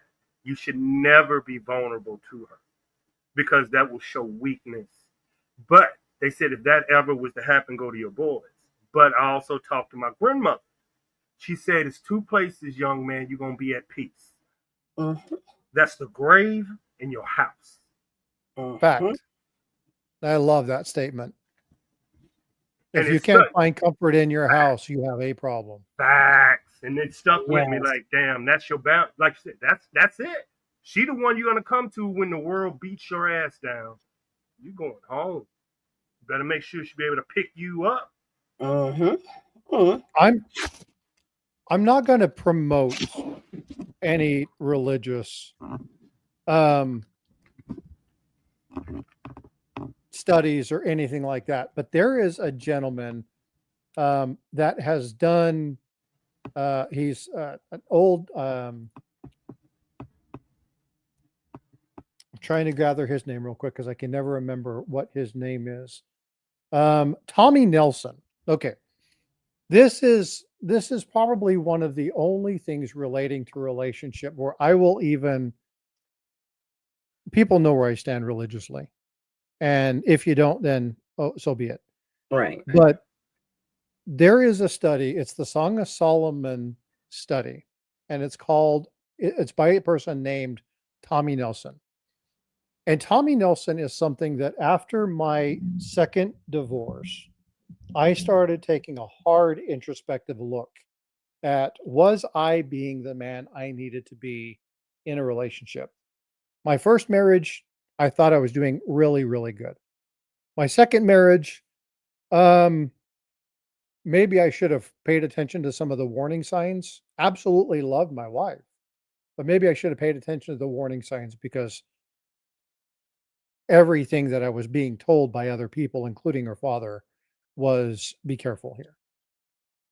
Didn't listen, didn't observe. I was young, smart. I knew everything. Right. But this study talks about the wisdom of Solomon, the thing. And one thing that Solomon says is there's two chapters in the book of Solomon that are dedicated to an argument. Just because you have periods of discussion where they are, or even fighting for hell's name, um, learn how to fight fairly. Learn how to have Mhm. disagreements where it's not you always. Mhm. I feel like it appears to me like from my vantage point, what I see is instead of you always do this, I never get the opportunity. If you wouldn't, why do you? You always just. Those are not ways to fight. Those are accusatory statements. So if you ever want a good study, it's really quick. You can watch it online. It happens really fast. And the thing's 10 years old, I think. Um, watch it. Listen to what's being said. I think it's one of the only few things about marriage that I will really share with couples because 20% of Song of Solomon is about when you fight, what do? How do you react? How should you answer things? Because just because you have a home that's calm, just because you have a good home doesn't mean you don't have tension in the home. There's Right. always going to be some level of disagreement. Doesn't matter if it's the toothpaste or if it's finances. Yep. There's always going to be places in which you disagree. But it's understanding how to communicate with your spouse, how to communicate with your partner to ensure that those things are understood. And when you have those taboo items, put something in place. And I'm not talking like a fucking safe word. Okay. I'm talking about put stuff in place to say, honey, I know how you feel about this. I would like to address it. Right. When you are in the mood and we can have this conversation, and we just kind of lay this stuff out. You know what my wife and I do? I write it down for her and I leave it on her thing, and she talks to me about it when she's ready. No, that's good. I'm gonna slap on the ass and run out the room. Well, but do here's the coffee thing. around here. When my wife is quiet, I need to heed that warning, because my wife will always say more to me when she's quiet than she ever does when she's talking. Because I know she's upset. I know she's angry. I know this is a topic where she's feeling downtrodden. I know she's withdrawn. And it's not because she doesn't get it. It's because she does. And I need to take those moments and go, she's not talking to me. She's thinking. She's deep in her thoughts. She is trying to figure out how to do and how to say things, how to deal with a situation to better us, not to react. My wife is great at the piece of advice. If I could give one piece of advice to anybody, it would be in situations of love, finance, romance, whatever it is, act, don't react. Yeah. Right. Yeah. Reactions are emotional. To act means you've studied, you've looked at, you understand, you've made your decision, and you choose to do something. My wife is better at that than I am. And when she's being quiet, I need to shut the hell up and listen. But see, I'm the opposite. My bad, y'all. We got different tactics. Me, the reason I do that, y'all, is to remind her of the good times. I play, then I say, you know who we are. Remember who we are. Mistakes, but you have to bring them back. And I know women are emotional. My job is to get you out of that shit. I want you to focus directly on me. Then I'm going to make you remember the minute, the second you fell in love. Do you remember that? Now, that right there, and any man will tell you, if you ever been in that will snap a woman right back to where she needs to be.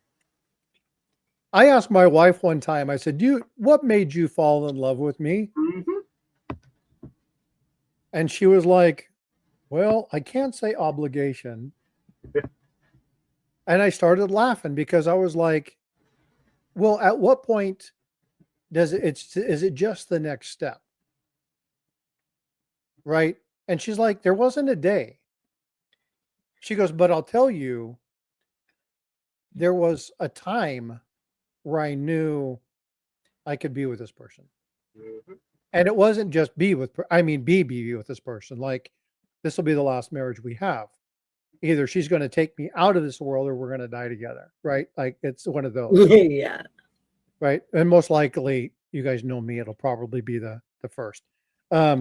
She would take me out of this world. but what he's saying, that's what every man wants. Like Gigi said something to me that rung clear. She was like, find a woman that's gonna fucking fight. And that's what he said. Find somebody that ain't going no motherfucker. That's why it stuck with me what Gigi said. Pick a woman. And if you base a relationship off of sex, folks, you have done fucked up. Yep. That goes away. It stops. So we're talking about that whole menopause and premenopause and all that shit. You cannot base a relationship off of sex. Sex is a boon in a relationship. It should not be based off of it. But in 2025, more women, only if she consents. More women are saying sex is a issue in choosing their spouse. So I'm glad none of you picked up my comment, by the way. Yeah, y'all married. But most women do want that because it's been withheld from them for such a long time. So that is a single they'll never like, yeah, you're right. I didn't have sex because he was this and this and this. He couldn't perform this. A lot of women ain't going to say that shit out loud. But behind the scenes, that's what they want. They do want a more mental relationship, of course. But they I also had a really good friend of mine to that story who I severed relationships with because of something that she did. And I'm not going to mention her name. You guys definitely wouldn't know her anyway. But she was single for many, many, many, many, many years. Now I'm talking she didn't get married till she was in her late 40s, 50s. And she had a career, she was trying to do stuff. And the man she met was phenomenal. Absolutely phenomenal. Uh-oh. And good, solid, great heart, very kind man. On their wedding night, now, mind you, they did all their wedding. He set stuff up, coordinated, they helped tear down. He was 7 or 8 years older than her. And when it was done, they went to consummate, and he was just like, babe, I can't do it. She left him. 2 weeks later, filed an annulment and left him. Was she in the wrong? Mal, I knew this where you was going. We had a conversation. Mouse. Is it a one? Because he's saying the man. I'm gonna go woman. Is it a woman's job? Is sex a woman's job or responsibility to please her husband? And if he cannot, is that grounds to get a divorce? No. Neither, no. I told you. So Okay, sorry about that. I'm back. So hold on. So you're saying if I get married and then all of a sudden you say we are no longer having sex, that isn't a requirement to divorce? Wow, So I mean, that's pushing it really far to say never ever. Me and Mouse already had this conversation. but this is a deviation from what I was stating. He physically couldn't. He was suffering from a bout of ED and just physically couldn't. He was so tired after the day of marriage and coordinating and doing stuff that he was just like, it's just it won't. They tried, it just wasn't happening. And because There's he just couldn't perform, so much he more to said, it. Yeah. that's There's- enough. No comment. That they had not engaged in relations prior to this. So the question comes, number one, did he divulge he suffers from this? Number two, was that a good enough reason to say you couldn't consummate the night of our marriage, therefore I'm leaving you? They ain't gonna answer How? it. Uh-uh. They ain't gonna No. answer it. No. No, hold They on, ain't because gonna I got answer it. now hold on, because I got an answer to that. That comes down to how strong does she want to fight to keep him? How much does that man mean to her, and vice versa? That's where I went. Right. So there are so many potential situations. Exactly, Mark. That's exactly what's going on. So the thing is that he stayed true to her for a long time, never engaged in it, talked about everything that was going on. He had been under so much stress, was just totally exhausted and he just could not perform. And he apologized profusely, but her thing was, this is not what I'm going through. Now, mind you, she had held herself for this. She was a tenant of this. She had saved herself for 40 years, folks. We're talking the true 40-year virgin type shit. You are so good, Carl. And then couldn't perform. Did she have the right to do that? And the question is, legally, biblically, he wasn't able to consummate the marriage. So did it actually complete? Oh gosh. Right now, how far do you want to take that discussion? My whole premise with this is like, you love the man. There are ways around it. There are things that could have been resolved. There are doctors that could have been seen. There are medications that could have been seen. Yeah. Whether or not you agree with the utilization of implements, we'll just leave it at that. There are a number of Okay, ways. if it's here's the thing. Here's the thing when it comes to that. At that point, it then falls both of their lot. If they're a Christian couple, to fall before God on their hands and knees and pray for what they should do going forward.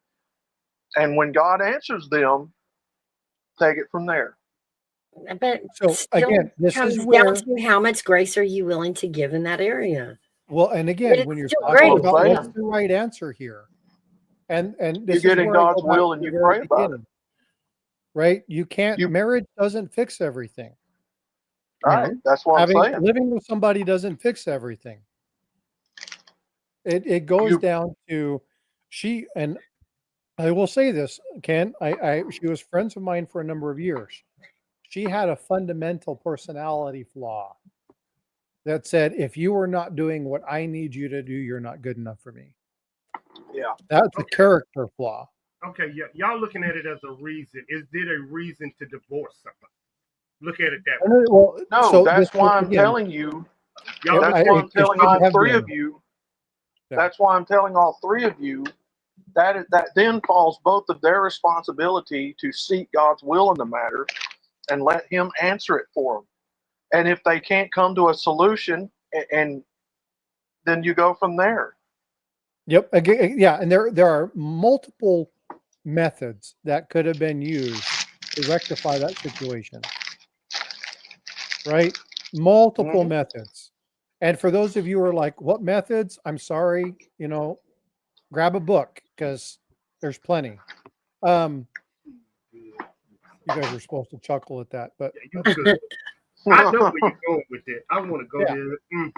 But again, the thing is that what ultimately was this? Well, at the very beginning of this conversation, we talked about addressing personality flaws. Hers was a personality flaw. Be all end all. Yeah. Yeah. Because it comes back to grace. Can you give it or not? Fact. Yeah. Yeah. And what I would have done is, hey, do it the next day. See if it resolves the situation. It could have been because he was extremely tired from having to set up and do this. Now, mind you guys, we're talking 50, 60-year-old people. Okay. We're not talking about 20-year-old kids. Yeah, exactly. Okay. Right? So, Okay. Move it to 2025. You got a husband that's a CEO. He's working 18 hours. I think me and Mouse had the discussion. Two nurses. One got one shift, night shift, Mouse. The other one had the day shift. They barely seen each other. They live together, and they stopped having sex. Who responsibility is it? You can pray all day. Now what? This is the conversation we have. It's like, okay, what Mouse? He was doing the day shift, or she was doing the day. It was a good combo. That was good. It still falls on their lot, both of them, to talk about it. I mean, again, look, guys, we're talking about what should be grown, legal-aged adult consent, thought-provoking people So, that should understand by the point that when they're old enough for that, they should be responsible for making choices and taking initiative and responsibility to do said things. Gigi, if I had a shorty living with me, you don't think I'm gonna try to knock her boots? It's the woman that got to make time. You know that. You got to wait for her. Other than that, it's called a charge and ain't committing felonies on YouTube. Nope. yeah, Mark, that's exactly right. And so in normal people, that's what should have happened. But the basic thing here is when I talked earlier about marriage doesn't solve problems. No. Yes, right? You're right. This goes down to you have to address the internal issues of the person before you go on. So this is just a great example. So I want to ask a question. So there's an apple. An apple walks into a bar and asks for a sandwich. The bartender says, "I'm sorry, we don't serve food here." Is that offensive or not? Interesting. Depends on how you meant it. Offensive to if the person that received it is it's offensive. Because it can be taken both ways. But did he mean you because you are food, I will not serve you? Or did he mean food that you eat, we don't serve that here? If I'm reading you correctly, and I think I am, there's an order of operations that comes into play here. Both people involved have to work on themselves before making that next step of marriage. It again, marriage should be a lifelong commitment between the two people, man and woman, right? Marriage is a lifelong commitment. Therefore, that's why I don't get upset when I hear people say, well, I dated her 10 years or I dated him 5 years. There's no time period. However long it takes for you to learn that other person and arrive at a place you're comfortable enough to spend the rest of your life with them with. And then marriage should be the logical next step if it's been prayed about and decided between you, your God, and your woman. Yeah. So, Big Dad Dogma, that's exactly what I was referencing. So, that whole apple walks in. Now, that is a joke, by the way. You guys know that. Yeah. Right. But the whole point is, well, why don't you ask? You don't serve sandwiches, or you don't serve me because I'm food. Right. That's The point Yeah. in offense, when we talk about these kind of things, we have to learn to communicate. A simple conversation between the two of those folks. Hey, you know what? Is this something that happens frequently that you haven't shared with me? Or is this kind of a one-off? Oh my God, we've drank champagne and beer and we've been doing this stuff and we've been doing all this work. Where did the communication occur? And if the communication didn't occur, then that's where the failure existed. And we have to be able to communicate. We have to be able to talk. We have to be able to ask those difficult questions. And so again, when we're talking about this, it all boils down to communicate with your spouse, right? Talk. And only through that time frame, only in that moment can you then understand if it's something that you as a people need to work on, or if it's you as a person needs to work on. So, yeah. A chore, no. Well, I'll put it on modernistic terms since we're talking about modernity. If our culture is going to view marriage as nothing more than a contract between two people, then think of it like a business then. If you have, and I hate that word partner, I don't believe in that word whatsoever when I'm talking about my significant other. But, because we're not partners.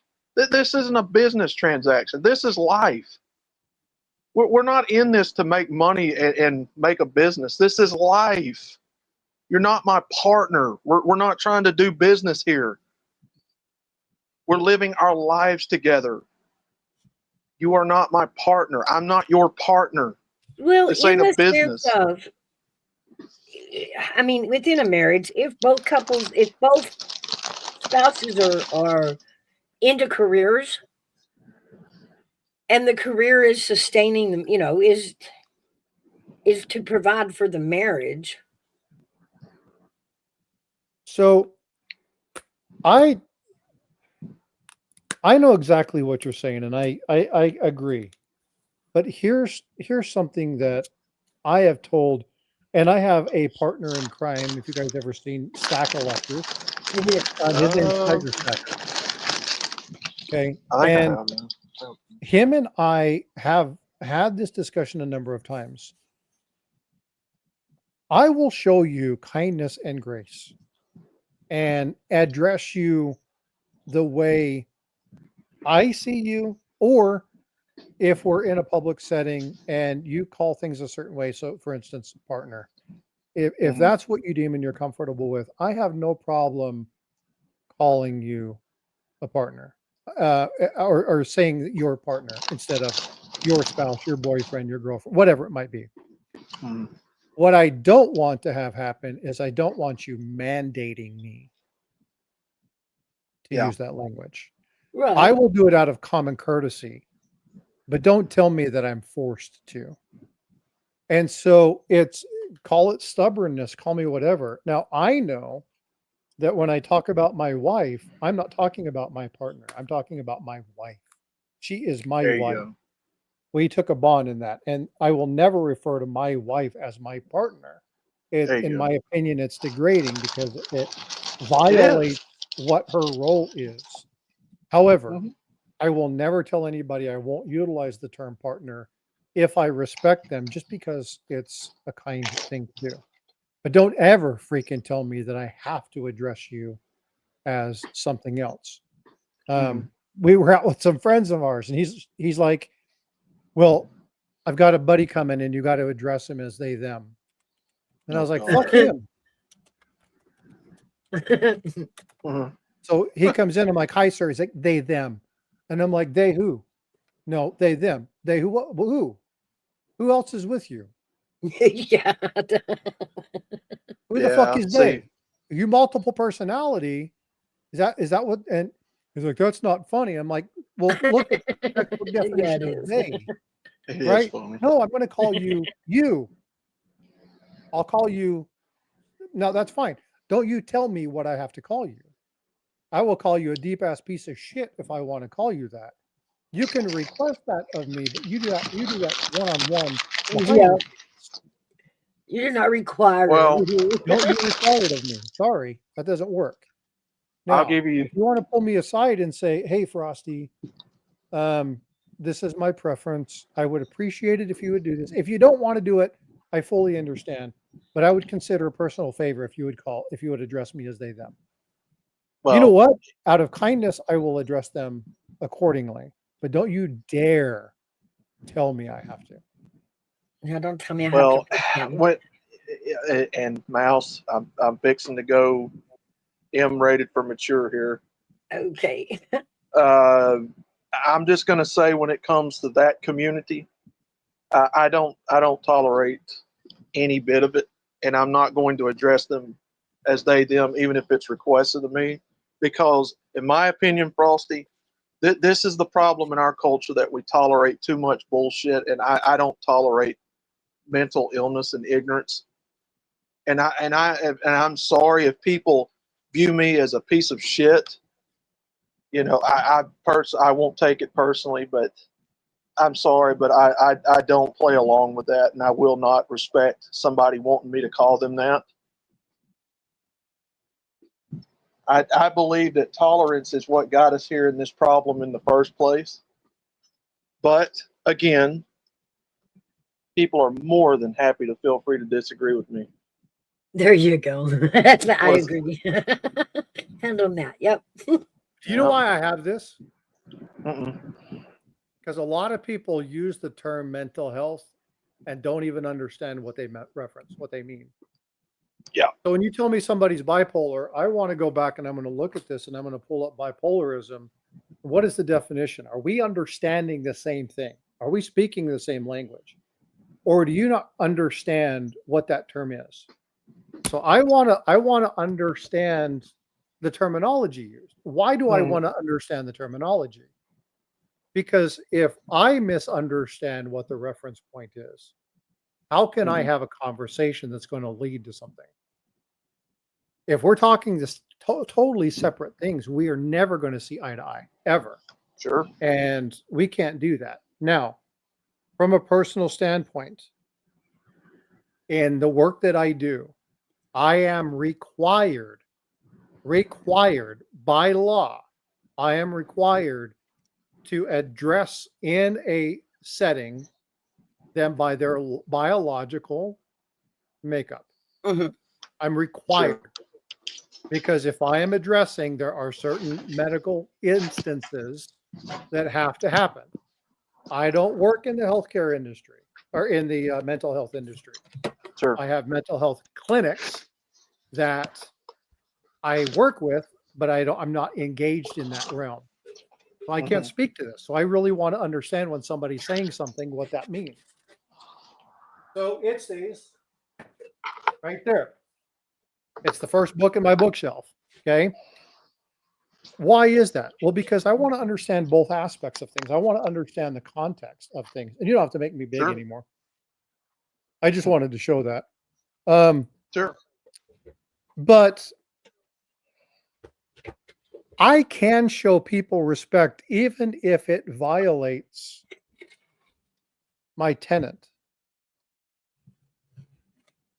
because I know where I stand. Sure. I had a great conversation with a friend of my neighbor. She wasn't a friend of mine, who was a LDS teacher at Brigham Young University, and he taught religion. Now, tell me there's not a little bit of ironicity in this. The topic that he was talking about was Buddhism. Hmm. And one guy stood up, young LDS kid, stood up and says, "How can you talk about a religion in such a positive factor when it goes against everything you stand for in your faith?" And he goes, "In order for me to understand people, I need to understand those things in which I am not clear on. And there are aspects and there are points and there are things that I need to delve into. There are questions that I want to ask. And every time I have that discussion, it opens up something in me. And you know what that is? A What's that? further understanding of why I support my faith. Hmm. So to totally deny somebody because you are so staunch in this Hmm. is only a jeopardy to oneself. Well, here is what I will say, because while it's true that I don't understand why they suffer from that on that level, to some degree, it can be explained with a lot of the science that people put in our food and medicine. It's not the whole deal. Um, I just can't, in good conscience. I cannot support that way of uh, or should I say, I don't agree with it. Oh, I no, don't. don't get me wrong. I fully understand that and I respect that. And I tell people, you guys have come to my channel on occasion. Uh-huh. Do you ever hear me talk about this on my channel? No, you're all You know clean. why? It's not what it's there for. Right. I have a numismatic channel. My purpose is to teach numismatics, stacking, collecting, to give you guys the information that you need to make smarter and better decisions. Mhm. And in order to do that, you know what I have to study? I have to understand how counterfeiters think. I have to understand how crooked salespeople think. I have to look at the negative aspects of stuff. So in order for me to be better at my education, I also have to understand the other side. And what it does is it just reiterates why what I do is so important in the community. Now, it doesn't change the fact that I don't feel strongly about that, but I am not going to utilize my platform to Sure. relay that. I utilize yours, Mouse, Well, because because this is a conversation. but That's that's what I the want. discussions that you have. Mm-hmm. This is the place for that. Mm-hmm. My channel isn't. You know, ironically enough, it'll sound a bit strange to people, but ironically enough, it is because I care so deeply about these people that I'm not going to tolerate their mental delusions. Because I No, believe personally that all people, they're deserving of at least the truth to be leveled with, and these people haven't. So no, ironically enough, I'm not arguing with you at all. And sure, again, sure, personal stance, I'm right there. I stand next to you. I fully understand. Big Dad dogma. And I always said, I don't know why it's always Big Dad. Austin, did Jesus go to hell to learn about the devil to understand? No, but you know what he did do? He allowed Satan to tempt him. Mhm. He stood there and let him stand on top of the hill and said, all this can be yours. Hey, you know what? I've got water. All you've got to do is call down. He allowed that. Why? Well, because he needed to understand the arguments that were used. Coin, do you remember hearing about the Ratopia experiment in the 70s? Where he made a place for a bunch of mice, and the experiment was really about overcrowding and what would happen. And they put all these mice in there, and they fed them plenty of food and plenty of water, and even provided, plenty of nesting for their nestings and stuff like that. Have you heard of this? You're talking about something called behavioral sync if you're trying to figure out what the name of it is. Yeah. Right. Yeah. It was, yeah. MGTOW, if you ever have some time, look it up and read through his experiment. And to me, it has a lot more explanation than just wild mental illness. Okay, let me see if I can make a little bit further sense out of this. If somebody is suffering from what we call in the classical sense gender dysphoria, Yes, or and it does exist. I'm not saying it doesn't. Or if they're in biblical terms, we call it sexual liberation, sexual deviation, which is why you see gays and lesbians and all that.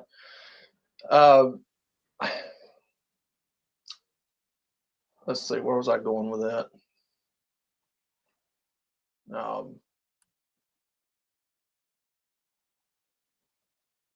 Well, I lost my train of thought. Damn it. I freaking lost my train of thought. Go ahead. I'll try to think about it. You started with gender dysphorism. Mm-hmm. Go from there. Start over from there. Well, if we're going to call it what it is, which is gender dysphoria, and you've got what I call and what the Bible calls sexual deviancy, sexual deviation. Trying to understand these people. I mean, the only thing that I can understand about that situation is that there's something fundamentally wrong in the psyche, the mind. It's not that I don't care about these people, these types of people, but when they willfully choose, there it is, when they willfully choose to double down and stick to that way of thinking, because the rest of the culture has psychologically conditioned them to see it that way. It has trained them to see it that way. They don't, it's called social isolation. You don't want to be straight from the group. And that's what you're seeing in the culture all over the place, is everybody seems to be embracing this nonsense. At what point do you stop and say, we're doing a disservice to this culture by allowing it, by condoning it? We absolutely are doing a disservice to it. They are human beings at the end of the day, and I will always recognize them as such. But at some point, people become responsible for their own choices, and they become where the blame and responsibility needs to lie when they refuse to change. If we're out here condoning this type of action and behavior, I don't know what to say, because that's the part of it that I will not do. So there's a difference between condoning, and again, sure, when you talk about meeting somebody in the middle, okay, we are called, now again, are we called to be judge and jury? No. Okay. We are called to provide the good word, teach the good word, and then from there we leave them in God's hands. Unfortunately, we don't do that as society. We feel nigh unjust to make our determinations and make our decisions, and then we stand by those. And like I said, with the tuning fork, you ring your tuning fork and you stand by them. But this discussion with, the angel tempting God and not going to hell, God took the keys from hell, or Jesus took the keys from hell, from Satan, and right. So We talk about that. We can get into the biblical discussion and stuff like that. But the whole thing is that in order to people go, why did I don't understand why somebody could kill somebody. It would never cross my mind. Well, that's normal. You have to think like a deviant in order to understand why somebody might do that. Okay. Yeah. But if you want to have discussion and you want to understand why things are happening, then you need to understand, not necessarily agree with. I'm not talking about agreeing with. And I'm not talking about, oh, well, there's this overall acceptance and everybody's got to accept everybody. And Right. I'm not talking about that. I'm talking about having an understanding. And again, Sure. if something like that challenges the foundation of your faith, you need to consider your faith. There are going to be times in everybody's life where when you see something, when you look at something, you're going to say, I don't understand that. You don't have to accept it, but it's important if you are going to discuss it, you're going to talk about it, you do a little bit of research to find out what exactly is said. You talked about gender dysmorphia. What is that? Okay. What is the purpose for that? What actually is the disease? What does that look like? But let's talk about something that is not gender dysphoria that is just as bad. What about these parents that are letting their 3, 4, 5-year-olds change themselves? Sure. These kids can't even make up their mind. You give them, a gold coin and a dollar bill, they're going to take the dollar bill because that's all they know. Right. In order to understand that, we have to, in order to educate, in order to discuss those things, we have to understand what they are. The problem is a lot of people don't know what that is, but they're still against it. Well, guess what? You can't work with anybody. You can't help anybody. You can't relate to anybody if you don't understand where they come from. It's not a matter of acceptance. It's a matter of understanding. In understanding, it should grow your faith. I got you. Yeah. Catching it? I got So you. Yeah. what we need to do, we are called to provide grace and kindness, not necessarily acceptance. We are called to grow. Now, we can say, you know what? I do not agree with your lifestyle. And I've got a great friend like this. I do not agree with your lifestyle. I do not think it's biblical. I do not think it's that, but I love you as a friend. And I am here for you to despite this, but I'm going to tell you right now, there's going to be some boundaries set as to discussions that we have and arguments that we have. We are not going to be talking politics. We will not talk faith, and we will not talk about sexuality. Are we clear? Yes.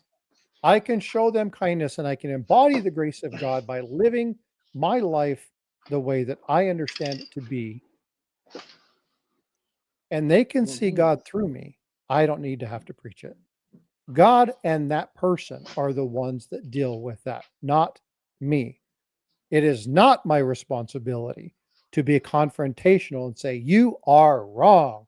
You are a sinner. And it's not my responsibility. My responsibility is to spread the good news and say, if you don't, you know what? If you want to know more about it, then talk to me. But if not, I'm going to show you kindness and grace, and I will do that. But I got to tell you, I cannot sustain, I cannot condone what you do. As long as we understand that, you and I can get along just fine. It's not called to be acceptance. This word acceptance is a good way to muddy up the water. But I need to be able to understand some of what they go through to be able to help them as certain things happen. And I don't need to publicly do that. I can do that privately with them.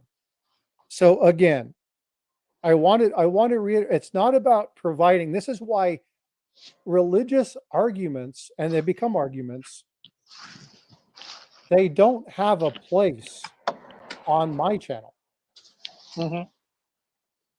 Because I can't teach you numismatics. I can't teach you to protect yourself if you are so bent out of whack because of my belief structure. You're going to miss everything that's good that I have to say. And what benefit is that?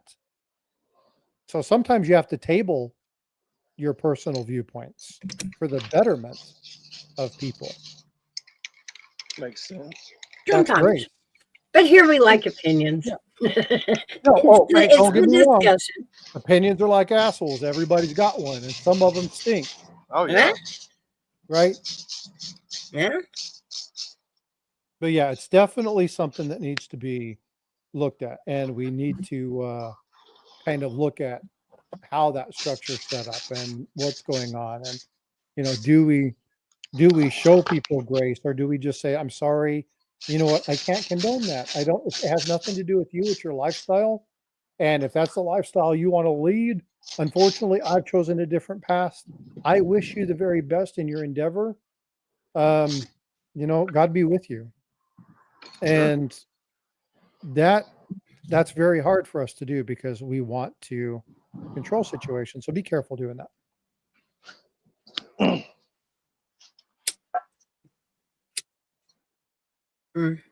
BDM.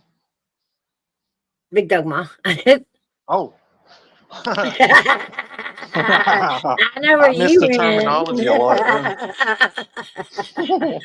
I know where you went. No, I mean, and that's all fine and well, but the fact I will not lie for your feelings, and I'll stand on that. Well, I don't I have guess to understand for to at least say you don't get to demand that I lie for you. Nope. Let me ask you a question, Mouse. Uh-huh. Do you have a sister? No. Okay. I could say your brother, but if you have a brother and he's in I a do. dress, there may be other issues. Your best friend, okay, and she comes to you and says, "Does this dress make me look fat?" Well, you have a couple different answers there. Uh-huh. If you guys are going out and the dress is nice, but it does make her look a little bit large, you're going to be honest with her? And here's the deal. I'm not her husband. Remember, I'm not her husband. I'm not obligated to tell her she's beautiful. What I will do. I'm not obligated to tell my wife she's beautiful. I'm called to honesty. That's what you just said. So you are. But no, but I my mean, point is, I am able to be honest. So you would say, yes, you look fat. I would say, let's try this dress and see if that looks better. Freaking fat fingered. God, I hate the phone, man. Yes, and but then again, you can be gentle with them. Yes. This is where you pull that person aside, right? Because as a friend, publicly that you call me something, sorry, you've lost me. It's not going to happen. Oh yeah. But if you pull me aside and you say, I would find this a great courtesy if you would show me the respect, not that I deserve, that I'm requesting of you. If you can't do that, I understand, but I'm going to ask it anyway. Mm-hmm. That is courtesy. And if you show me common courtesy, then I will return the courtesy. And I will say, look, I won't, if you're a he, I'm not calling you a she. I'm sorry, I'm not going to do that. However, I will say Tony. I will say Susie. I will say Barbara. Barbara, come here for a minute. Well, what Barbara states, and I will disregard the whole they, them, he, she, it, them, QP, X, Y, Z. Exactly. Okay? I will call them by their name. If they come to me and they tell me this is what's going on, I'll say, no, but you know what I will do for you? I'll call you by your name. Is that an acceptable thing? Yes. Now, what have you done? You haven't been ignorant to them. You haven't belittled or degraded them. You found a way to be mutually beneficial to each other, and nobody gets hurt. You know what we don't do? We don't do that. We don't talk about that. We don't actually ask those questions. And you know why? Because, and I'm not saying left or right, folks, both sides are guilty of this. You're going to call me this because I deserve this. You're going to speak it this way because this is what I believe. I'm sorry. Hey, my name is Frosty. What are your pronouns? Frosty. Or I'm the, she, it. Okay. Cold You can, one. you can call And me that's idiot if you want to. Well, but I mean, obviously that's just being funny, but call me Frosty. It alleviates the situation. Do you mind if I call you by your name? No. Then what if I call you, well, I can't call you Mr. Smith because if you identify as a female, I'm not calling you Mrs. Smith. So, if you don't let me call you by your name, I will say, how are you? It's good to see you. Thank you so much. Appreciate it. yeah. Excuse Right? you. How do you feel about this? Sorry. You know what I mean? So Mhm. See, exactly. And I think, again, like I said earlier in the stream, I think that's where a lot of the culture has failed them because they don't, for whatever reason, personal accountability and responsibility escapes them to be like, hey, they don't want to call me this, so I shouldn't press it. Instead, they want to force it. And, that's the disconnect. and that's where I have the problem. Yep, fact. That's where I have the Exactly. problem. Do not tell me what I have to do because you know what? What you do is you discount me. You tell Right. me that my opinions and my beliefs and my feelings don't matter. And I don't know where it got lost in translation where, they got to force it on you. Or otherwise, it's just a political harm or violence or whatever they call it. But, they've got to come to a mutual understanding, too, that like, hey, there's just people out here in the culture that's just not going to give in to your delusion. We're just not. So I think personally, they also have a big responsibility on their shoulders. No matter what they're suffering with mentally or physically, they still, are cognitively enough that they need to take it on themselves to understand people are not going to play along with this. We're not enemies because we refuse to not play along with you. We're just simply at a disagreement, an impasse that we can't come to terms with. It happens. Agree to disagree. Exactly. Mhm. Yep. We don't know how to do that anymore. Well, I shouldn't say that as a blanket statement. There's a lot of people who do, but as a society, we don't because we've become so polarized. We have And that goes become a back to that. society that believes the loudest one screaming and the last one screaming But that's wins nothing the new. argument instead of listening to debate by merit, Squeaky wheel gets the grease. You guys have heard that before. Oh, yeah. Oh, yeah. That's Oh, nothing new. This has happened forever. But here's the difference. AV talked earlier about social media and the relevance of it. The village idiot used to be the village idiot. They would stand by the water fountain, spout shit, and everybody would look at him like, oh my God, you're crazy. Uh-huh. Social media has allowed all the village idiots to come together. And now they don't have just one voice in a group. They have a bunch of voices in a group. Uh-huh. It's okay, Mom. That was my fault. That Pepsi So- was a little too good. It burned. Oh, yeah.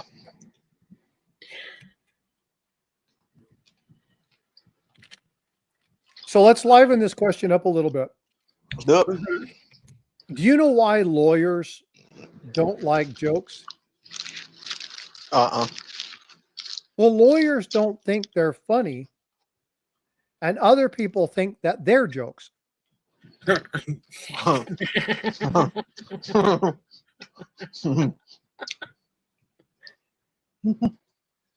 That's true for defense attorneys.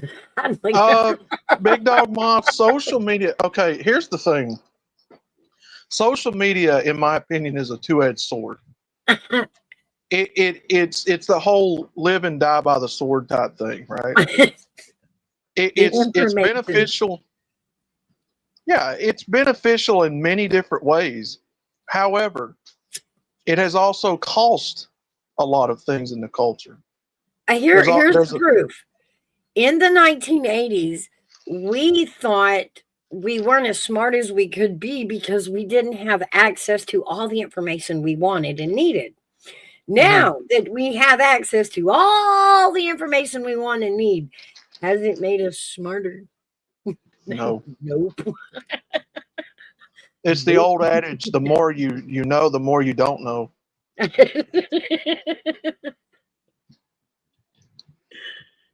social media has caused a big price on this culture in a lot of different ways. Just name it. You've seen a lot of relationships brought together because of it, but you've also seen a lot of them destroyed by it. You've seen a lot of people find peace with a lot of questions in their life with it, but you've also seen people's lives destroyed because of it. You know, yeah, there's a balance there. Yeah. Would you say the internet is addictive? Oh God, yeah. And I'll tell you why. Because it has been, I can't remember the study now, but I remember hearing a bunch of people talk about it. It is a proven fact that it's got the same psychological effects as like if you take drugs or what have you. It hits the same receptors in the brain. The dopamines. Yeah. Yeah, it's literally addictive. That's why when people get blocked or get their accounts taken, they freak out. Yeah. When the internet goes down and they can't use their phone, like, oh my God. Well, Sorry, that- Big Dog More. Not even discussing the level of which our ability to focus, our attention span has gone from minutes to like 3 seconds. Mm-hmm. I think it's helped improve mine. I now have a longer attention span.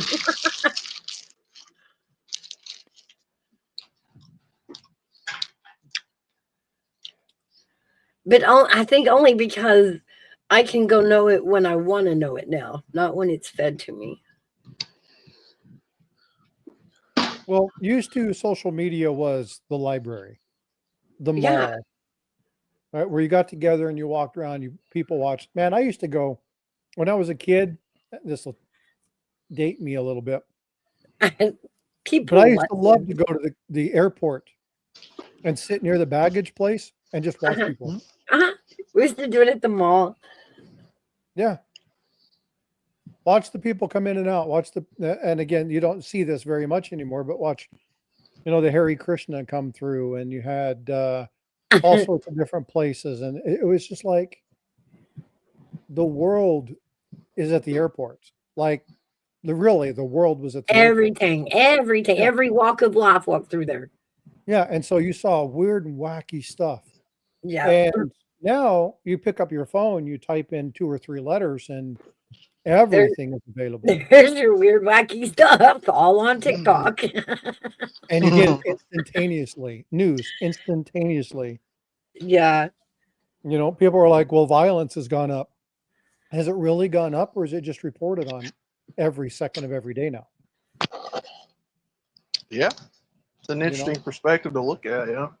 So social media has its boons and it has its busts. From the coin collecting side of things, which I have to speak about because it's, a lot of what I know. People are like, well, we have more counterfeits now than we ever have.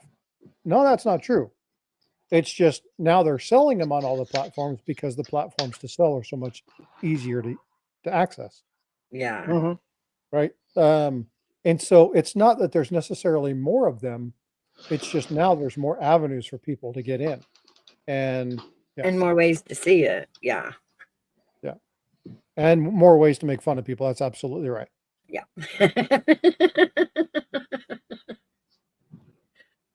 We don't do that, Big Dog. I need to get a couple of things together. Yes, and it's already been sent off. Thank you so much.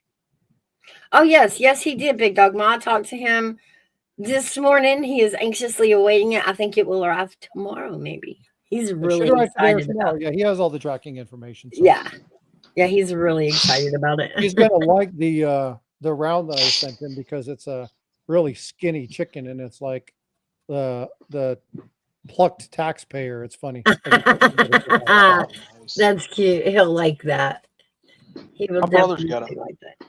My brother's a pastor, and he's got a collection of antique money and stuff from different cultures. He got a lot of like dollars and whatnot from other nations. Yeah. Pretty neat. I enjoy it. It's a great hobby.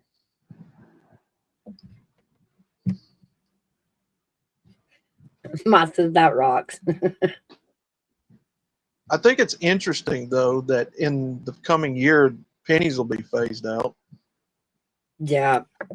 So let's talk about that one. That's another misnomer. Sure. Pennies are not going away. FYI, for all of you think that pennies are going away, they're not. Now, let me explain what I mean by that. Okay. How many people know what a Kennedy is? If I say a Kennedy, what am I talking about? Nah, you got me. It's a $50. Okay. Yeah. Okay, 50-cent piece. Okay. Yeah. How many people have seen those in circulation? They're hard to find. Pennies say I can really basically be the same thing. They're still in circulation. They're still out there. They're still going to be creating the pennies for mint sets and special mint sets, and they're still going to be producing ones for San Francisco. They're just not going to be for distribution. They're going to be items that you have to go to the U.S. Mint and buy, or you have to buy on the secondary market. And so they will still be there. So the penny is not going away. Okay. What it's doing is it's not getting produced for circulation anymore. And that's what Canada did. So it'll just be repurposed. It's not that it's going to be repurposed. It's because it's just we're getting rid of the circulation coinage. I got But you. the penny will still be there. And the pennies that are in circulation are going to remain in circulation. Okay. Yeah, because You're it can't just die off. You're not Like, going to be forced to use them when you pay for stuff because people are going to be rounding it. right. Yeah. So in order for the penny to completely go away, legislation has to happen. Now, I'll give you guys another bit of numismatic trivia before I take off. Then I'm going to tell you a joke. Okay. There are things called the 2-cent piece. There are things called the 20-cent piece. Interesting. There is the half dime, the 3-cent dime, the 3-cent nickel. These are all obsolete coinages. Even though they don't create them anymore, they are still considered monetary assets by the United States government. Because legislation, when they got rid of them, didn't take them and demonetize them. So the penny will still have monetary value. It just will not be a circulated item. Does that make sense? Yeah. I watched a video about a guy who has 1 million freaking pennies. He's going crazy and he's buying all these pennies. They're going to go away. They're going to go away. They're going to go away. And I'm going to do a 1 million penny project. The penny project is a cool thing, but they're not going to go up in value. They're not going to cause other pennies to increase in price because they're already out there. We already know the mintages. They're not making any more of the old ones. So the value is not going to change. So for those of you who think that the value of the penny is going to go through the roof, save your money. It's not. So Will FYI. So even in trading, will they ever be of value in the trading world or collecting world? Will they increase in Clarify value? what you mean of value. Well, if pennies aren't around anymore. The pennies are still going to be around. So, Wanda E., you're up in Canada, correct? Correct me if I'm wrong, but I think Wanda's in Canada. So it's kind of a tricky. You still see pennies. You won't get them from the store, but they're still out there. You go to a bank, you can get pennies. They still have rolls of pennies. They come in, they roll them up. They're still there. So why would the value of the penny go up? I mean, in collection. What's driving the value? Collecting a penny. So what's driving the value up? That they're not making them anymore. But why would that affect the ones that were already minted? The ones that would go for more. I don't mean in basic value. I mean in collecting value. But that's the thing. What's causing it to go up? The point. So here, for instance, I have a 1909 penny. We already know how many there are. We already know that many of them have been melted. You can see them in collectible cases. Why would that penny go up in value because the penny went away? It wouldn't. They're not making anymore. There's not going to be any numismatic shift in that. You just Okay. can't get them in circulation. You can still buy them and you'll pay a little bit of a premium for them because you're buying them. It has to package and they have processing fees and blah, blah, blah, blah, blah. But it doesn't mean that they're going to go up in value. Now, over time, you find out that especially these zinc ones suck. Now, 2026, there's going to be pennies minted. We already know this. It's the semi-quincentennial, the 250th anniversary of the signing of the Declaration of Independence. If it's anything like what happened in 1975, 1976, when they did the bicentennial, they're probably already producing pennies for 2026. Interesting. And it's probably going to be a very large quantity. Okay. So is the collectability of that one? No, because there's so many of them. If people hoard them, what's going to happen in 50 years? There's going to be 10 million people with rolls. How Right. rare are they going to be? They won't be because everybody hoarded them. Okay. There will be Right. no value Yeah. in it because there's so many of them that everybody thought they were valuable. They kept them. So the market's going to Yeah, be that's- flooded. They're going to be a dime a dozen. The price is not going to go up. Yeah, that's what I was trying to point out. The sounds like because of its value already, that it's kind of hard to move that up. Yeah. 'Cause Now, it's just stuck at being a 1 cent. you know what is going to happen? All these people practicing FOMO, the fear of missing out. Oh my God, the penny, buy, buy, buy, buy, buy, buy, buy, buy, buy. They're making money hand over fist. And those people are going to hold it are going to lose their ass Yeah. because it's going to plummet through the floor when people realize there's no inherent value in that item because everybody and their brother is saving a box. So then, what is it? So what about the copper value? If there's any copper in it, It's zinc. There's very little copper. interesting. Copper hasn't been a thing since 82. Did not know that. Yeah. So, people need to understand that a lot of the FOMO crap that you hear is people. This is why I will never buy or sell on my channel. I don't want anybody thinking that what I'm saying has to do with me making money. All the education that I provide on my channel is free of any buying or selling Right. because I just want to share information. Right. Don't trust anybody that says, trust me. Oh, by the way, I have this bag and you can, for $5 extra, I can send you 5 pennies. Well, are they telling you the truth or are they just trying to get you to buy the stuff that they have? So when you focus on education, try to focus on education of people who work in coin shops that don't necessarily collect, or they collect the oddities. They collect the rarities or things that most people wouldn't collect. Okay. If they push their store every time they talk and every conversation ends with somebody trying to sell something, you need to see how their information benefits them. Right. Take Gotcha. those things into consideration when you're looking at them. Don't buy the sales pitch. Don't buy. Yeah, that's exactly right. And you got to be careful.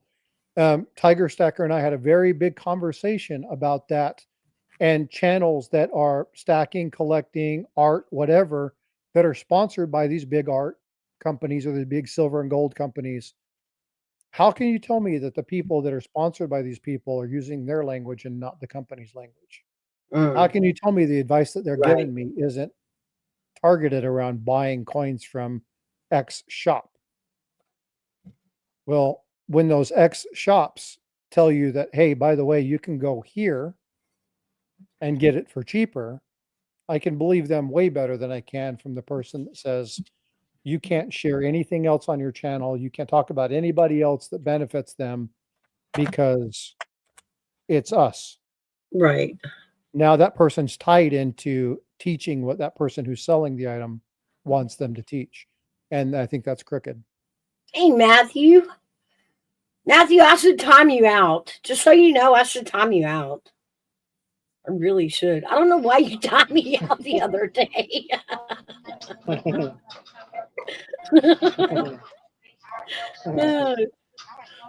Yeah, man. Been a good talk. It has been a Come really up good here, talk. Matthew. Come up here, Matthew. Come up on panel. Big Dog Ma, you'd like this shirt, right? I'm looking at I know. the I'm door. just teasing you, big dog. I'm If just you like teasing you. Alabama football.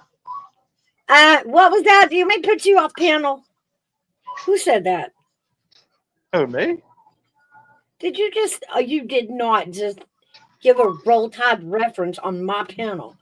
Go Vols, damn it, go Vols. Big You Dog Ma, you know like this. the elephant shirt, don't you? Alabama, where the football's good and the sisters are better. Let's just kidding. I bet So you. I'm going to leave. We've been talking a lot about religion and relationships, and I'm going to bring in my IT stuff. I'm going to tell you a joke before I leave. Okay. So Jesus and Satan were having an ongoing argument about who was better utilizing their computers. And it's been going on for days, and God was tired of hearing all the bickering. And finally, he said, cool it. I'm going to set up a test. It's going to run for 2 hours, and I will judge who does the better job. So they get together and they figure stuff away. And Satan and Jesus sit down at the computer and they start typing away. They moused, they did spreadsheets, wrote reports, sent faxes, sent email, did all the attachments, downloaded files, did genealogy, created labels, cards, set stuff, did videos, did every known job. And Jesus worked with heavenly efficiency and Satan was faster than hell. But 10 more minutes before their time was up, lightning suddenly struck the building, flashed across the sky, thunder rolled, rain poured, and the electricity went out. Satan stared at his blank screen, screaming and cursed every known thing under the underworld. Jesus, he sighed. Meanwhile, sitting quietly, Jesus started to think and process about stuff. Well, when the computer finally came back on, Satan started searching frantically, screaming, it's gone, all my work is gone. I've lost everything. Jesus hit print. Satan looked at this and he became irate. He cheated. I know he cheated. How did he do it? God shrugged and said, Jesus saves. That's sorry. good. So we have It's a 4:20. volunteers. It's 4:20. It was a good time for that joke. Perfect. So we have a volunteers band here. Mouse. Oh, now, Outlaw, you know this. You have watched me and Anissa rival this game for 3 years now. 3 years. And it is, remember, third Saturday in October, even our trees dress for the occasion. All in. Yeah. Orange and red. All right, folks. Well, hey, I've got to go. I've got to prepare. I got to go pick up my daughter from school. I got to get some stuff done. So thank you so much for coming up, Frosty. I've enjoyed it today. I enjoy it. Hopefully, I get to come up a little bit more frequently. Things have been crazy busy, so it's nice to have been able to kind of come in a couple of days. I appreciate it. I do. I enjoy it. You calling me All right, fat, big you guys, stay tuned. Can I make one plug? Sure. Next week, I'm going to be dropping a video, and I don't say this to be whatever, but I honest to God think that it's probably the most important video I've ever done. I've done almost 1,600 videos. And I think that if you send or receive packages where you deal with coins, whether it's gold, silver, platinum, palladium, numismatic, doesn't matter. You need to watch this. So when I get to the point of doing this, I'll be putting it on my community page. If you know people that sell on Whatnot or Craigslist or Facebook Marketplace or eBay, doesn't matter, whatever, I'm going to ask you to send this to them. I have engaged with the Counterfeiting Education Foundation, law enforcement, talking with Amazon, talking with eBay, talking with the U.S. Postmaster General, and getting some information and trying to protect people from something that I discovered. It's been around for a while. Some people are aware of it, but I don't think they've understood this aspect of it. So I'm sorry to be so vague, but you guys will understand. I just want to make sure that You'll just have to see the video and find out what he's talking about, y'all. Yeah. So if you guys ship stuff or you know people that do, please reference them to this. It's going to be important. Okay. Absolutely. Y'all catch that. There is Frosty's link in the chat. Thank you, Big Dog Ma. So you guys make sure you guys are subbed up. That way y'all can catch this video. Make sure y'all have the all bell ringed, the all bell clicked when you guys sub up so that you'll know when he goes live. You'll get a notification. Sounds good. Appreciate you guys. Hey, take care of yourselves. And again, thank you guys for letting me come up and hang out with y'all. All right. Thank you, Frosty. I hope you have a great Thursday. You too. Ciao. We'll see you later. Bye. Yeah, that was a fantastic conversation. I enjoyed that. Boy, he always brings so much knowledge. I enjoy it so much. But how you been?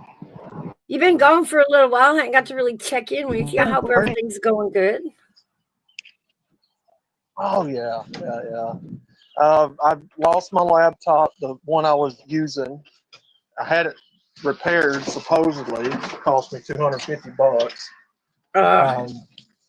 He wound up keeping it for over a month and a half. Didn't do anything to it really because it's still messed up, so I had to go buy another one. Bite the bullet on that.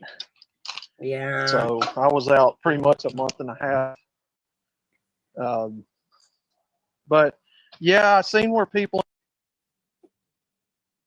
guys, again, from my own mouth, I don't block people, me personally. And I don't tell them to block you like that. In fact, I had to get rid of a mod right before I quit streaming about a month or so ago because of that. It got pretty intense.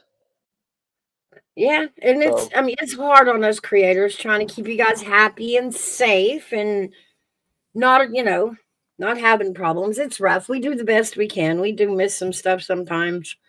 Sorry for that. Yeah, I had to. So when are we going to get back to wrestling? I gotta see what's going on with Ike. He's going through an ordeal right now mentally, and he's wanting to put an SWF on Quahitas. So it was supposed to be tonight, but I don't know what's going on with him. Well, that's okay. We'll take some time. We'll get the mouse and the Andrew together, do some crap talking, get the crowd riled up. Oh yeah, we got to do that. Yeah. She just comes walking in 10 foot, 20 foot, whatever she is, and just dominates us at wrestling, guys. Just dominates us. And I tell you, one night I spent all night whooping everybody's behind. I know. Roof. Just to fight her, man, she creamy like that. Like that was a good stream. Yeah, that was a good SWF. It was so much fun, man. And honestly, it was at a perfect time. That I really needed, in real life, I really needed to laugh. The kid it was a lot of fun. I had showed it to Dad, and he had a lot of fun with it. Oh, of course. We'll get back to it. I just got to get Ike snapped out of whatever funk he's in. Well, I think everybody's kind of, I don't know.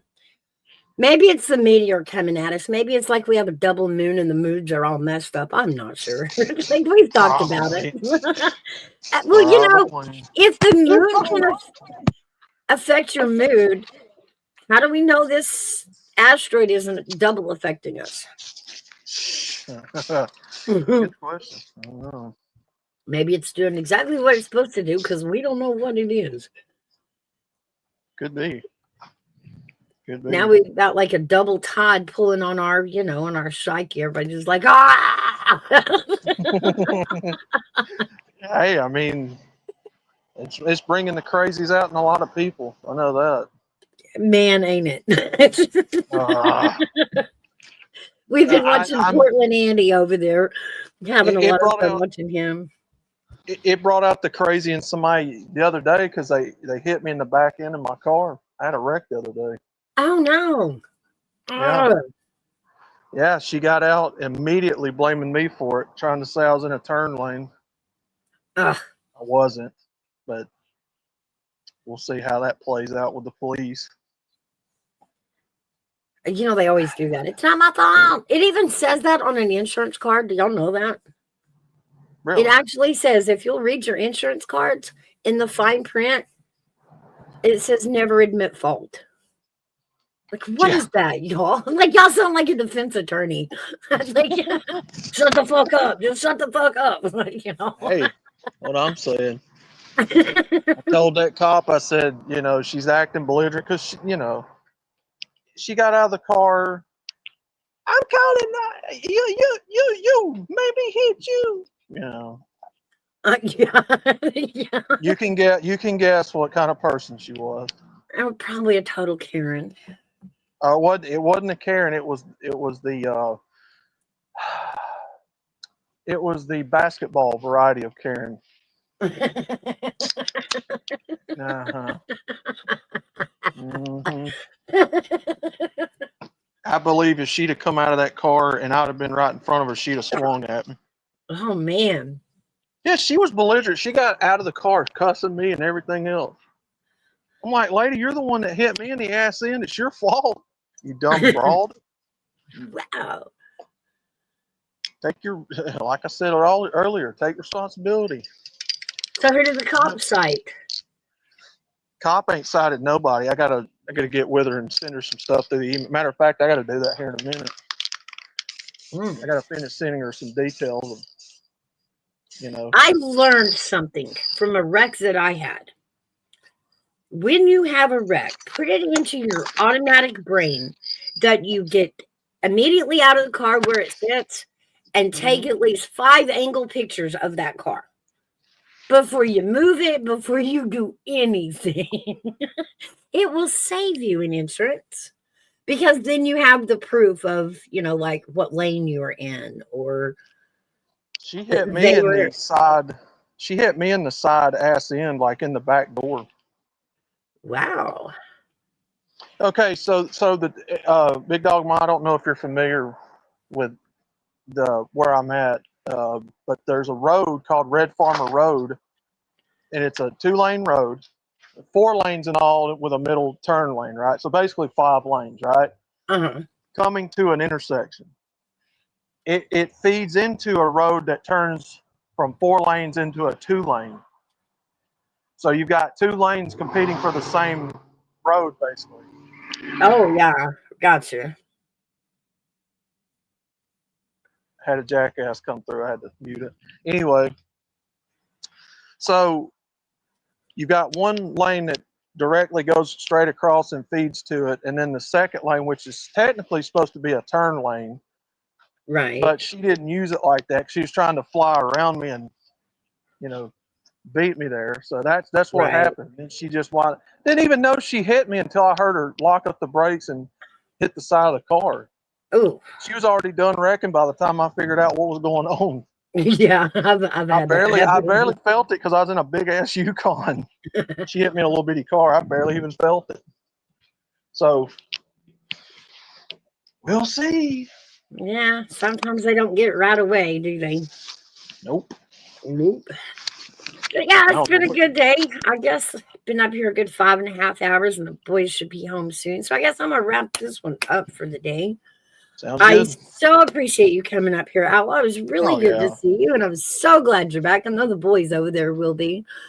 Oh, yeah. Oh, yeah. We'll be back. Awesome, awesome. Remember, I'm here every Thursday, 12 o'clock. Sounds good. Every Thursday. Gigi's got Fridays. There is one show we're looking at. They're making a podcast, so I may bring them in on Mondays. And it's a new channel. Y'all haven't heard of this one. She's an awesome woman, and she's making a podcast with two of her, her OGs from chat, and it's really a good podcast. Sounds good. They're calling it a podcast. Same thing we're doing. It's just panels, but she's new to it. So we're going to be watching them, maybe adding them on Saturdays. Ooh. Okay. All right. Sounds like fun. All right. Well, you guys make sure you have a good rest of the evening. Big Dog Ma, I love you so much. Gigi, love you too. Everybody else that joined us in chat, Wanda, Siegel, Matthew. Who else came in? Mark. Heck yeah. We had a good day today. But we guys will see you on the next one. Sounds good, guys.